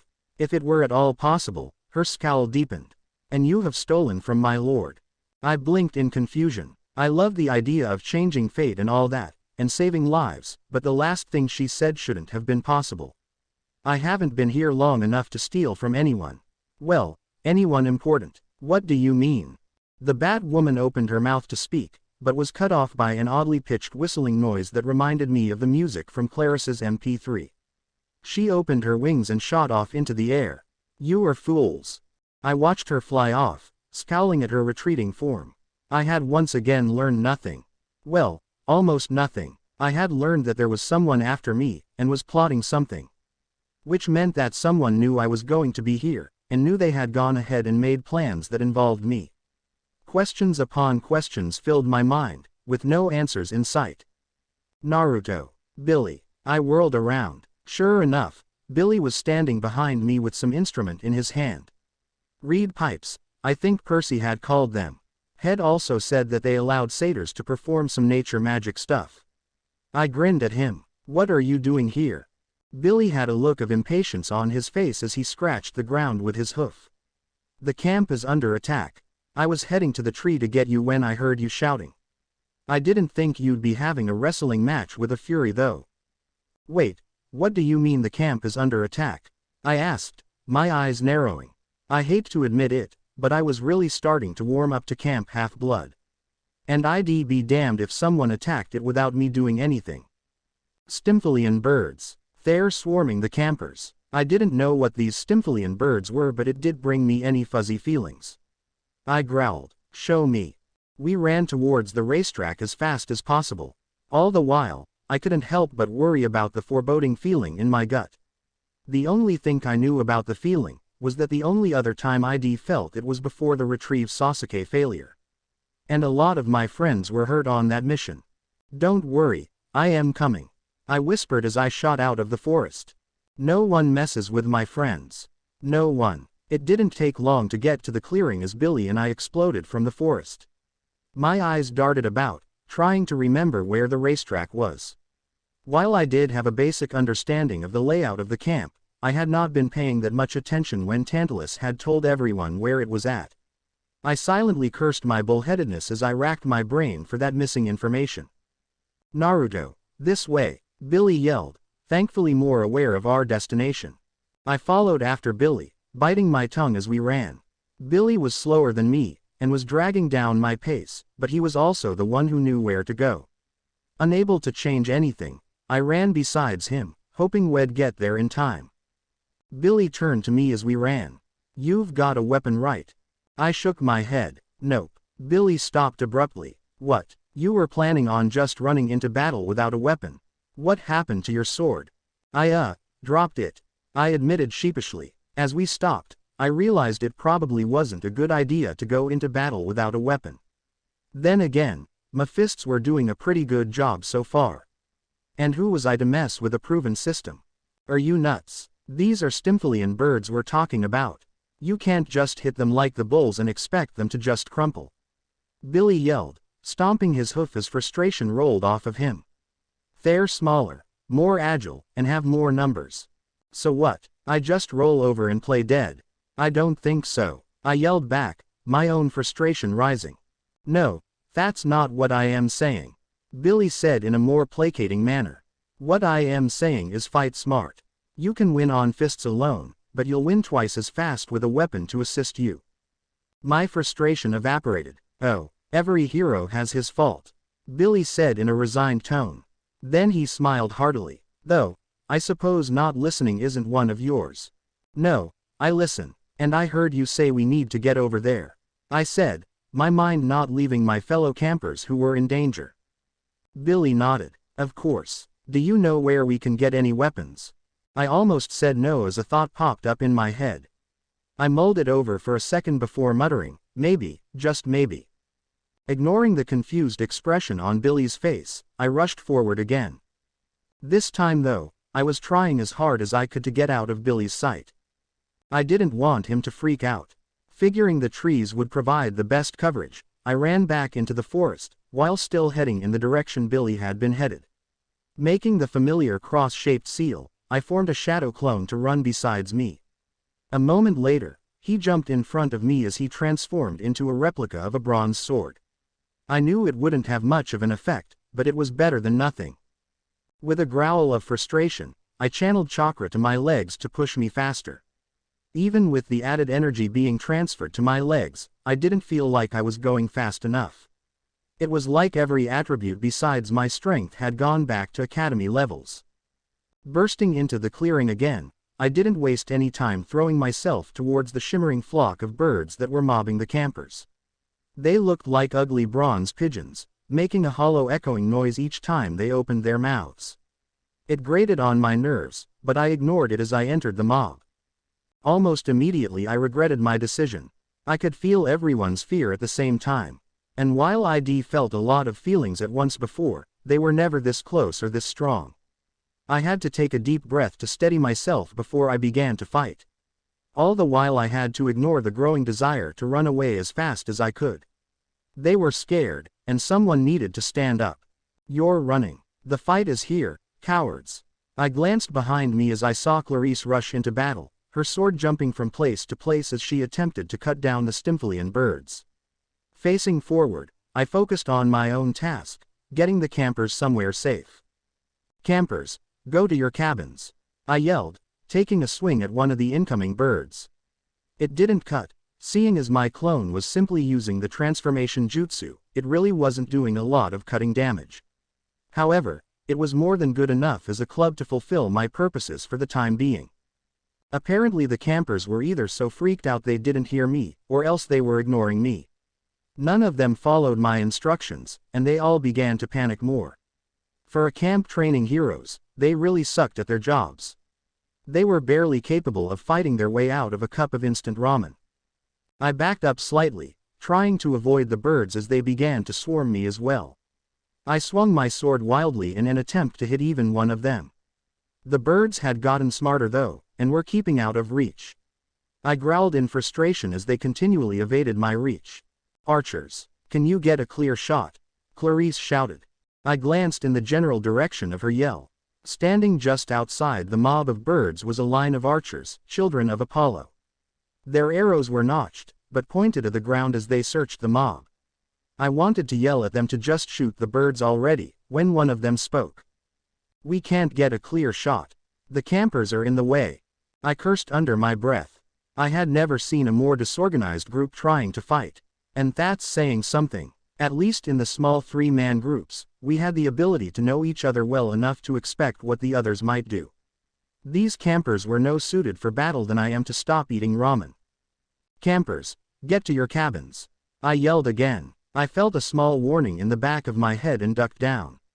A second later, I heard a light coughing-like noise from above me. Glancing up, I saw Clarice's sword skewering another bird. Looking back at her, I noticed a small grin. I am winning, she said as she swung her sword around again. I blinked in confusion before grinning widely. Not for long. I swung again, catching two with the swing. The went down in a puff of golden dust. Deciding to wonder why something like that would happen later, I continued my assault. A few moments later, disaster struck. I swung my blade in the wild motion I had become accustomed to. The Stymphalian bird that I swung at dodged above my swing and raked its talons across the blade. There was the sound of blade on flesh as I watched my clone return to its original form. Shimada, I cursed as I placed my hand on my clone's shoulder. It nodded solemnly before relinquishing its chakra back into me. Now I was standing in the middle of the field, weaponless and pretty much alone. Or as alone as you can be when you're powering up a mass shadow clone jutsu. I formed the ram seal to focus my chakra before moving to make the hand sign that would unleash the flood of orange that is me. As I did so I froze. In the woods was one of the 2 clones I had made earlier to get the pranking supplies. He waved at me happily as he held up his other hand. In that hand was the backpack I had been given just a few days before. If I ever run into trouble, tell the bag to open in my language. I muttered as I waved my clone down. He grinned as he drew his hand back. Scowling despite myself, I prepared for the bag to slam into my gut. I caught the bag in my hands pretty easily. Whirling around, I spoke firmly. Open. Nothing happened. I gave the bag a shake. Come on you stupid bag, open. Open sesame. Still nothing. I groaned softly. Wasn't this my native language? Getting rather angry, I growled as I spoke again. Kami kuso. Akit kudasai. God damn it. Please open. A white light suddenly appeared in my right hand. I dropped the bag as I stared at the light, watching it take shape. A second after the lint appeared, it faded away, leaving a rather strange sight. Somehow, a sword had appeared in my hands. However, unlike the generic swords that everyone else had, this one was somewhat different. It was a silver, single-edged wakizashi. The blade was remarkably straight, with only a slight curve to it at the end. I was covered in swirling designs that crisscrossed over each other as they ran along the length of the blade. The guard was plain metal, with generic markings on it. The hilt was a foot long and was wrapped in a dark cloth that contrasted the blade's coloring. More than that was the battle feeling that came to me. I had to swing other swords around before I felt that I am alive feeling. This sword though, I was just holding it, and that feeling was crossing through me. Plus, it felt stronger than the bronze swords I'd been wielding, despite the fact that the weight was balanced differently. This blade was special, I was sure of it. I turned on my heel, cutting through another bird. Not used to the weight was balanced, I overextended, quickly bombarded by the Stymphalian birds. Apparently they knew I was armed for real now, and wanted to get rid of me. Focusing as much as I could, I lashed out at the birds. They arched backwards, most of them avoiding my swings. Unable to block from all sides at the same time, I felt several birds rake their talons along my back, cutting just enough to draw blood. I hissed in pain as I tried to strike back. Suddenly, there was a sound that echoed through the field, reminding me of a lesser clap of thunder. The birds didn't seem to like the noise as they scattered about, still too close to the campers, but no longer attacking them. The noise echoed again, and I was able to see the source of the noise. Sawyer was standing by some of the huddling campers, his whip in his hands with a look of focused concentration on his face. He flicked his wrist upwards, getting a snap out of his whip that continued to startle the birds. Behind him, Billy was swinging a large stick at the birds that got too close to some of the retreating campers. Clarice made herself known again as she yelled with a loud voice, "Get to your cabins." This time, everyone began to scurry about like chickens with their heads cut off. Despite the fact that it was making things easier, I couldn't help but grumble mentally. Oh sure, I tell everyone to do that, and they look at me like I am a moron. As I thought this, a loud, rather obnoxious noise blasted through the field. Sawyer, Billy, and I plugged our ears as the noise rose in volume, causing the birds to take flight. Archers. Moments later, all the birds were dead on the ground, arrows protruding from their bodies. Bravo! We have our first winner. I growled as I looked at the approaching form of Tantalus. I'd forgotten about him, almost hoping that he'd been eaten by the birds. Of all the people who'd been helping out, he should have been one of them. Instead, he was handing a shocked Clarice a golden band and declaring her the winner. If anything, she was just another hero doing her job. And where did the race fit in?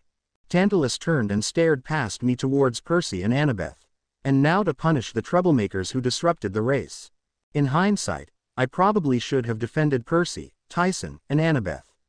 They were just doing what any other hero should have done. The only reason I didn't was because Percy told Tantalus to go chase a donut. Not knowing what that was, I asked around. Once I knew what it was, I couldn't stop laughing long enough to talk. In the end, I could only watch as they were sentenced to kitchen duty. A moment later, he went ahead and ordered a banquet for Clarice's victory. Even I could see how unfair that was, especially his reasoning. The only solace I had was that I was readying my prank for later that evening. Because Percy and Tyson were mostly indisposed, I sat with the Ares cabin members. Granted, it was mostly because they dragged me to sit with them against my will, but there was another part. Apparently, when Clarice had said she was winning, some of the other Ars boys had kept track of how many we'd each taken down.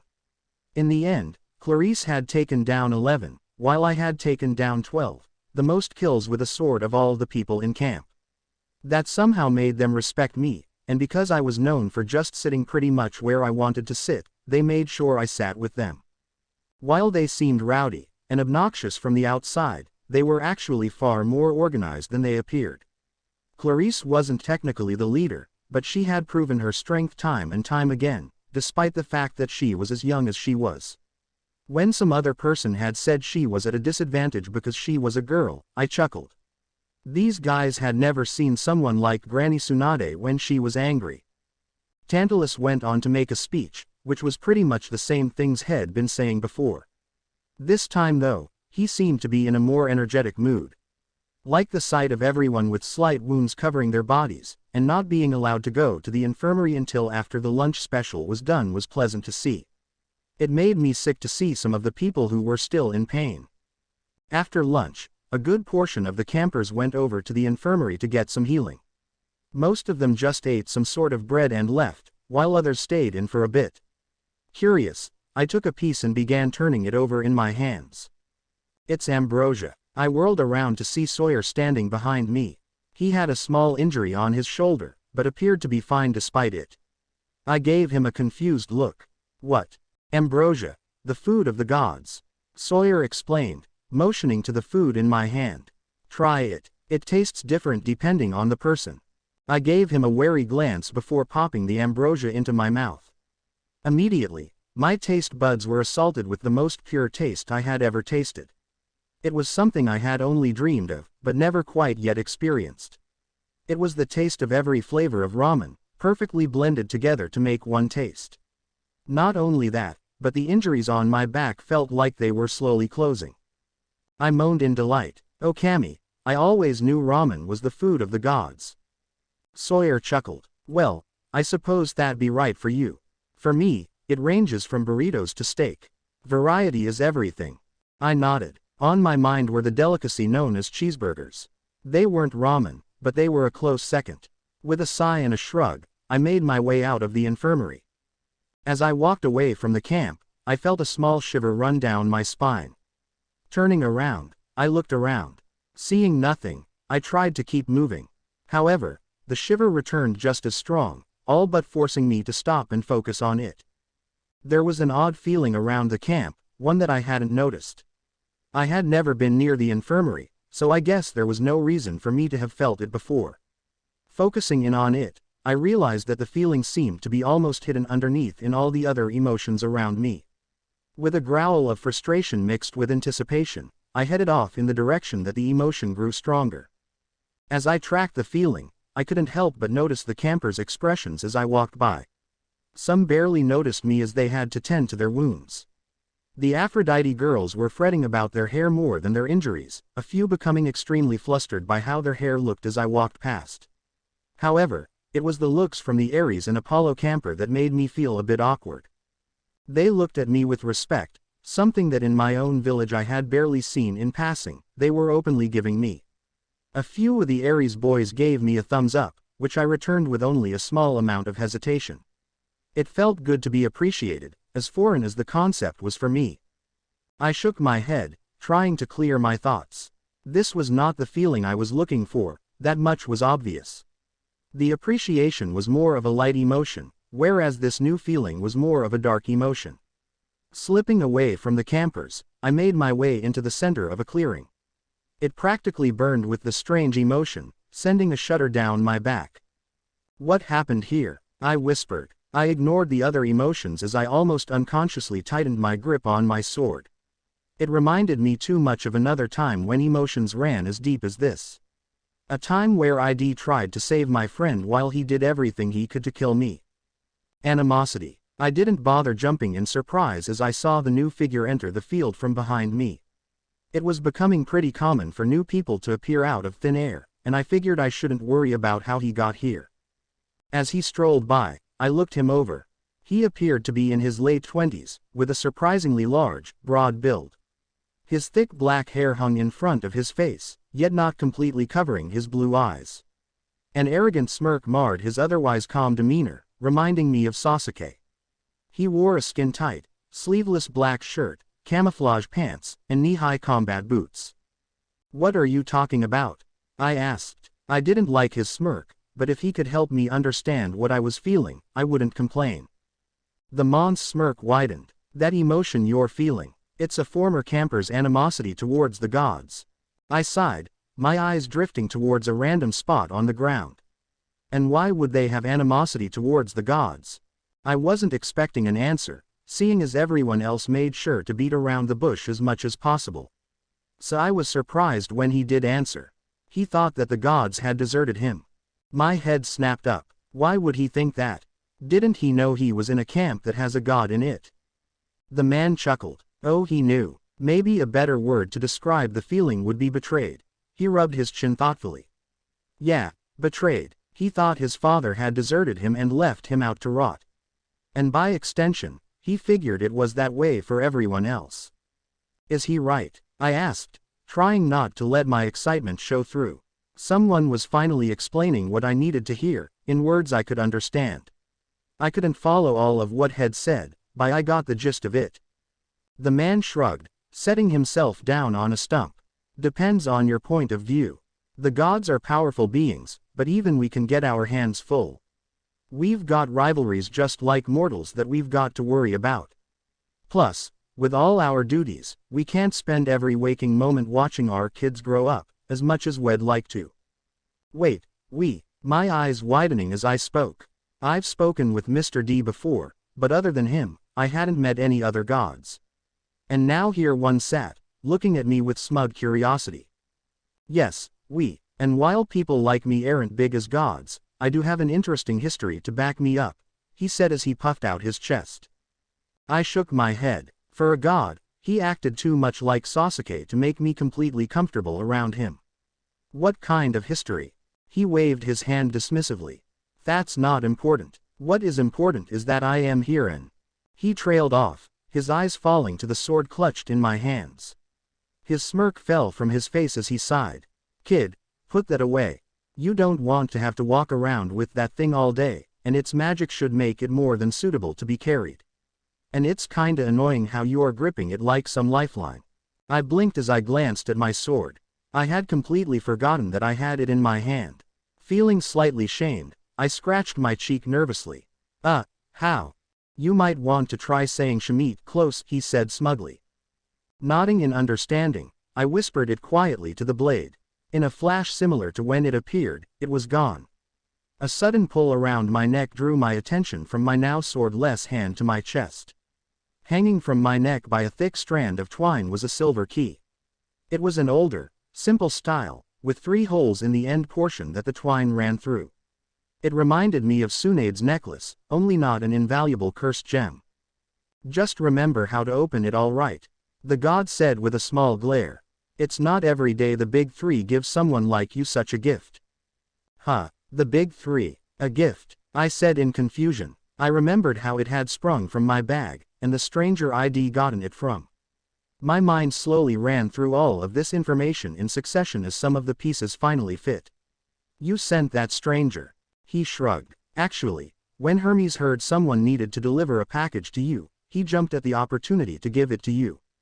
Why? I asked, shifting about. While it was more polite to speak to someone without a weapon, I missed the feel of the sword in my hand. It gave me some comfort in knowing that if I needed I could defend myself. Because of you. His smirk fell for a moment, turning to one that was indefinitely more thoughtful. I haven't seen a hero this fought over since Odysseus. Who? He dismissed me and my curiosity with a wave of his hand. Never mind. Ask Athena's daughter. What's her name? I raised an eyebrow at that. Annabeth. That's the one. He straightened slightly as he stared at me. Look, I've got to get going soon, so I need to make this brief. You and your presence have thrown our world out of balance. The fates knew how everyone would come to an end, and were able to see the events before they happened. Wait, our lives are controlled by fate? I asked skeptically. He nodded, his eyes slightly clouded over. Yes, everyone's fate is decided. Our choices just lead us down the path that inevitably ends how they planned. There was a moment of silence as I digested this information. Then I threw back my head and yelled, "Damn it, Neji. Why do you have to be right?" The man jumped at my sudden yell before bursting out into laughter. You see, that's the sort of things that are throwing off the fates. You're unpredictable, and more importantly, uncontrollable. That's why we need you. I am not sure I understand, I said, feeling a bit uncomfortable. I had an idea about where this conversation was going, and I didn't like where that ended up. Us gods want you to do something for us. Something that will benefit all of us. He leaned forward, a serious expression returning to his face. Tonight, Tantalus will be forced to send some people on a quest. We want you to take part in the quest to save Thalia's tree. I blinked. That didn't sound like something that was too difficult. However, there were still questions unwanted answered. Why me? Like I said, the fates don't control you. You can stop the Titan Lord's plans because you are a wild card. He can't expect you. Also, the gods need someone who they all can agree on to send to protect our interests. You haven't been claimed yet, so you fit the bill. Who knows, maybe your parent will claim you after the quest. Big acts make it easier for the gods to send signs to their children, seeing as they've set themselves up as someone to be counted on. I guess that makes sense, I thought as I mulled over what he said. What's in it for me? He shrugged. Well, see, since this is a big thing we're asking, we want it done before we really promise you something. In fact, you want well let you pick what you can get out of it. This is really important. My ears twitched at that. They'd let me pick whatever I wanted. There was something that I wanted. I wanted to go home, to make good my promise to Sakura, and to fulfill my boasting of becoming Hokage, the leader of the Leaf Village. I opened my mouth to voice my desire, but was cut off as he spoke. Just think on it for now. You can be dead set on what you want now, but you don't know how things may change. Trust me, things always change. I stared at him for a long moment, unable to bite back my curiosity. Who are you? He grinned. Don't you worry your empty little skull on that. You've got bigger things to worry about. Now will you make the promise to do what you can for Thalia's tree? I nodded, sticking my hand out towards him. He grabbed my hand and shook it. I barely kept myself from hitting back a cry of pain. He had a strong grip, and it felt like he was trying to crush my hand in my grip. He let go of my hand, nodding with a grin. Good. Now don't go back on that promise. All us gods will be watching. He suddenly brought his hands together in a clapping motion. The sound that reverberated through my ears, though, was anything but a clap. It was more of a point-blank thunderclap. I saw stars in my eyes and blinked profusely as I tried to realign myself. I had somehow fallen when he clapped, and had to push myself up to my knees to look around. In the moment of my disorientation had gone. I stared at where had once been. Then, I began to laugh. A deep, loud laugh that filled the clearing. I'd finally found a possible way to get home. I actually learned something. I had a cool weapon, and I couldn't be happier. I was wrong. There was one thing that could make me happier. And that was why I was almost unable to breathe as Tantalus walked into camp. Unlike his usual calm demeanor, he wasn't even hiding his barely withheld rage. His eyes darted about, daring someone to say something to him. There was a reason for his anger. Had just spent time after lunch chasing a cheese wheel that was just barely out of reach, before getting knocked out. I couldn't help but admire my work as he scowled at everyone who looked at him for a second too long. Back in the village hidden in the leaves, I was a notorious prankster, best known for defacing the Hokage mountain. It was a masterful piece of art meant to be viewed by all. Tantalus' face was nowhere near the same, although he was far more capable of expressing how he felt about it. His face was covered in paint that was most built around what he couldn't do. His already pale skin was now starkly white, like one of those geisha ladies. He had 2 streaks of pale blue running down his cheeks like tears and 2 more on either side of his mouth like drool, something he couldn't do since he couldn't drink enough water to make tears or saliva. His hair was my pride and joy, a brilliant, bright pink color that all but glowed in the pale moonlight. I had briefly wondered if that would be insulting Sakura, but dismissed it soon after. It was too good of an opportunity to pass up. Just the fact that someone had brought pink hair dye in the first place was odd, but I wasn't going to question it. The thing that brought it all together was the thing that did glow in the dark. All of his prison suits, casual clothes, and other clothes had been destroyed and replaced with jumpsuits dyed in a neon lime green dye. I even made sure that there was no way he could get any other clothing to make sure he had to wear it. Even with the fire and moonlight around him, his clothes were standing out like a sore thumb. And people had told me that orange was a bad color. And to top it all off, I'd gotten caught by Mr. D, and didn't get into trouble. All he did was shrug and tell me to hide the dyes back in the shed. Mr. D is awesome like that. Tantalus tried to sneer at everyone, but it only made people laugh when he turned his back. His white face seemed to remove the terrorizing feeling he usually inspired. In the back of my mind, I silently thanked myself for not painting the horrid purple around his eyes. Head actually looked scarier than normal, like the snake Tem Orochimaru. I shuddered to think of there being two of him. We sat around the campfire, singing songs as the Apollo cabin members lead. I didn't know any of the songs, but sang along as best as I could. Interestingly enough, Sawyer stood up during one of the songs and started to dance about, pulling people up as he went. By the third song, everyone was up and dancing to the songs, the fire rising higher and changing color. Mr. D had looked rather bored before that, looking like he'd rather leave than stick around. When everyone started to dance about though, he kept chuckling as he watched us. Apparently we were pretty entertaining. At the end, a disgruntled Tantalus slowly clapped for us. How quaint. He had a stick with what I'd been told was a marshmallow on the end. Despite his bad mood, he tried to snatch it like he always did. The marshmallow seemed to sense his intent, as it jumped away. With a growl, Tantalus made a dive for it. Marshmallow was smarter than he was though, as it jumped into the fire. A moan resounded through the camp. Stop wasting the food. I shook my head at Sawyer's pained expression.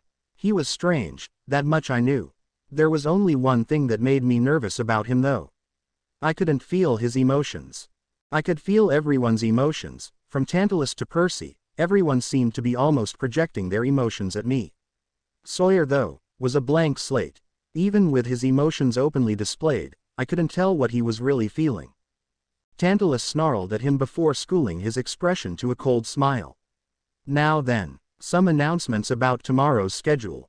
Sir, Percy said. Tantalus' eye twitched. The kitchen boy has something to say. A couple of Ares boys snickered at that, but stopped when I glared at them. Percy stood, and surprisingly Annabeth did the same. We have an idea of how to save the camp. Lee and Guy could have run through the camp right then yelling at the top of his lungs about youth, and no one would have noticed. Percy had their attention. The fire even changed to a bright yellow as we looked at Percy expectantly. Tantalus snorted. Indeed. Well, if it has anything to do with chariots. The Golden Fleece. We know where it is. Apparently this was a big deal, as the flames burned orange. Percy jumped into an explanation of a dream he'd had, involving someone named Grover. Annabeth took over after a while to tell everyone what the fleece could do. I was impressed by some of the abilities the fleece supposedly had. Healing, prosperity, stuff like that. It was amazing they hadn't been scouring the land trying to find it in the first place. The place it was supposedly hidden brought a grin to my face. Sea of monsters. Home to dangerous monsters of all kinds. Back in the Leaf Village, this was the sort of thing I dreamed of. Fighting monsters, epic rescues, and coming out the hero. The fleece can save our camp, she concluded. I am sure of it. Nonsense, Tantalus said. We don't need saving. I growled as everyone looked at him with confused looks. He grew uncomfortable at their stares after a moment. Besides, the Sea of Monsters. That's not an exact location. You wouldn't even know where to look. He looked at Percy smugly, daring him to figure out how to get around that roadblock. Yes I do. I rubbed my forehead in frustration. This was way too convenient, and it felt like a trap. But, like all good traps, the bait was something we wanted. No, needed. 30, 31, 75, 12. Percy said with a hint of pride in his voice. Thank you for those useless numbers, but what do they mean? Tantalus asked, a scathing, superior glaze falling on Percy. Their coordinates, latitude and longitude. We learned about it in social studies. I've never heard of stuff like that before. I thought quietly as I mulled over what had said. It made sense in a twisted sort of way, since maps did generally have numbers on them. I hadn't really asked about it while I was with Pervy Sage, and had never been taught it at the academy. But something still troubled me. How in the world was everything falling into place so perfectly? Percy knew what random numbers meant. He had a dream that his friend had found the one thing that could save the tree, and I'd been asked to make sure I went on that quest. It was just too well organized for it to really be coincidence. I was snapped out of my mental grumblings as I realized that everyone around me was chanting. I was sitting at the Ares table again, having been dragged over to them again, and they weren't exactly the quietest of people. We need a quest. We need a quest, they chanted, along with the rest of the camp. Wait just a moment, Tantalus said, frantically turning to Mr. D, who just shrugged and motioned to the campers. The flames grew higher as the chanting grew louder. We need a quest. We need a quest. It isn't necessary, Tantalus tried to yell, but his voice was lost in the chant. We need a quest. We need a quest. As I watched them, I couldn't help but wonder if this was how all of their quests started. If it was a pretty screwed up system. Who would think that something like this was a good idea? Mr. D sneezed as Tantalus caved. Fine. You brats want me to assign a quest? Yes, the campers chorused. Despite the various emotions around me, I couldn't help but feel nervous. He had something planned, and it probably wouldn't be good for them. Very well, Tantalus agreed. I shall authorize a champion to undertake this perilous journey, to retrieve the golden fleece and bring it back to camp. Or die trying. I will allow our champion to consult the oracle, and choose 2 companions for the journey. And I think the choice of champion is obvious. He sent an almost malicious smile to Percy and Annabeth. The champion should be someone who has earned the camp's respect, who has proven resourceful in the chariot races and courageous in the defense of the camp. You shall lead this quest, Clarice. I ignored the thundering of the Ares cabin as a knot formed in my stomach as he said that. He was almost openly saying that he was going to slowly let the camp fall apart. I finally realized something through. It was all about politics, twisted obscure politics where the goal was only your own satisfaction. It wasn't right. Clarice stood up, a nervous wave passing through me as she spoke. I accept the quest. Wait, Grover's my friend, Percy tried to yell over the Ares kids camping. The dream came to me. While he was right, the look of betrayal in his eyes spoke volumes for the anguish he obviously felt. I knew that kind of feeling, the feeling I had when Sasuke left. I ground my teeth together as I tried to think of what I could do. A small nudge poked me in the back of my head. I glanced up, looking around suspiciously. Another nudge pointed me towards the head table, and my eyes locked with Mr. D's. He gave me a subtle, almost unnoticeable nod. There was a strange understanding that passed between us, and I realized what I had to do. Clarice, I said, standing up as well. A few people gave me curious looks, but I ignored them. I want to be one of the companions who goes on the quest. There was a strange silence that seemed to be almost tangible. Surprisingly, it wasn't Clarice who broke the silence. Excuse me, Mr. Uzumaki, Tantalus barked.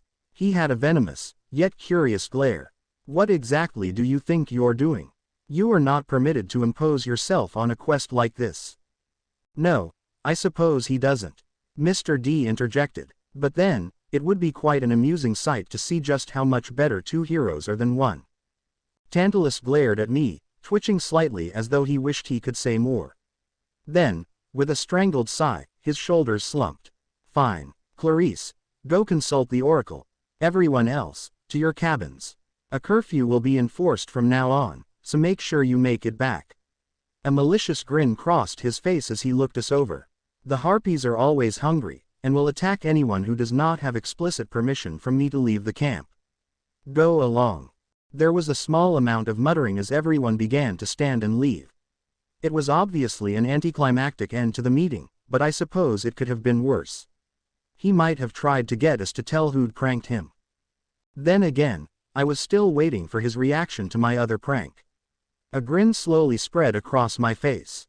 It would be an interesting morning, as long as I was there to see it. I stood at the edge of the river that flowed into the camp, idly swinging my new sword around. Despite the fact that I was obviously on the right path to getting home, there were some things that were troubling me.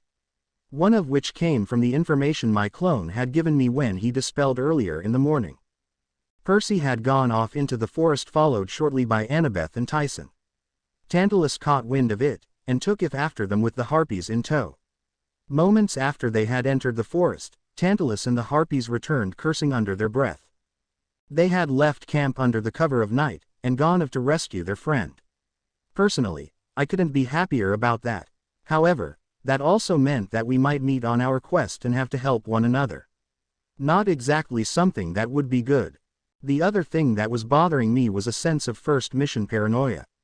I've been sent on a mission that wasn't all it appeared to be and nearly lost my best friend because of it.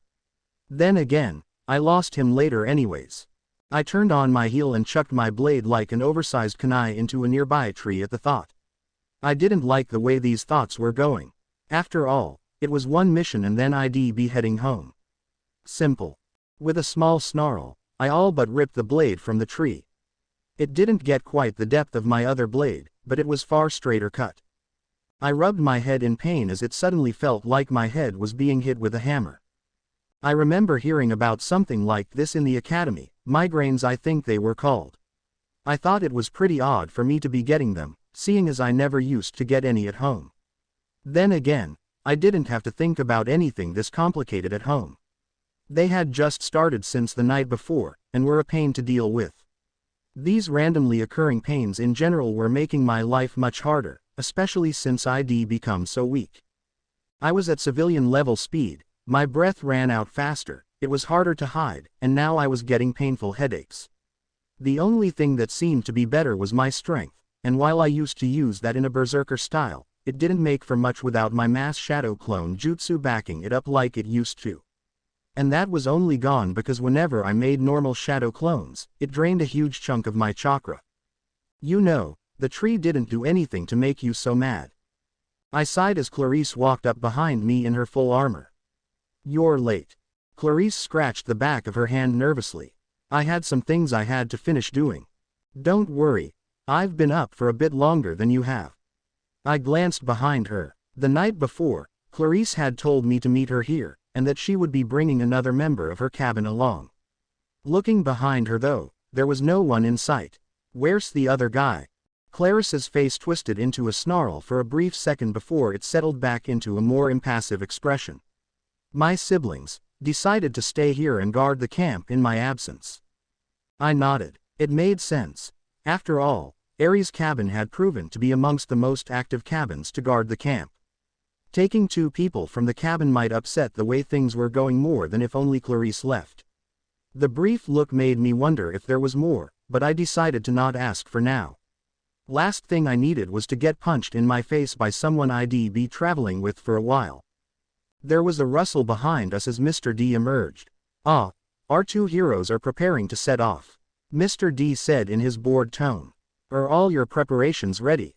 Clarice nodded. I just have to pray to my father and we should be off. Mr. D clapped his hands together, a look of delight suddenly springing across his face. Wonderful. Then I can go back to sleep. It's too early for someone like me to be walking about.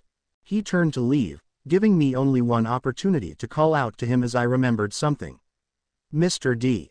Yes, Naruto. Mr. D said as he turned back to me. How is Tantalus? I heard him having some difficulty this morning. I said with a grin. Mr. D rubbed his chin thoughtfully. Well, I've never quite seen someone go so far to ensure someone was as uncomfortable as possible, but you seem to have pulled it off. He gave me a mischievous glance. What convinced you to cover his clothes in different foods? Clarice's head snapped in my direction. You did what? I pretended to ignore her as I spoke to Mr. D again. Don't forget about the itching powder on his sheets. That is how I planned for the rest of it to work. Clarice's gaze darted between me and Mr. D as she put together what I'd done to Tantalus. Wait, you mean to tell me that you pranked Tantalus so that he wouldn't have any clothes? And since all the other clothing from the camp store has gone missing, Mr. D remarked as he sent me a humorous look. Tantalus may have some difficulty performing his duties. Clarice's face turned to one of disgust. She glared at me. Why would you do something like that? He was annoying, I replied, scratching the back of my head nervously. She looked mad, and I really didn't want to get hit. There was a long pause. Then, Clarice burst out laughing. For a moment, I stared at her, trying to hold back my own laughter.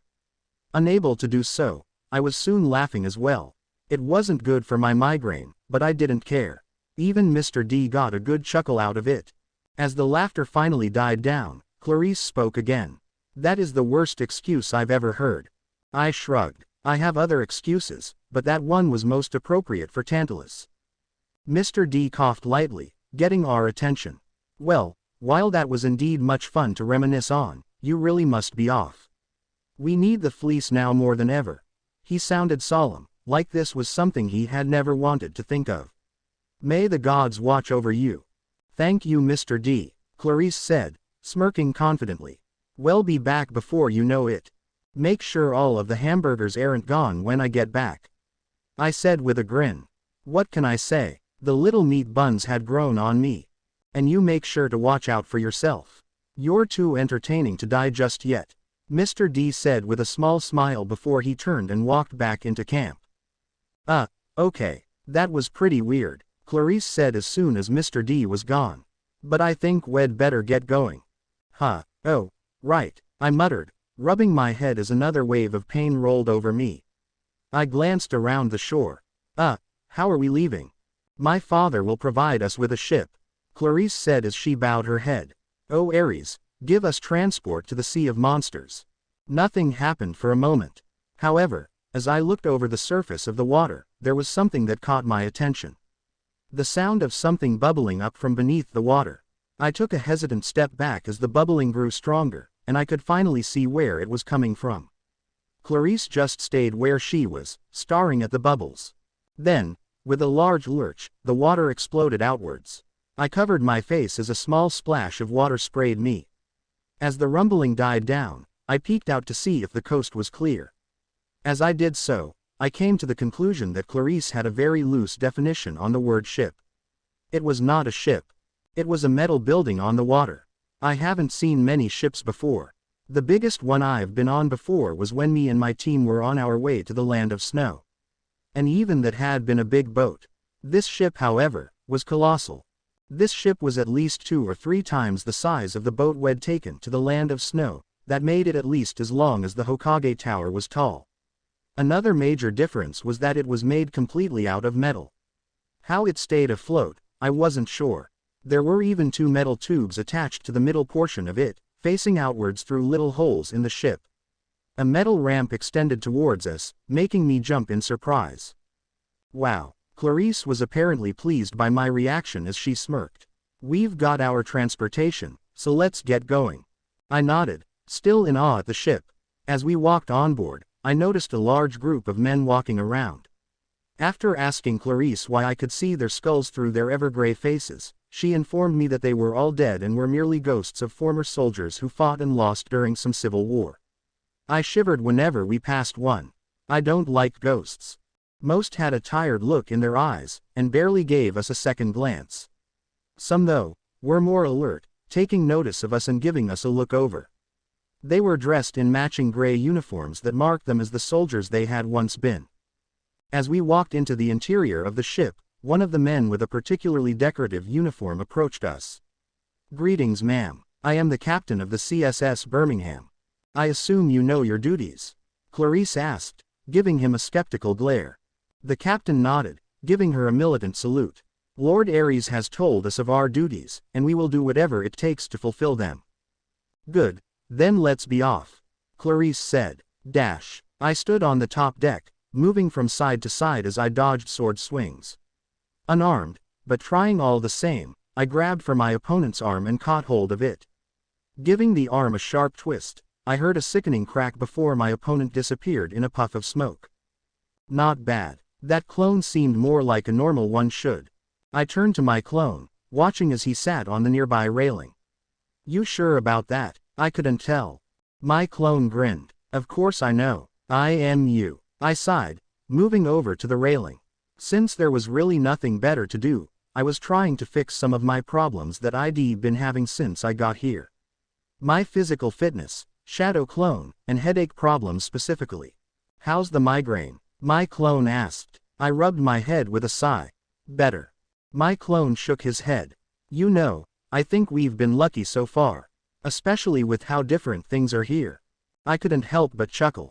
When has luck not been a factor to my success? True, but with how things have been changing, are you sure it's all by chance? I gave him a look out of the corner of my eye. You've been thinking about all this. When have I has the time to think about this? My eyes closed in confusion. When have I had the ability to think? You haven't. My clone replied, staring off into the horizon. But it's probably the same reason we're Jonin level in the spirit half of our chakra with civilian control, and all but civilian speed and strength in our physically half. I snorted at that. It was true though. Ever since I'd come here, all of the training I'd had from Kakashi and Pervy Sage seemed to have gone down the drain. When my clones had tried the tree climbing that first night, they had actually failed a couple of times. Even the water walking had been difficult, more so than it had been before Jiraiya had fixed whatever the snake girl from the Forest of Death had done to me. And all the different physical training I had done seemed a moot point now since I couldn't move fast enough to perform half my techniques. I clenched my hand, staring at my palm. The Rasengan I had used against the Fury had been too weak to have caused much damage even if I'd hit her with it. Apparently my screwed-up control had drained how much chakra I had put into it, making it about half as powerful as the one Pervy Sage had used on a hidden rock ninja before he taught me the Rasengan. I formed another Rasengan in my hand. After only a moment, the whirling ball of pure energy was spinning in my hand. I stared at the ball, my face twisted into one of confusion and frustration. I could feel the chakra used to create the Rasengan. Something I could never do before because I have too much chakra. Plus, I could contain it without the help of a shadow clone. Another thing that shouldn't have been possible because of my chakra capacity. Now though, while I felt the chakra, it felt like I could spew them about without worry, although, that was probably because of how weak my Rasengan currently was. While it was cool that I could make so many, it wasn't a good thing for me. The only offensive technique, and really the only technique, I had been taught was currently weak, and all but useless in a fight. Which meant I was useless and weak. I don't like feeling useless or weak. I let the energy go, feeling angry at my loss of power. I took a deep breath to steady myself, hoping that somehow I'd be able to return to my normal energy soon. As I did so, I noticed something in the air that I hadn't before. I took another deep breath, focusing on the smell. Do you smell that? My clone gave me a funny look. Who do you think I am, Kiba? He responded jokingly. However, after taking a deep breath himself, he seemed to stiffen considerably more than normal. Yeah, I think I smell that. What is that? I shrugged. I took another tentative sniff.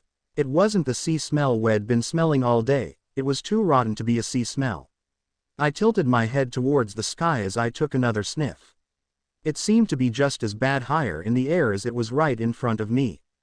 I shuddered at the nauseous feeling that suddenly swept over me. It felt wrong, like it was slowly suffocating me. I had to take a step back and take a moment to steady myself. The closest feeling to this I had ever had been when I'd been in the land of waves, and even then that was because of the humidity. My clone shook his head. Unlike my normal shadow clone jutsu, I had accidentally forced too much chakra into the technique, and considering my previously horrible control, I am talking way too much chakra, which made them somehow different than my normal clones. They were more durable, and had more skill than normal clone. The strange thing was there was something else that was different that scared the living daylight out of me. They were smart, smarter than me, and had proven a few times in the few hours on the ship to be more devious than I am too. I felt a small chill go down my spine as I turned to my clone. There was a glint in his eyes that screamed trouble. You wanna spar? It might help clear the air. I nodded, wondering why this felt like a very, very bad thing to do. Come on. Stop trying to hit me and hit me. I growled as fell to the deck of the ship, hissing slightly in pain as my back connected roughly with the steel. I glared up at my clone as he held the sword over me semi-threateningly, a cocky smile on his face. I batted his blade away with my own sword and leapt to my feet, swinging wildly as I tried to hit him. And was quickly knocked onto the deck again. Seriously, are you really trying, or are you just this bad? Do I really sound like that? I muttered, wondering just how arrogant I was for my clone to be acting like this. They were usually pushovers that were at least careful with what they said so that they wouldn't be quickly dispelled. Now that glancing blows didn't dispel him, he seemed to have a lot more to say to me. My clone shrugged. I dunno. Us clones don't usually get to talk much since we used to be so fragile. Since you can't just dispel me here, I can talk all I want. He grinned at me cheekily. Besides, I am way better at this than you are at this. All around us, the soldiers were going about their duties. Most were ignoring us, not bothering to pay attention to our skirmish. Others, however, were watching in confusion and amazement as we fought. There was some muttering amongst them about how it was impossible for me to be fighting myself, but what did they know? I've been able to make clones for 3 years.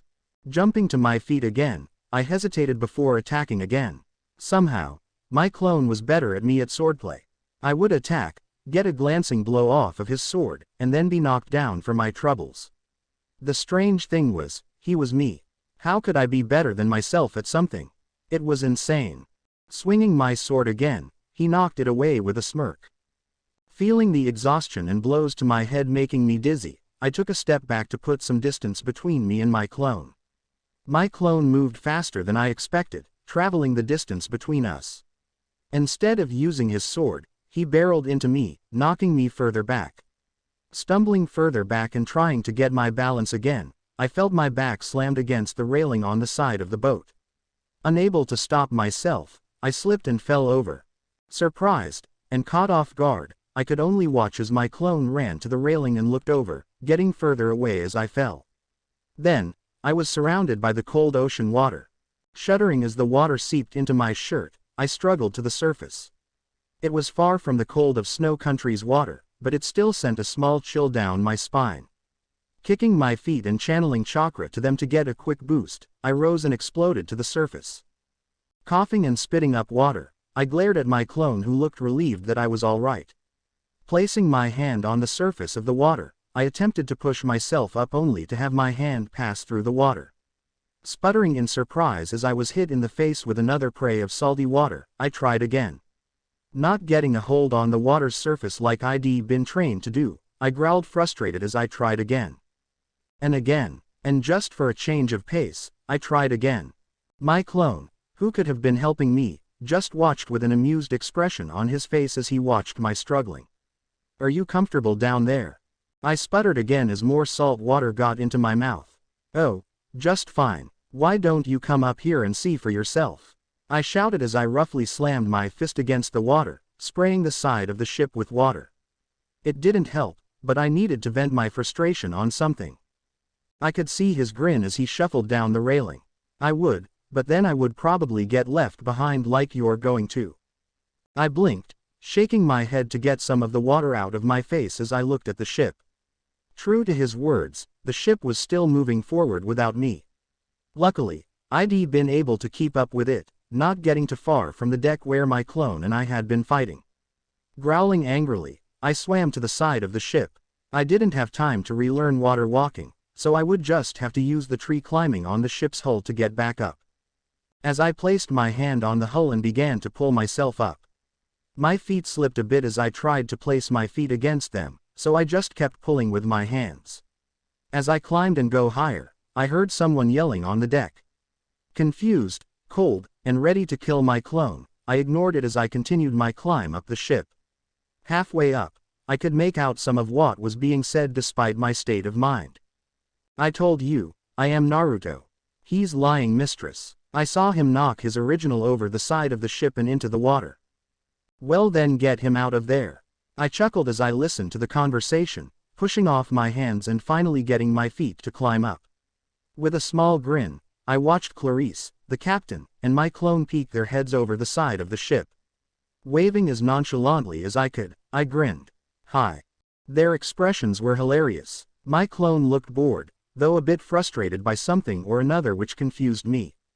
The captain looked apathetic, his skull showing through the illusion of his face as he stared down at me. Clarissa had the best reaction though, looking like her jaw would hit the deck at any moment as she saw me standing on the side. With a grin, I walked the rest of the way up and pulled myself over the edge of the railing. Clarice was knocked from her stupor, looking between me and the water as she spoke. What the? How? Surprised to see him, my clone asked, glancing at me. There was a strange look in his eye as he stared at me. I had never seen that kind of knowing look before from my clones, but it was eerily familiar. Like I'd seen that knowing look from someone before. Clarice looked between me and my clone with a look of confusion. Yeah, I mean, he was walking on the side of the ship. I would have walked on water if my chakra had worked right. I muttered. The captain raised an eyebrow at that, obviously surprised that I still had more tricks to show. Clarice, however, didn't hear me as she returned to her normal in-charge self. Well, don't fall over the edge again. We don't need to lose any of the crew at this stage in our travel, least of all my companion on this quest. My clone chuckled. Sounds like she's growing attached to us. Clarice looked flustered, as she shot my clone a glare. I shook my head at that comment, feeling amused at my clone for saying something like that. She was probably just glad someone had come with her on the trip since her siblings hadn't come. Just dispel. I personally don't want to die from her fury just yet, I said sarcastically, shaking my head. There was a brief pause as my clone flashed me an amused and victorious grin before he dispelled.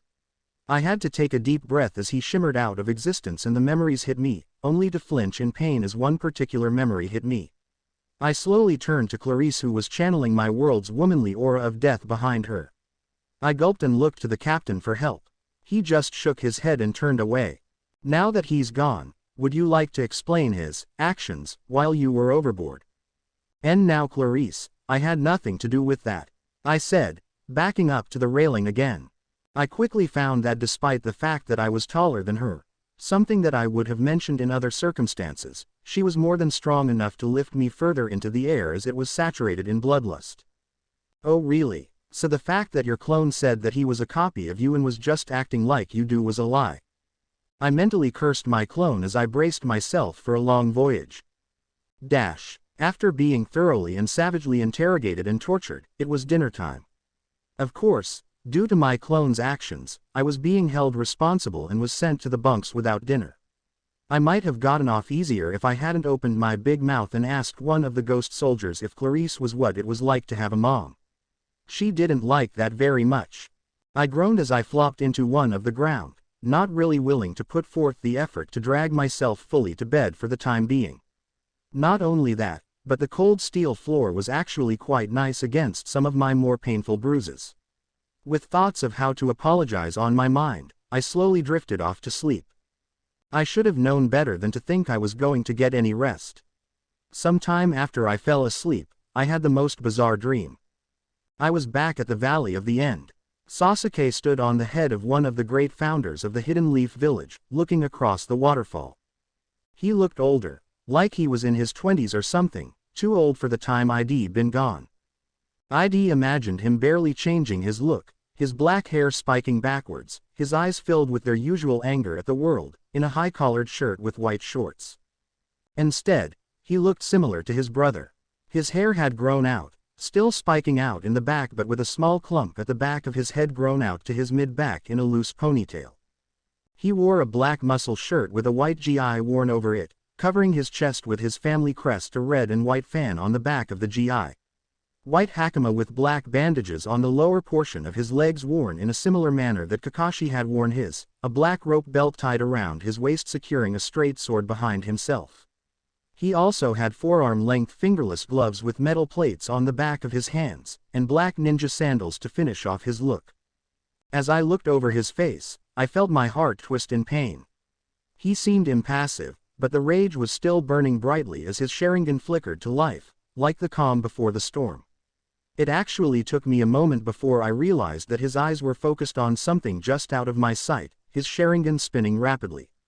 I tried to turn to whoever it was, but was unable to take my eyes off of Sasuke as his expression turned into a scowl.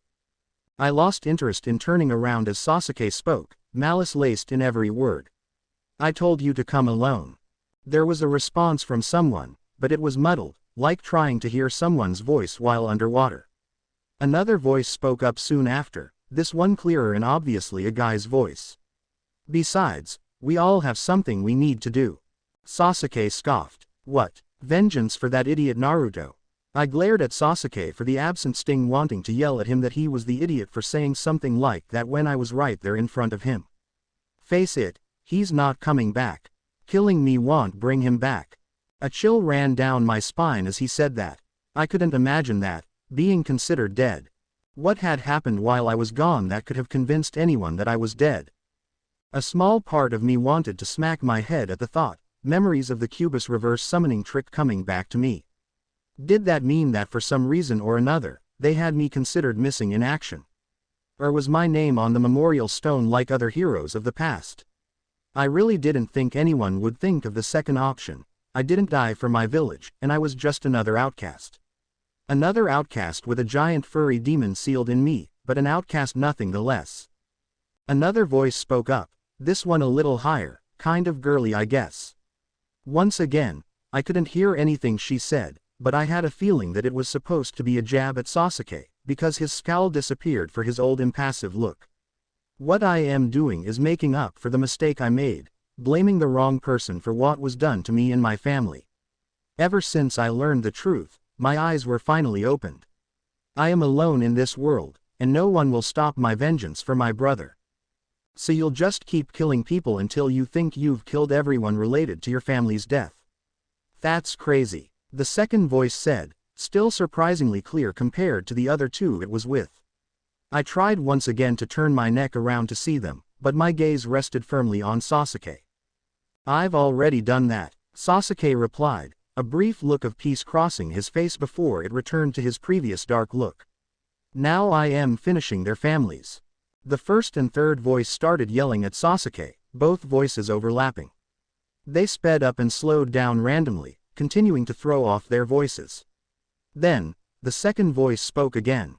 "You guys, enough." Sasuke raised an eyebrow at this. At the first and third person quieted down. "Oh, do you think you know something that they don't?" "Yes," he said slowly, as if considering his words carefully. "We've seen what you can do, and that you'll do whatever you can if it gets you to your goal. But, we swore something."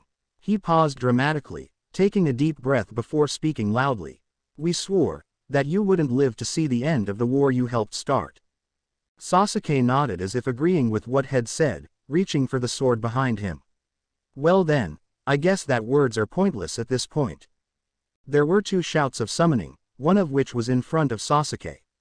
From the smoke in front of him, there was a loud noise, a screeching sort of noise that I quickly realized came from a bird that Sasuke had summoned. I can hear the battle cry of the three individuals behind me as a second screech pierces the air and draws me from dreamland. I woke up with my head splitting in half, clutching my head as another migraine feels like it is splitting my head in half. The lights flicker around me, adding to my pain. Rolling onto my back, I look around wildly for the source of the screeching. It only takes me a moment to find the loose piece of pipe that has steam hissing out of it. Somehow pushing myself into a standing position, I manage to stumble over to the pipe. Clasping it in my hands, I give it a violent twist to tighten it. It takes what feels like forever for the sound die down, but it finally becomes less piercing and ebbs away. I let out a small sigh of relief as I take my hands away from the metal. I can vaguely feel a stabbing pain shooting from my right hand, but I ignore it in favor of trying to get the world to stop spinning. I feel a wave of nausea roll over me as the boat tips to one side, and I have to take a deep breath to steady myself. Most of the other soldiers seem to have retired for the night, sleeping peacefully in their hammocks despite the noise that I thought should have been loud enough to have woken them all up. Shaking my head, knowing that I won't be able to fall asleep again, I head up to the upper deck for some fresh air. Either that or in hopes that if the nausea returns I'll be able to get to the railing and not make a mess in the ship. I really don't care anymore. As I reach the deck, I take a deep breath. The salty breeze momentarily catches me off guard, the smell different from what I usually wake up to.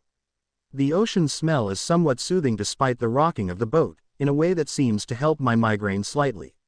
It's no forest, but it helps. There is a twitch of guilt as I think that, memories of my home rushing back to me. The dream of Sasuke has reminded me that while I am here, I am breaking my promise to Sakura, that I would do whatever I could to bring Sasuke back. For some reason, the nagging voice of Pervy Sage resounds in the back of my head, telling me she's not worth it, and that I should just stay here. It's nice here. The people have taken me in even though they know nothing about me, and have supplied me with the means to get by for the time being. As I think about that, however, it begins to worry me. Why have they just taken me in? Why would they just ignore the fact that the few people I have told where I am from give me confused looks? That at the mention of being a ninja, they laugh. And when I walk on trees, or ships, they are in awe. What are they trying to get from me? Too many questions flood my mind, and I am forced to push them away. I try to rub either side of my head, help push away my thoughts, only to be given a sharp jolt of pain shooting through my right hand. I bite back the urge to yell at the pain, instead clutching my wrist in my left hand. The pain sends a fresh wave of blinding pain from my migraine, forcing me to my knees. Breathing heavily, I glance down at my hand in confusion. The skin is red with a clear covering of skin, and is immensely painful. I try to simply brush it off, but the pain keeps returning. Unable to help myself, I hiss in pain as I clench and unclench my fist. What have you done to yourself now? I turn to see Clarice leaning against the top of the stairway that leads down to the interior of the ship. I am expecting her to still be mad at me, but I can't tell what her expression is in the dim lighting. I grin half-heartedly as I pick myself up. Nothing. I just stubbed my toe.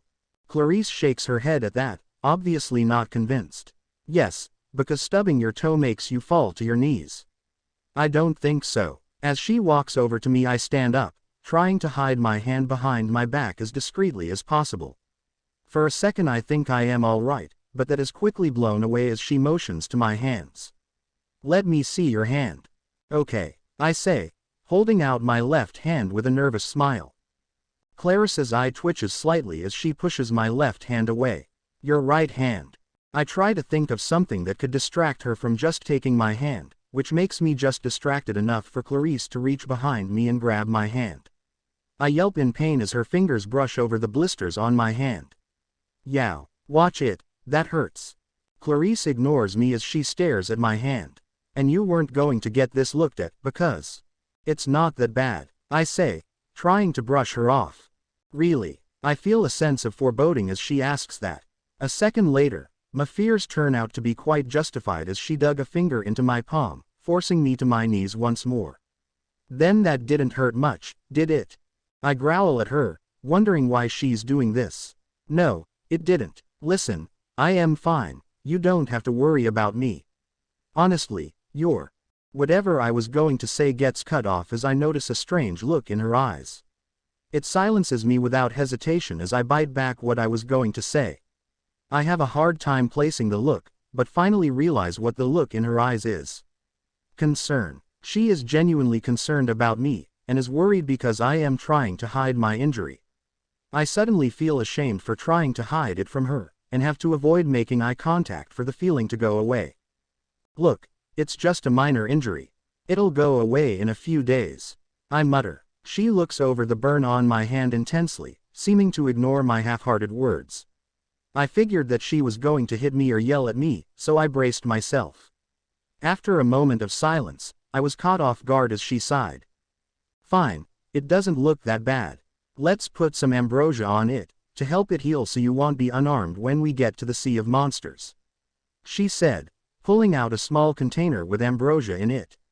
She lightly poured a little on my hand, and I sighed in content as the pain slowly ebbed away.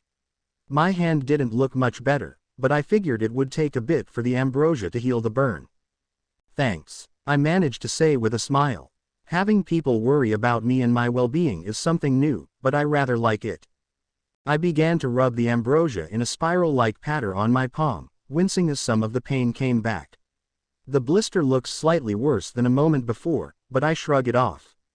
Clarice doesn't say anything about it, so I ignore the slight discoloration. Falling onto my back with a sigh, I stare up at the stars up in the sky. I am glad for the rocking now that my nausea is gone, giving me something to focus on rather than the pain in my hand. The wind brushing up against my face is cool, though it stings a bit as some of the salty spray comes over the deck. I sigh contentedly as I watch the lights in the sky flicker brightly. As I look over the vast sky, I notice a small star in the corner of my vision. Normally I probably wouldn't notice it, but this particular star is different enough to catch my immediate attention. It's growing. No, it's moving. And from what I can tell, it's headed straight towards the ship. Clarice, I say slowly. Do stars fall like that normally here? Clarice gave me a confused look before following my gaze. I can tell when she does, because her whole body goes rigid, and I can hear her breathing somewhat erratically. She quickly whirls back to me and yanks me to my feet again, her face flushed and a hint of fear briefly crossing it. No, that's not a star. Really? I ask. I am not usually one to notice the normal little things that most other people notice, but the way Clarice is acting makes me try and focus on the details of the oncoming object. Well, if it's not a star, then what is it? That's one of the gods' chariots. She manages to whisper out, pulling me into the ship.